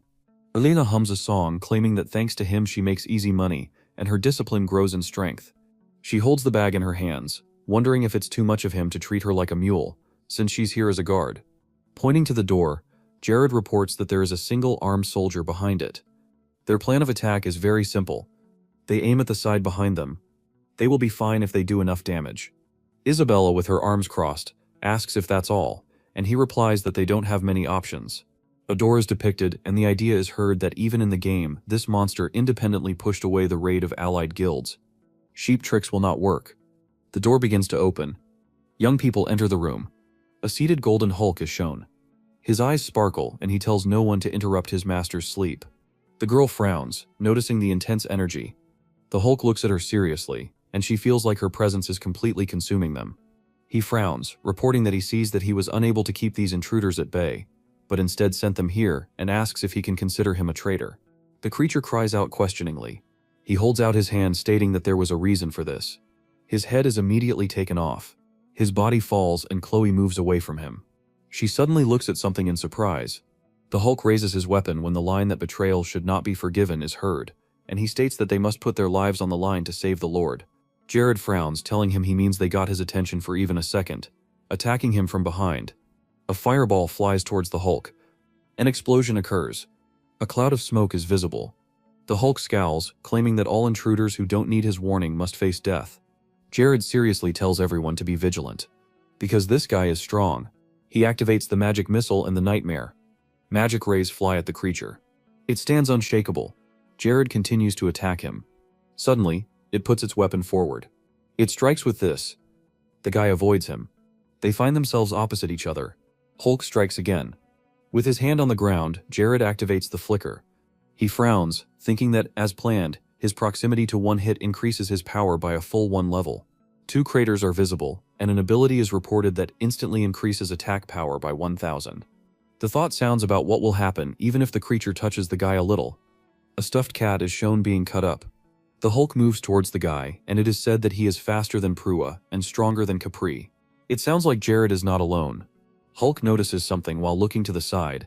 He is stabbed in the neck. Chloe appears behind me and I call her a dirty and cowardly killer. Looking at the girl, the Hulk declares that she is a pest who has long posed a threat to the throne. She should not exist. Chloe holds the weapon in her hands, moving it behind her back. The creature looks at her dumbfounded. Isabella frowns, putting her hand forward and asks how she dares to get rid of her slave. Hulk grabs his head, realizing that his vision is fading and there was a sorcerer with the guy. He looks behind him, thinking that, seeing how they began to carry out a frontal attack on the magicians, he lost his vigilance. Despite his youth, he is incredibly skilled. He remembers how the guy blocked his line of sight with a fire spell. A diagram of the characters appears, and the idea is that they have surrounded the creature to launch a continuous attack. It is reported that this is a truly amazing tactic that only a limited number of people can use. Black magic is shown. Hulk gets hit from behind. Chloe jumps at him, stabbing him in the back with her sword. The creature immediately throws her off. He fights off everyone with weapons. A new explosion occurs. Hulk clenches his jaw, frowning. His eyes sparkle, and he thinks that this is dangerous, and at this rate his decaying body will not last long. He looks away, realizing that if he kills even one of them, they will no longer be able to maintain a continuous stream of attacks. Their tactics will be undermined. He decides that now is the right time. He begins to jump towards his target. As he approaches Jared, he realizes that he must defeat the leader mage and kill him. Running around him, the guy activates haste. The Hulk immediately finds him using detection. He stabs Jared in the head. The guy starts to disappear. The Hulk is surprised when he says that he knew he was attacking him. Lots of Jared clones show up and report that this is a good move, but he was ready for it, so it's pointless. 10 minutes is reported to be a short but seemingly long time. The clones surround the Hulk, and the idea is that Ella retreated and quietly watched the match from underground. She stands with her arms crossed, and it is said that if they had all fought together, they would definitely have won, but her instincts refused her. Chloe holds the swords in her hands, and it becomes known whether it was done out of jealousy from watching Jared show his attitude as a teacher, or because it was done because she believed in him. It turns out that the fact is that she did not know exactly why she did it, but at the same time she did not have a single doubt. She reportedly knew something. Hulk frowns, clenching his jaw. It talks about the result of her decision. The creature's hand is cut off, and the thought that the outcome of her decision may affect whether she lives or dies in this battle is heard, all 3 of which grew at an unprecedented speed. The phrase is that it seemed to the Hulk that his body could not stand it at the end. Jared gives him a serious look, as he states that in their current state, none of them would even be able to breathe properly in the presence of the Emperor. There is a line about what will happen if they decide to continue despite this. The Hulk turns into sand, saying that in this case he will be sure that they will meet again. Isabella looks at the thing, noticing that some strange piece of fabric came out of the creature's body. It turns out that this is Royald's mirror armor. The women look at this, and Ella reports that weapons from the grave will bring her bad luck, and Isabella believes that they may be cursed. They decide to throw it away, and Jared nervously catches it. He frowns when the girl asks if he knows anything about this armor, and replies that it is the only piece of armor in Ness. A man in armor is shown, and the phrase is said that if he wears it, the soul of the blacksmith who created this armor, Roland, will erect a force field around him, turning arrows into useless weapons against him. Women look at the armor awkwardly when it is announced that the armor is thinner than cotton, so they can wear it over other armor. Ella notes that they seem to have found the owner of the armor, and Isabella awkwardly reveals that she's all Jared. The guy puts his hands on his chest, thinking about how he always wanted to get his hands on this armor. After all, the early bird gets the worm. He raises the corners of his eyebrows, questioning what if he thinks about this armor. When it was all a game, didn't the user who owned it say that he made it himself? There's a picture of a man showing off his biceps, and the idea that the guy gave him a ton of metal, the raw material to create. But wasn't it all a lie? Jared clenches his hands into fists, thinking it's funny, but he feels like he can't apply anything from his past life because it's in the past now. A huge door appears. Isabella emphatically announces that they have finally come to the end and suggests that everyone deal with him using the same strategy, to which Jared states that he should go from here alone and the three should wait for him here. Isabella frowns and he claims that Maharth III is the one who spread the curse everywhere. Even if it overtakes her, he will destroy her mind. It is too dangerous. A hand with rings is shown and the phrase is heard that the girl has gracious holy ring, which she received from Delake. Squatting down, Jared communicates that he's not telling them to just mess around. A hole in the wall is shown, and he states that he wants them to absorb all the demonic energy that ManhwaCapped will emit during their battle from that small hole. Isabella looks at him in surprise as he reveals that demonic energy is like a toxin. It may hurt a little, but she will be able to absorb his demonic energy. The girl smiles, declaring that she will figure out her magic. Jared turns to Chloe, saying that he wants her to guard the entrance so that no clay soldiers can interfere with their battle. Pointing to herself, Ella asks if there is a job for her and what kind. She sits on the sack, wondering if the guy is being considerate or just messing with her. The guy opens a huge door. He enters her. The phrase sounds like it was very difficult for him to get here. He goes to the tomb, asking if he knows how many times he could have died. Jared smirks, deciding it's okay if he gets a little revenge on him. Information about the magic wand is provided. The eyes of the coffin sparkle. A creature comes out of it. It also sparkles its eyes, claiming that the guy is the one who invaded his place of rest. He did well if he got here. It stands up, talking about its subjects, and it... Jared looks at him, dumbfounded. Mahart asks in confusion what he is doing here. Suddenly he notices something. Drawings can be seen on the surface. Another one is shown. It turns out that the entire floor is covered in drawings, and Mahart asks how the guy dares to draw on his grave. Jared frowns, declaring that this is the last appearance of the creature, because he came to end its life of cruelty and murder, and Mahart claims that setting the mood at this moment is pointless for him. The creature frowns, saying that he built this land for the rest of his subjects and soldiers whom he loved, and it asks why Jared interrupts his sleep. Smirking, the guy claims that it simply planned to revive itself and conquer the continent, and forced its people to work like slaves and led them to death. It turns out that it buried their bodies, leaving them to rot. Those very bodies are shown, and the question is asked whether this is what he calls love. Mahart frowns, claiming that giving their entire lives for him is their blessing. Jared emphatically states that this is a lie, and he is so afraid of death that he faked his immortality. Putting his hand forward, Mahart asks how he can pronounce his name. The guy clenches his jaw. The rings sparkle, and it is reported that the mental curse has been removed due to the effect of Gracia's holy ring. Jared holds his head. Mahart frowns, declaring that he will bestow the painful mark of a sinner on the boys. A skull flies towards Jared. He frowns, thinking that this is a stigma that eats a person until he dies. The idea is that even if he dodges it, it will haunt him, so trying to avoid it is pointless for him. He looks into the face of the skull. A cloud of dust appears, and the guy realizes that he can dodge it the moment it hits him with his blink. He floats in the air, deciding that then he can seal it into the drawing he drew and everything will be fine. Smirking, Mahart states that not receiving his curse and even avoiding the painful brand is surprising to him. Jared notices a green flame behind him when he hears the phrase that a simple fence is enough for a fast mouse like him. Mahart looks up, informing that if one of them dies, he will not be able to leave this place. The guy finds himself captured by the green flame, and is told that if he decides to become a devoted subject of the creature, then it will be able to forgive his sins. He will even promise him immortality and amazing strength. Smirking, the guy asks what he means by immortality, and whether it means becoming a bald skeleton who cannot simply rot or die. Mahart clenches his jaw, wondering how he insult him. He clenches his hands into fists, declaring that this is the true strength of a great emperor. He blows green smoke. His power overtakes Jared. He puts his hand forward, emitting flames. Makarta is hit by an explosion. His body immediately recovers. He frowns, asking if it's his turn now. Smirking, the guy thinks that the creature's body needs to regenerate, just like in that game, and he can win. He leans forward, declaring that they will see who will deplete first, namely his magic or Mahart's stamina. Shooting arrows at him, the creature asks if he thinks that an ordinary soldier has surpassed the best king. Rushing forward, Jared activates the clock, the spear light, and the nightmare. His power overtakes Mahart, who notices that he has a rather interesting artifact. He makes a huge hole. She moves forward. The guy fights her off, putting his hand forward. He approaches Mahart, dodging the man's attacks. Jared felt like he was in hell due to the long battle.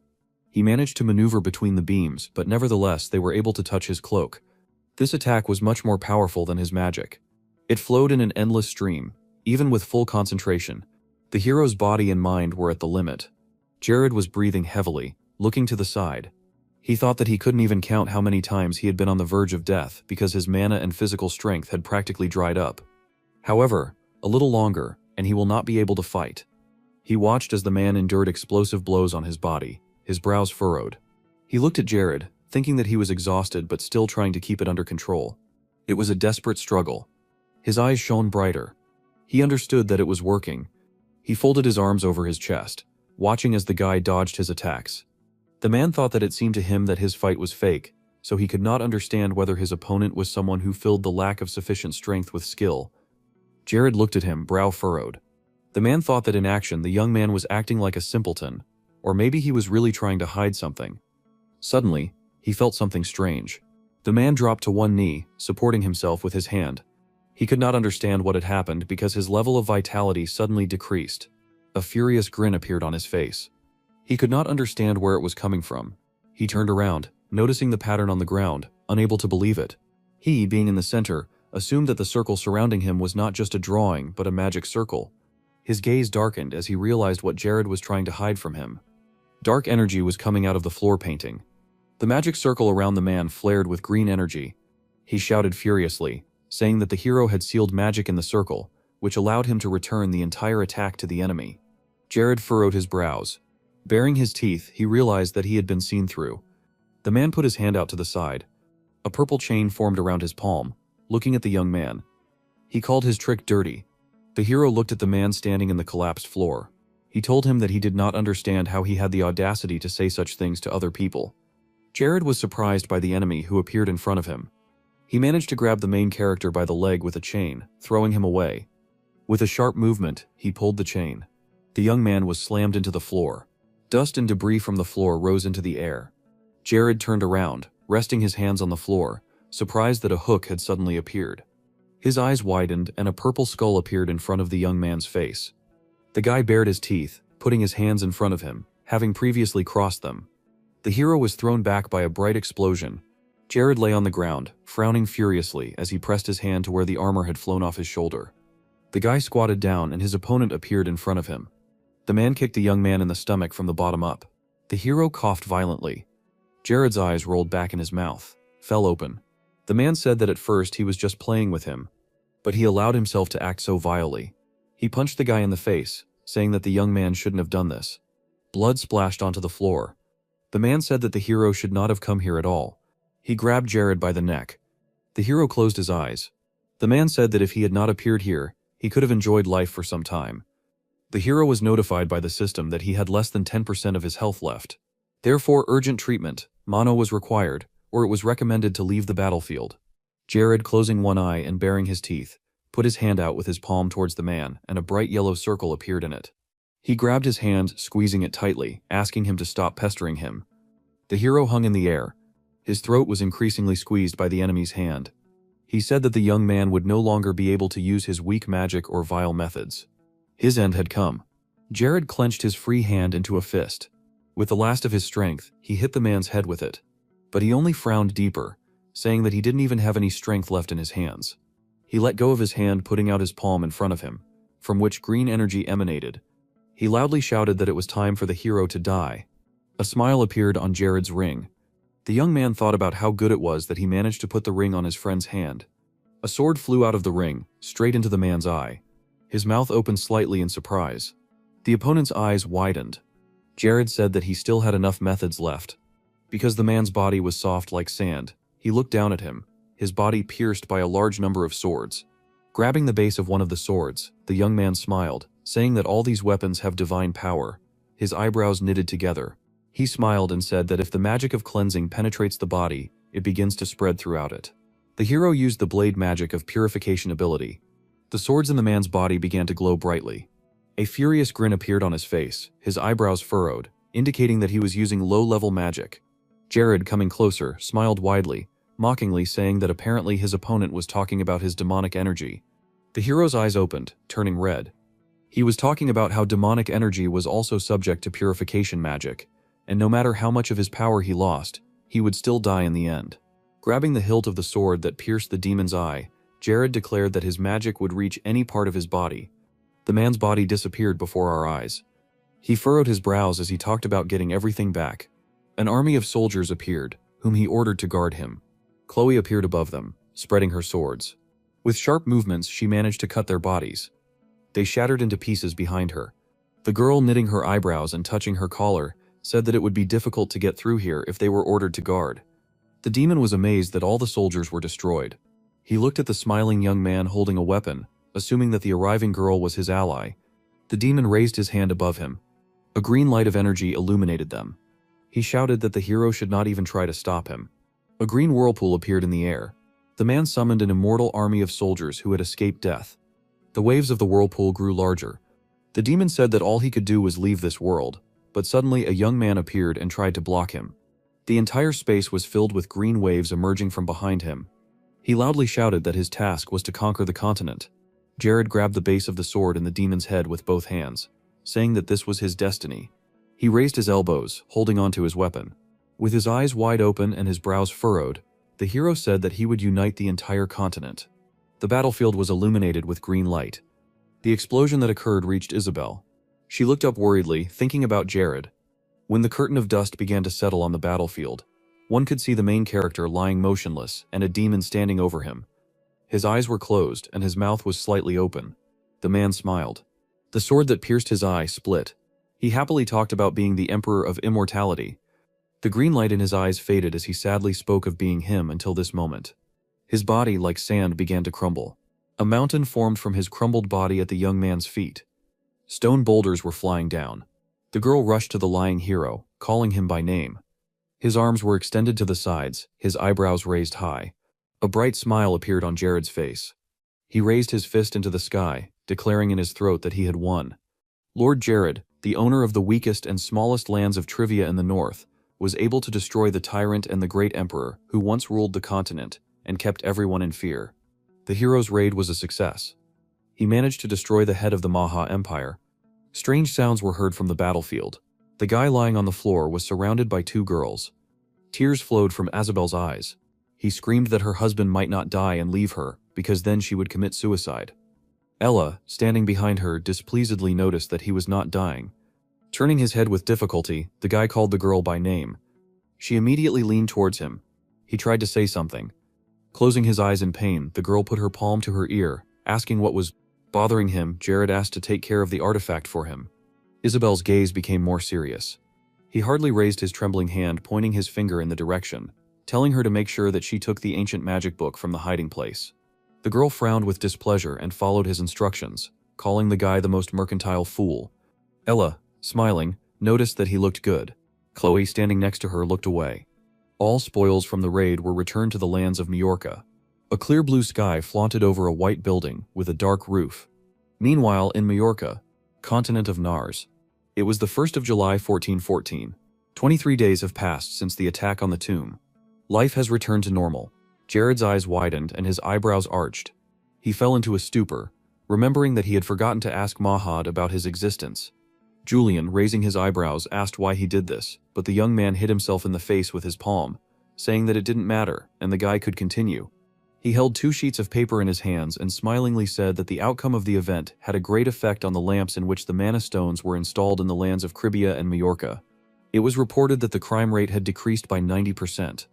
While getting dressed, Jared listened carefully to the guy and looked at him.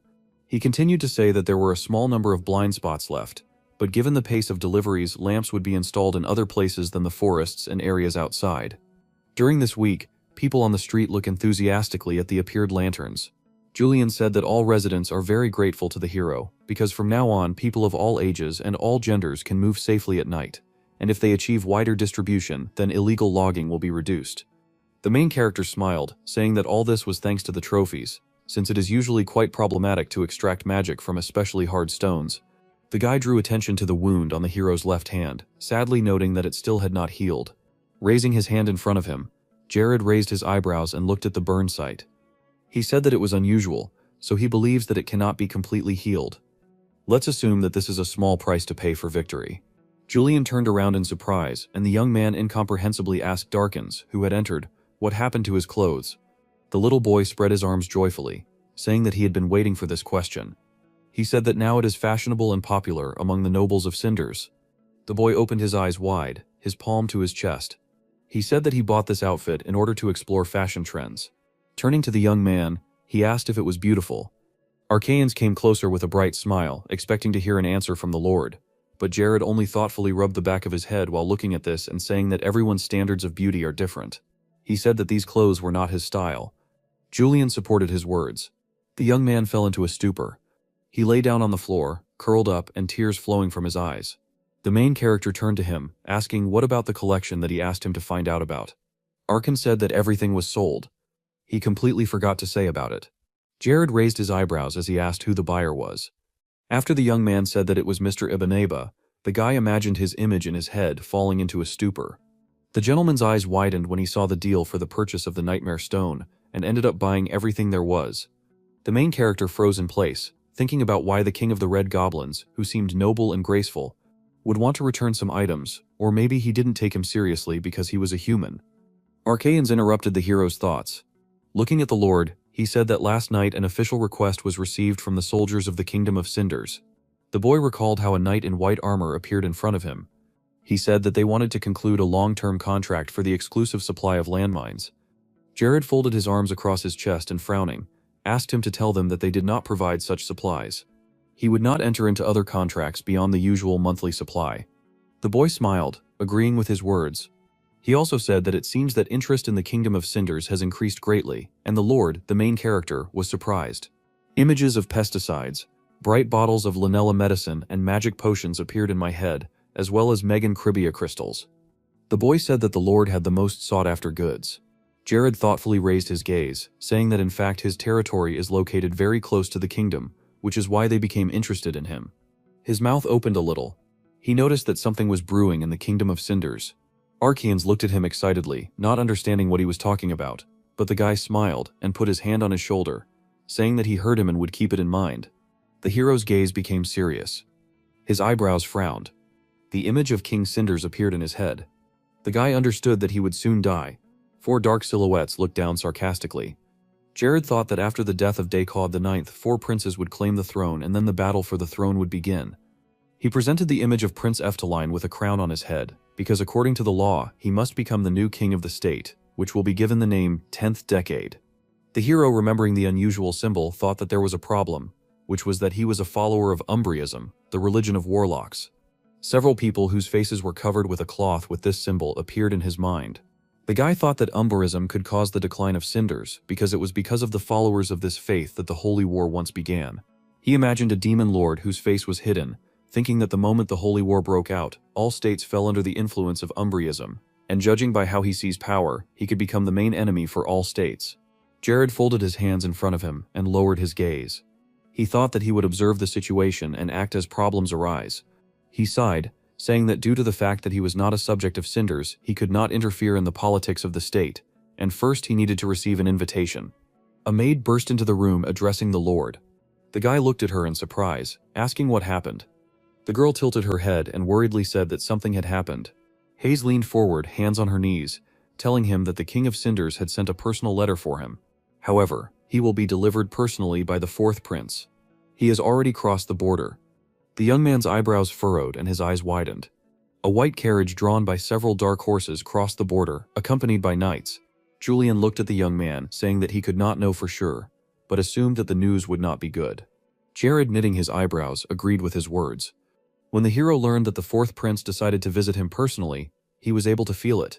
Finally, this is how he managed to get an invitation to a banquet which will not take place in the most peaceful way. A knight in white armor told the gentleman sitting in the carriage that they had arrived in Krivia.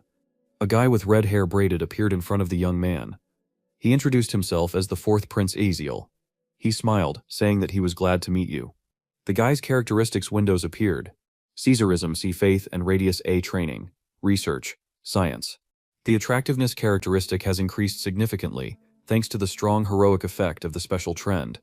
The main character bowed, holding his hand in front of his chest, introducing himself as Jared von Yackels. He was glad to welcome the guest. The prince handed over a sealed letter with the royal seal, saying that his father had sent him to personally present an invitation to a holiday in honor of the king.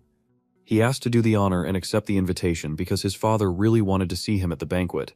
Taking the letter, the young man asked if he could read it.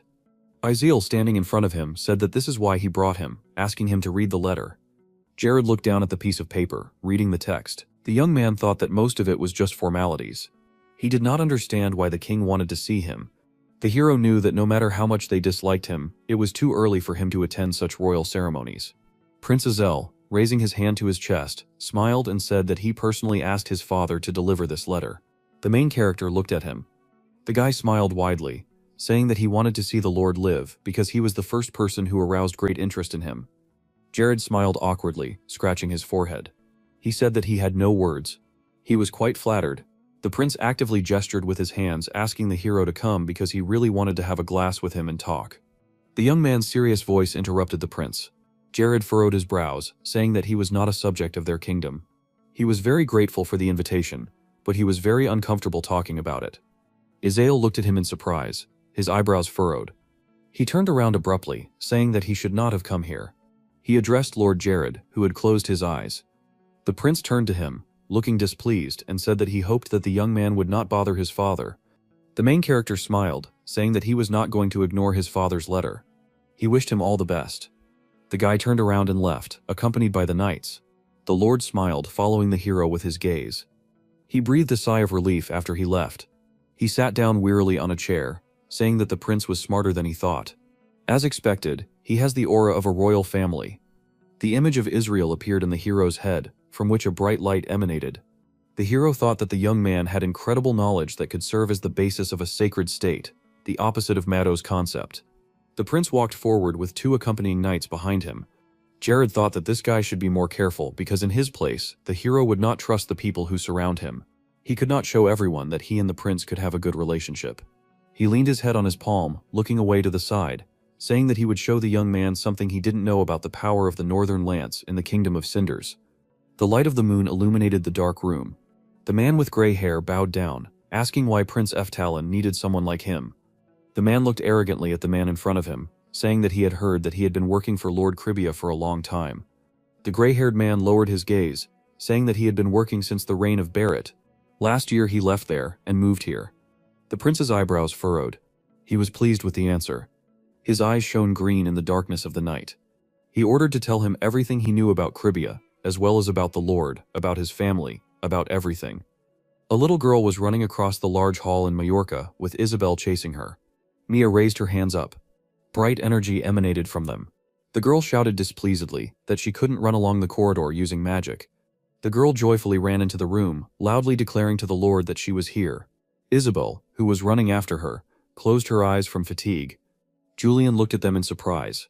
Nita opened her eyes wide and turning to her uncle asked where the Lord was. The girl, putting her hand on her back, apologized for the intrusion. The guy smiled and closed his eyes, saying that the young man was gone for a short time. He left for Cinders 2 days ago. His trip will take about 4 days. The little girl raised her eyebrows and cried out in surprise. A white carriage was moving along the road. Hayes, raising her hands into fists, said the threesome's trip reminded her of old times. Jared, who was sitting opposite, folded his hands in front of him on his chest, noting with displeasure that this also reminded him of how he fell into a trap with bandits. The girl agreed with his words and the boy spread his arms to the sides, moving them nervously. He closed his eyes and shouted loudly, asking them to forget about this shameful incident. The main character looked at him and smiling, said that thanks to this incident he met such a wonderful person like him. He was grateful to the boy for always supporting him. Arkany smiled embarrassedly, rubbing the back of his head. He said that he was alive that day, only thanks to the Lord. The girl, looking out the window, happily noticed that the residence of the kingdom was already visible. There were many wealthy people at the event, all of them dressed in suits and incredible dresses. The waiter carried glasses for the guests on a tray. The arriving guests bowed to the king, who was guarded by a knight. One of the waiters whispered something to the man in the suit, to which he replied that he understood everything. He cleared his throat into his fist, after which he loudly announced that the Viscount of the lands of Cribia, Lord Jared, had arrived. The guests looked at the man in surprise, whispering that this was the man about whom there were rumors. The door to the hall opened and the main character emerged from it, wearing a dark green suit and white gloves. The girls looked at the young man embarrassedly. Hiding the blush on their faces, the hero walked further down the hall. There were conversations around that someone had heard that the Lord looked like a pig. Just a few months ago, there were only 200 people under his command, but now their number exceeds 5,000. The man turned to the guy standing next to him, saying that for sure his soldiers were not collected randomly from somewhere unknown, to which he replied that maybe he was so rich that he could afford such a huge army. The guests imagined mountains of gold coins, thinking that healing, mines, selling pesticides and monostones, income from dungeon raids, the Lord earns a lot of money just by sitting still. They believed that since he had come such a long way, he would surely take the place of the prince. Jared bowed as he walked closer to the king. The guests had to say hello to him before they lost him. The man extended his hand, saying that this was enough. The Lord had already come such a long way, so let him better enjoy the evening. Turning around, the hero thought that the king was a great man, but in any case, he had nothing more to talk about with him. They called out to him and he immediately turned his gaze to the side. Two smiling men stood in front of him. The guy fell into a stupor. He was surrounded by a large number of people. They introduced themselves, asked about the Lord, wanting to make friends with him. The young man frowned with displeasure. His eyes became red. He wanted to be left alone because of everyone. He did not see the princes. The waiters moved closer to one of the princes, who was covering his face. He smiled, saying that it was an old disease, so they didn't have to worry. It was Prince Ian. The main character, looking at this, noticed that elderly doctors or family members were always spinning around him. Rare diseases were gradually pushing him out of the throne. He turned his attention to Prince Jess, surrounded by a crowd, surrounded by aristocrats who had been pushed out of the leading factions. The men around the prince smiled. The hero thought that, although Jess was less popular than his brother Aphthalon, he could not help but take into account the subjects of the aristocrats. He imagined how one strong man was attacked by many small ones, thinking that these two princes were in constant competition. He introduced another little man who does not participate in wars. It was Azael. He has no soldiers who would want to go to him, and Efthalan's status is so high that he does not fit into Isil's affairs. Jared's thoughts were interrupted by a large man appearing behind him, who said that he had finally arrived. The hero cautiously turned his surprised gaze. A tall man with red hair towered over him. His gaze was stern. He wondered if he might be more comfortable if his name was Viscount Jared. This was Prince Efthalon, master of the Sword of Cinders A, Umbrosum, Theology B, heir to the throne, ambitious as management skills. The main character's eyebrows furrowed. Behind him, the young man saw Caffrey. Jared's eyebrows knitted even more. He realized that the guy was apparently on the side of the second prince. He immediately smiled, turning to the prince, saying that he could call him whatever he wanted. He could just call him Jared. The man said that he heard that the guy standing opposite him had arrived at Isiel's invitation, saying that he himself had been waiting to meet him for a long time, so he was waiting for a reason to invite him. Someone was watching the men standing below from above, leaning on the handrail. It was the fourth prince Izay. He shook his fist in displeasure, saying that Fadiel wants to recruit the Lord. His sister Princess Mara looked at him in surprise. The main character smiled sweetly, saying that he was flattered and grateful that they were interested in such an obscure lord like him.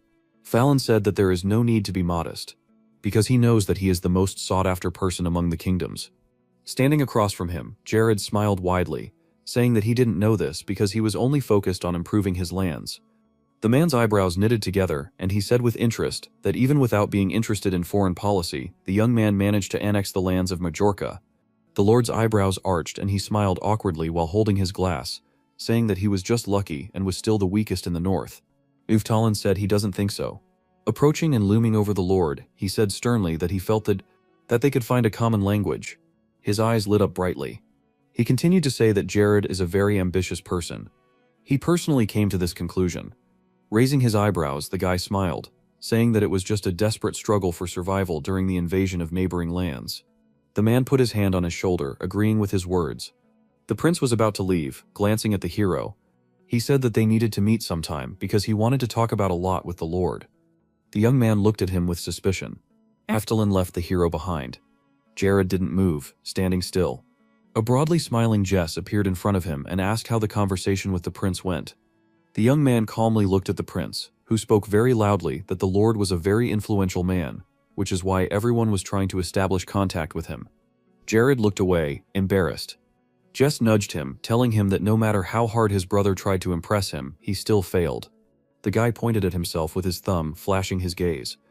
He said that he had many connections among the soldiers. If the Lord wished, he could order ammunition for him, which he could resell in his lands for much more. The main character smiled, saying that he would not want to trade under pressure from someone else, even if the price was agreed upon with those in charge. The prince laughed, turning his head towards the aristocrats surrounding him, saying that he was embarrassing him. He smiled and told the guy standing opposite that in this way he wanted to show that he was interested in collaborating with the Viscount. Jared raised his hand to his chest, saying that the only one who should be embarrassed here was him. The hero said that they were going overboard with their interest in an ordinary lord like him. These words angered the prince. He frowned, displeased, saying that the lord had spoken to his brother but did not want to come into contact with him. The guy was seriously angry. The aristocrats standing behind him were amazed. Jared, who was watching this, thought that he had big problems with complexes compared to his brothers. The main character smiled, spreading his arms to the sides, and agreed with the guy's words, saying that this way he would get more benefits from Prince Fedicillin than from him. The men around him arched their eyebrows and bared their teeth. Prince Jess abruptly grabbed the young man by the collar of his suit. Frowning, he shouted loudly, asking what he said. Prince Izel and his sister watched this in surprise. A furious grin appeared on the guy's face. Jared looked at him arrogantly. Night. The sky is dotted with stars in the forest. Iliel, Mira, and Jared were sitting at the table. Izel looked nervous, a bead of sweat running down his cheek.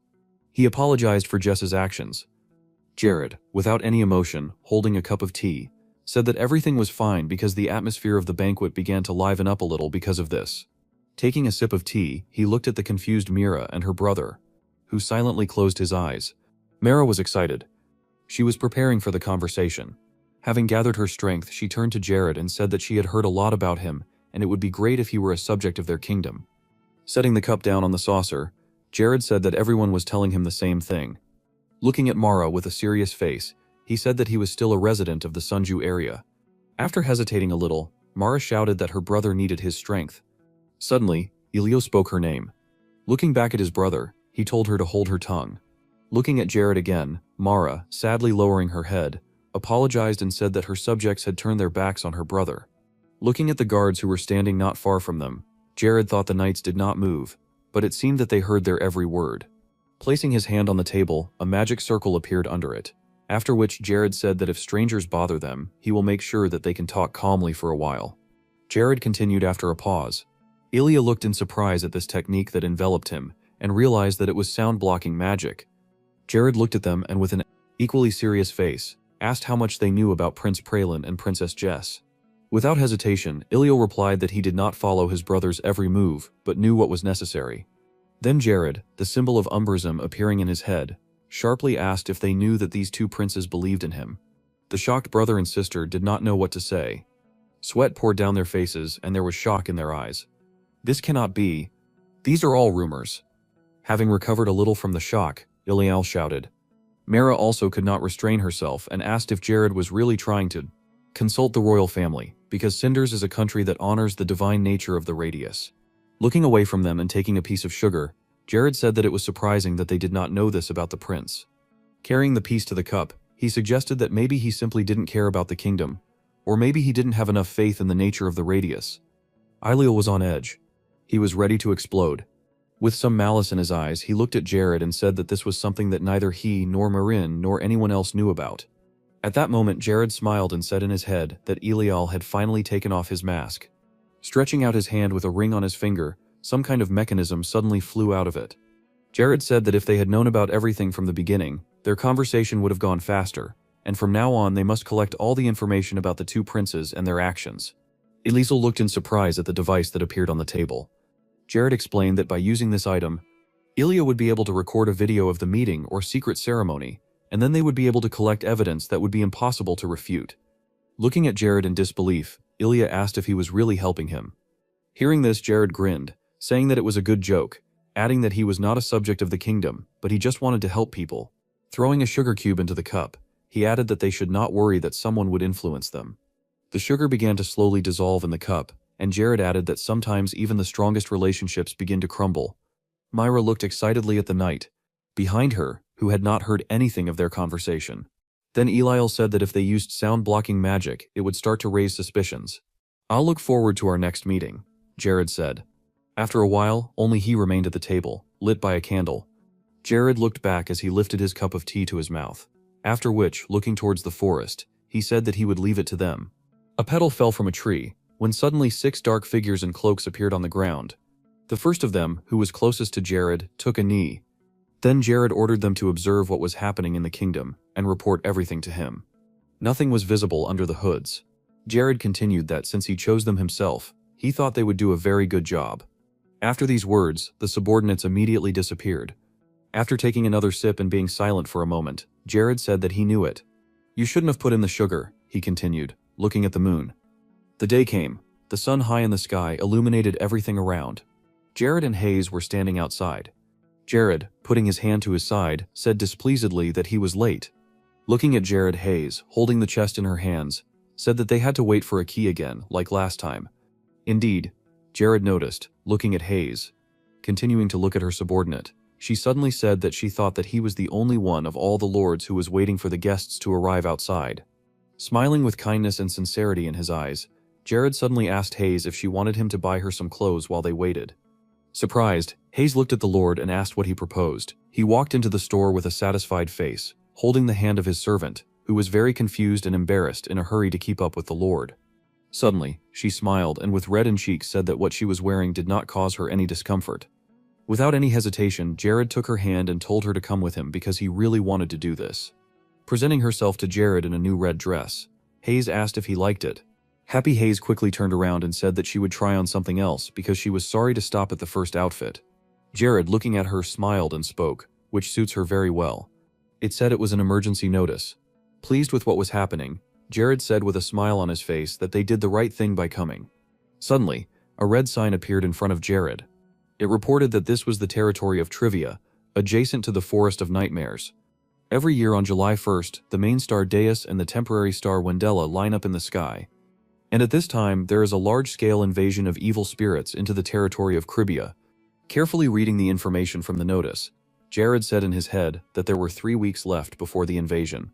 Because today was only the 9th of June, he thought about how to respond, but he was very worried because the day of the invasion would come soon. A picture emerged in his mind of a sea of monsters bursting out of the portal. This was a massive invasion of evil spirits.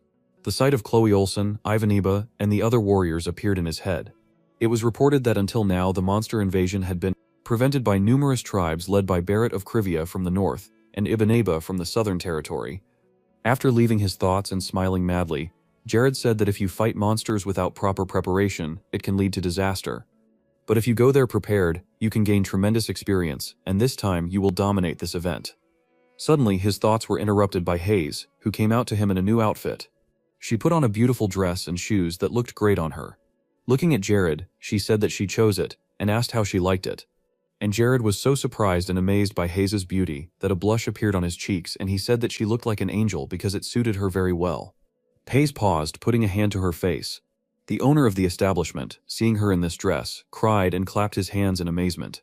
Suddenly she beamed with happiness after receiving such praise. Throwing the resulting ball up, green feathers began to fall around her. Suddenly she clasped her hands and began to concentrate her energy. There were so many of them, they glowed and slowly fell to the floor.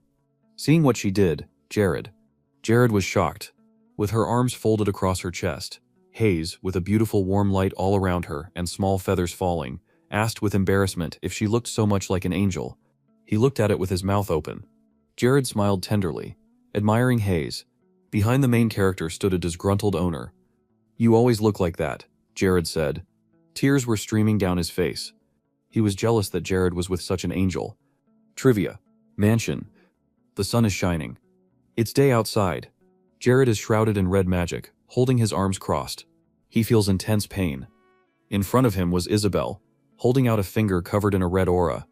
She looked at Jared sarcastically, giggling sometimes, saying that even someone like him had a hard time resisting magic. Jared held on, Isabel's ominous aura growing stronger around him. Jared himself was shrouded in the blue aura that was his, barely smiling through the pain. Then Isabel said that she spent almost all her time on the magic of lust, because this magic can lead to fatal mistakes. Time to get rid of it. He said in his head that the power of Mahat must be in her. That's why her magic is so strong, and then added that since he finished testing her abilities, it's time. At this time, Hayes came in and saw Jared's lewd thoughts about her being displayed. Then she asked in confusion whether it was really her in her imagination. Seeing her, Jared was very scared. When he saw her, he screamed. Looking at Hayes, who was blushing, he shouted that it was a misunderstanding. The maid turned away from the lord and, exhaling in disappointment, said that he had greatly disappointed her. Running up to Hayes, she whispered in her ear that it was better for her to immediately abandon such a lustful guy and that she should leave him and meet another, more flexible one. Closing her eyes, a flushed and embarrassed Hayes screamed that there was no reason why she couldn't wear such clothes. But this was too much. And next to her at that time was a laughing Isabel, who called her to frame Jared. Isabel immediately jumped up to her and covered her mouth with her hand loudly and indignantly asking what she was talking about. "We need to slow down gradually," Hayes added. Isabel didn't know what she was talking about. Moving away from Isabel's magic, Jared walked up to her with a serious face and pointed his finger at her, saying that she had passed the stage of magical training. However, she still lacked power, adding that she should continue to train to increase her strength. An angry Isabel immediately kicked Jared in the face, shouting at him to stop showing off Forest of Nightmares. "I have 10 years of experience. This is my first time standing in line to hunt. It's night and pitch darkness outside." It turned out to be one of the hunters, a large bald man with a scar on his right eye and a huge sword at his disposal. A voice was heard from the depths of the forest. Behind him stood a man who said that nothing could be done about this queue, because despite all the discomfort, there was no other place like it. Some even remained on the street because the hotels that had been built in a hurry were overcrowded. Laughing, the man with the scar said that Renella's dungeon was almost destroyed and they probably had a hard time. When suddenly seeing Lord Jared, he, not recognizing him, shouted angrily, asking why he was just coming here. Looking at Jared as he walked past them, the man behind the man with the scar said that he had heard that lately. He often visited the Forest of Nightmares and even entered forbidden territory, having walked further and came to an empty place. Jared was left alone. He took out a strange knife, the blade of which glowed with energy. Suddenly the question was asked why earlier Cribia could not develop the same way as Renella, after which the answer was given. The main reason for this is the invasion of monsters.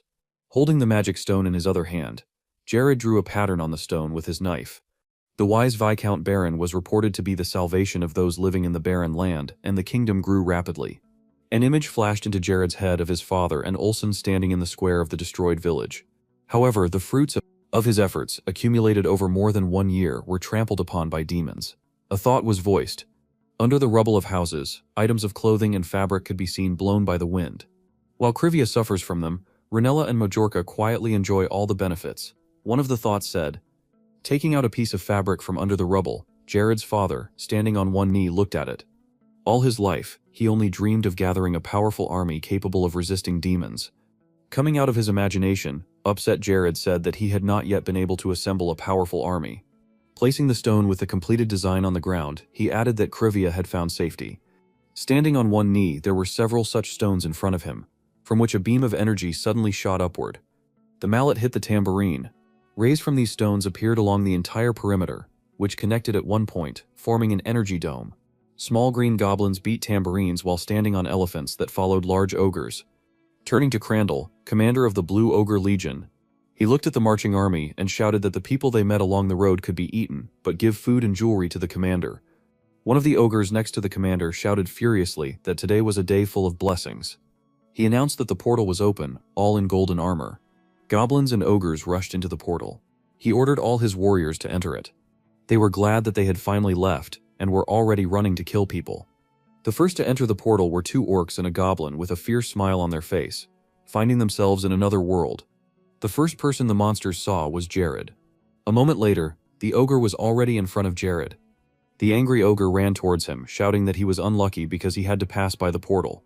He swung with a terrifying face, shouting that he would make a chop out of him. The blow was already at Jared's head, whose face showed no emotion.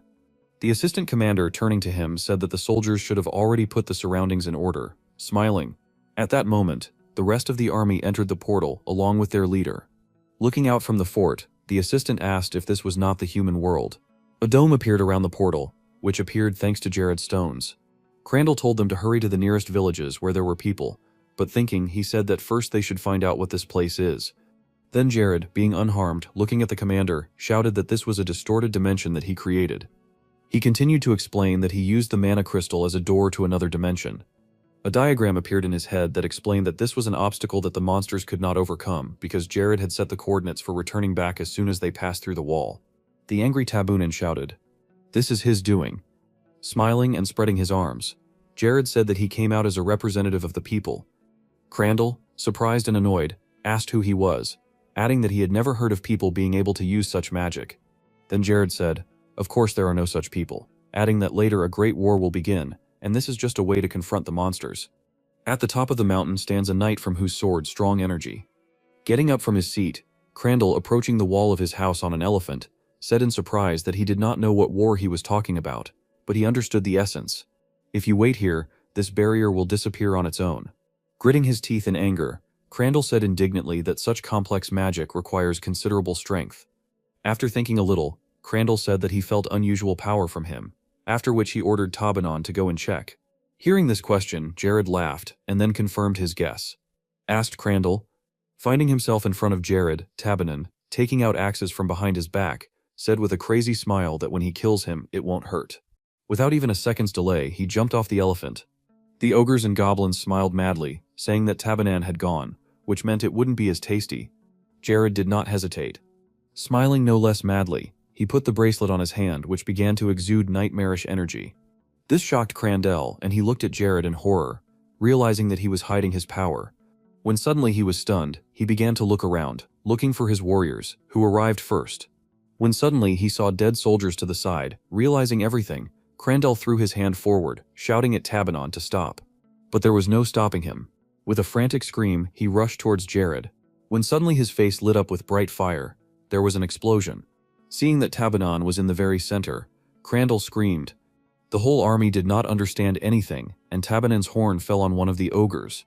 Crandall immediately shouted furiously for them to catch the magician quickly.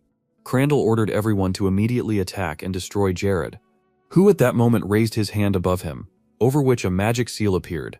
"I wonder if Mahadi felt the same way," Jared asked without any emotion on his face. 3 fireballs emerged from Jared's seal and immediately shot upward. Fireballs flew non-stop towards the entire army of ogres. Crandall was illuminated by the light from the fireballs. They flew all the way to the ceiling of the dome, after which, like balls, they bounced off him. Looking at them, he screamed with rage. Ronella, the ruler's castle. It's day outside. The sun illuminates everything around. And he himself went to the central lands. The ruler sat at the table, and with his hands folded and his head bowed, he said that he promised to protect him. He was very excited. Sweat was running down his face, placing his hands on his forehead. If this continues, Jared might come here. He added that the contract had expired and some other solution must be found by any means. Suddenly, a frightened secretary ran into his office, shouting that an attack by enemy troops had begun.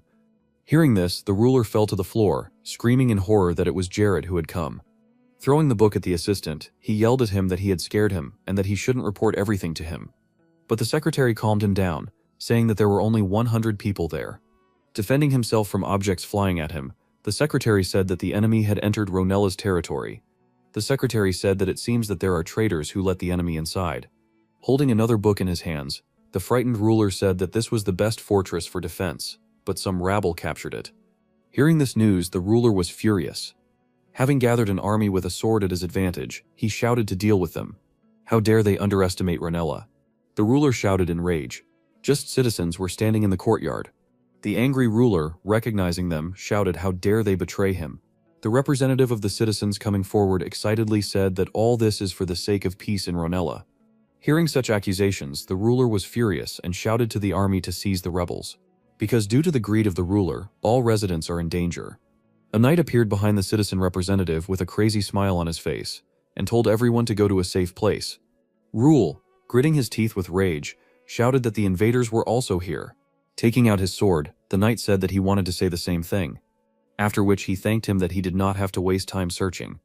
Holding the sword in front of him with a downward smile, he said that they were planning to take Ronella away from him. Meanwhile, on the battlefield in Krivia, the ogres tried to avoid the fireballs and run to Jared. At one point, he burned them with a stream of fire, at the end of which a magical seal appeared, from which fire poured. Jared stood with his arm outstretched in front of him. Suddenly, a fast-flying arrow appeared out of nowhere. It hit Jared right in the face, causing him to immediately remove his hand, and the magic seal disappeared. Jared, with hatred in his eyes, looked in the direction where the arrow came from. But there were no wounds at the site of the impact because the artifact was launched mirror armor. Behind the stone sat a goblin shaking with fear. At that same second, he dropped his bow and began to quickly jump away. Turning back, he saw a gigantic stream of fire flying towards him. Suddenly, a fiery sign appeared next to Jared. It was written on it that Jared received the title of Incarnation of Hellfire, and all magical destruction from the flames increased by 100%, and at the bottom it was written that Jared could now use the magic of the special state Burning Flame. Overjoyed, Jared exclaimed that the Burning Flame was very cool. Jared's fire hit Crandall's elephant in a huge stream, causing him to begin to fall. The commander pointed at Jared in horror and shouted at his subjects to attack him. At the same moment, the elephant on which Crandall stood, and he himself began to shake. Jared said that since Crandall was so impatient, he might as well come down himself, when suddenly something quickly flew up from under the rubble, leaving a trail behind it. He flew towards the frightened ogres who were trying to run away so as not to be crushed. The burning elephant fell destructively to the ground, holding his hand in front of him with complete seriousness. It was Crandall with a huge hammer in his hand. He was flying fast, screaming at Jared. The moment the hammer hit the ground, Jared deftly jumped up using the flicker technique. At the same second, Crandall grabbed Jared by the clothes, not allowing him to move further. Without letting go, Crandall was about to headbutt. Jared managed to stop Crandall's destructive horns at the last second. Folding Crandall by the horns, Jared grinned and said that he would be more interesting than his weak servants. A strong explosion illuminated Crandall. Screaming madly, he burned before our eyes.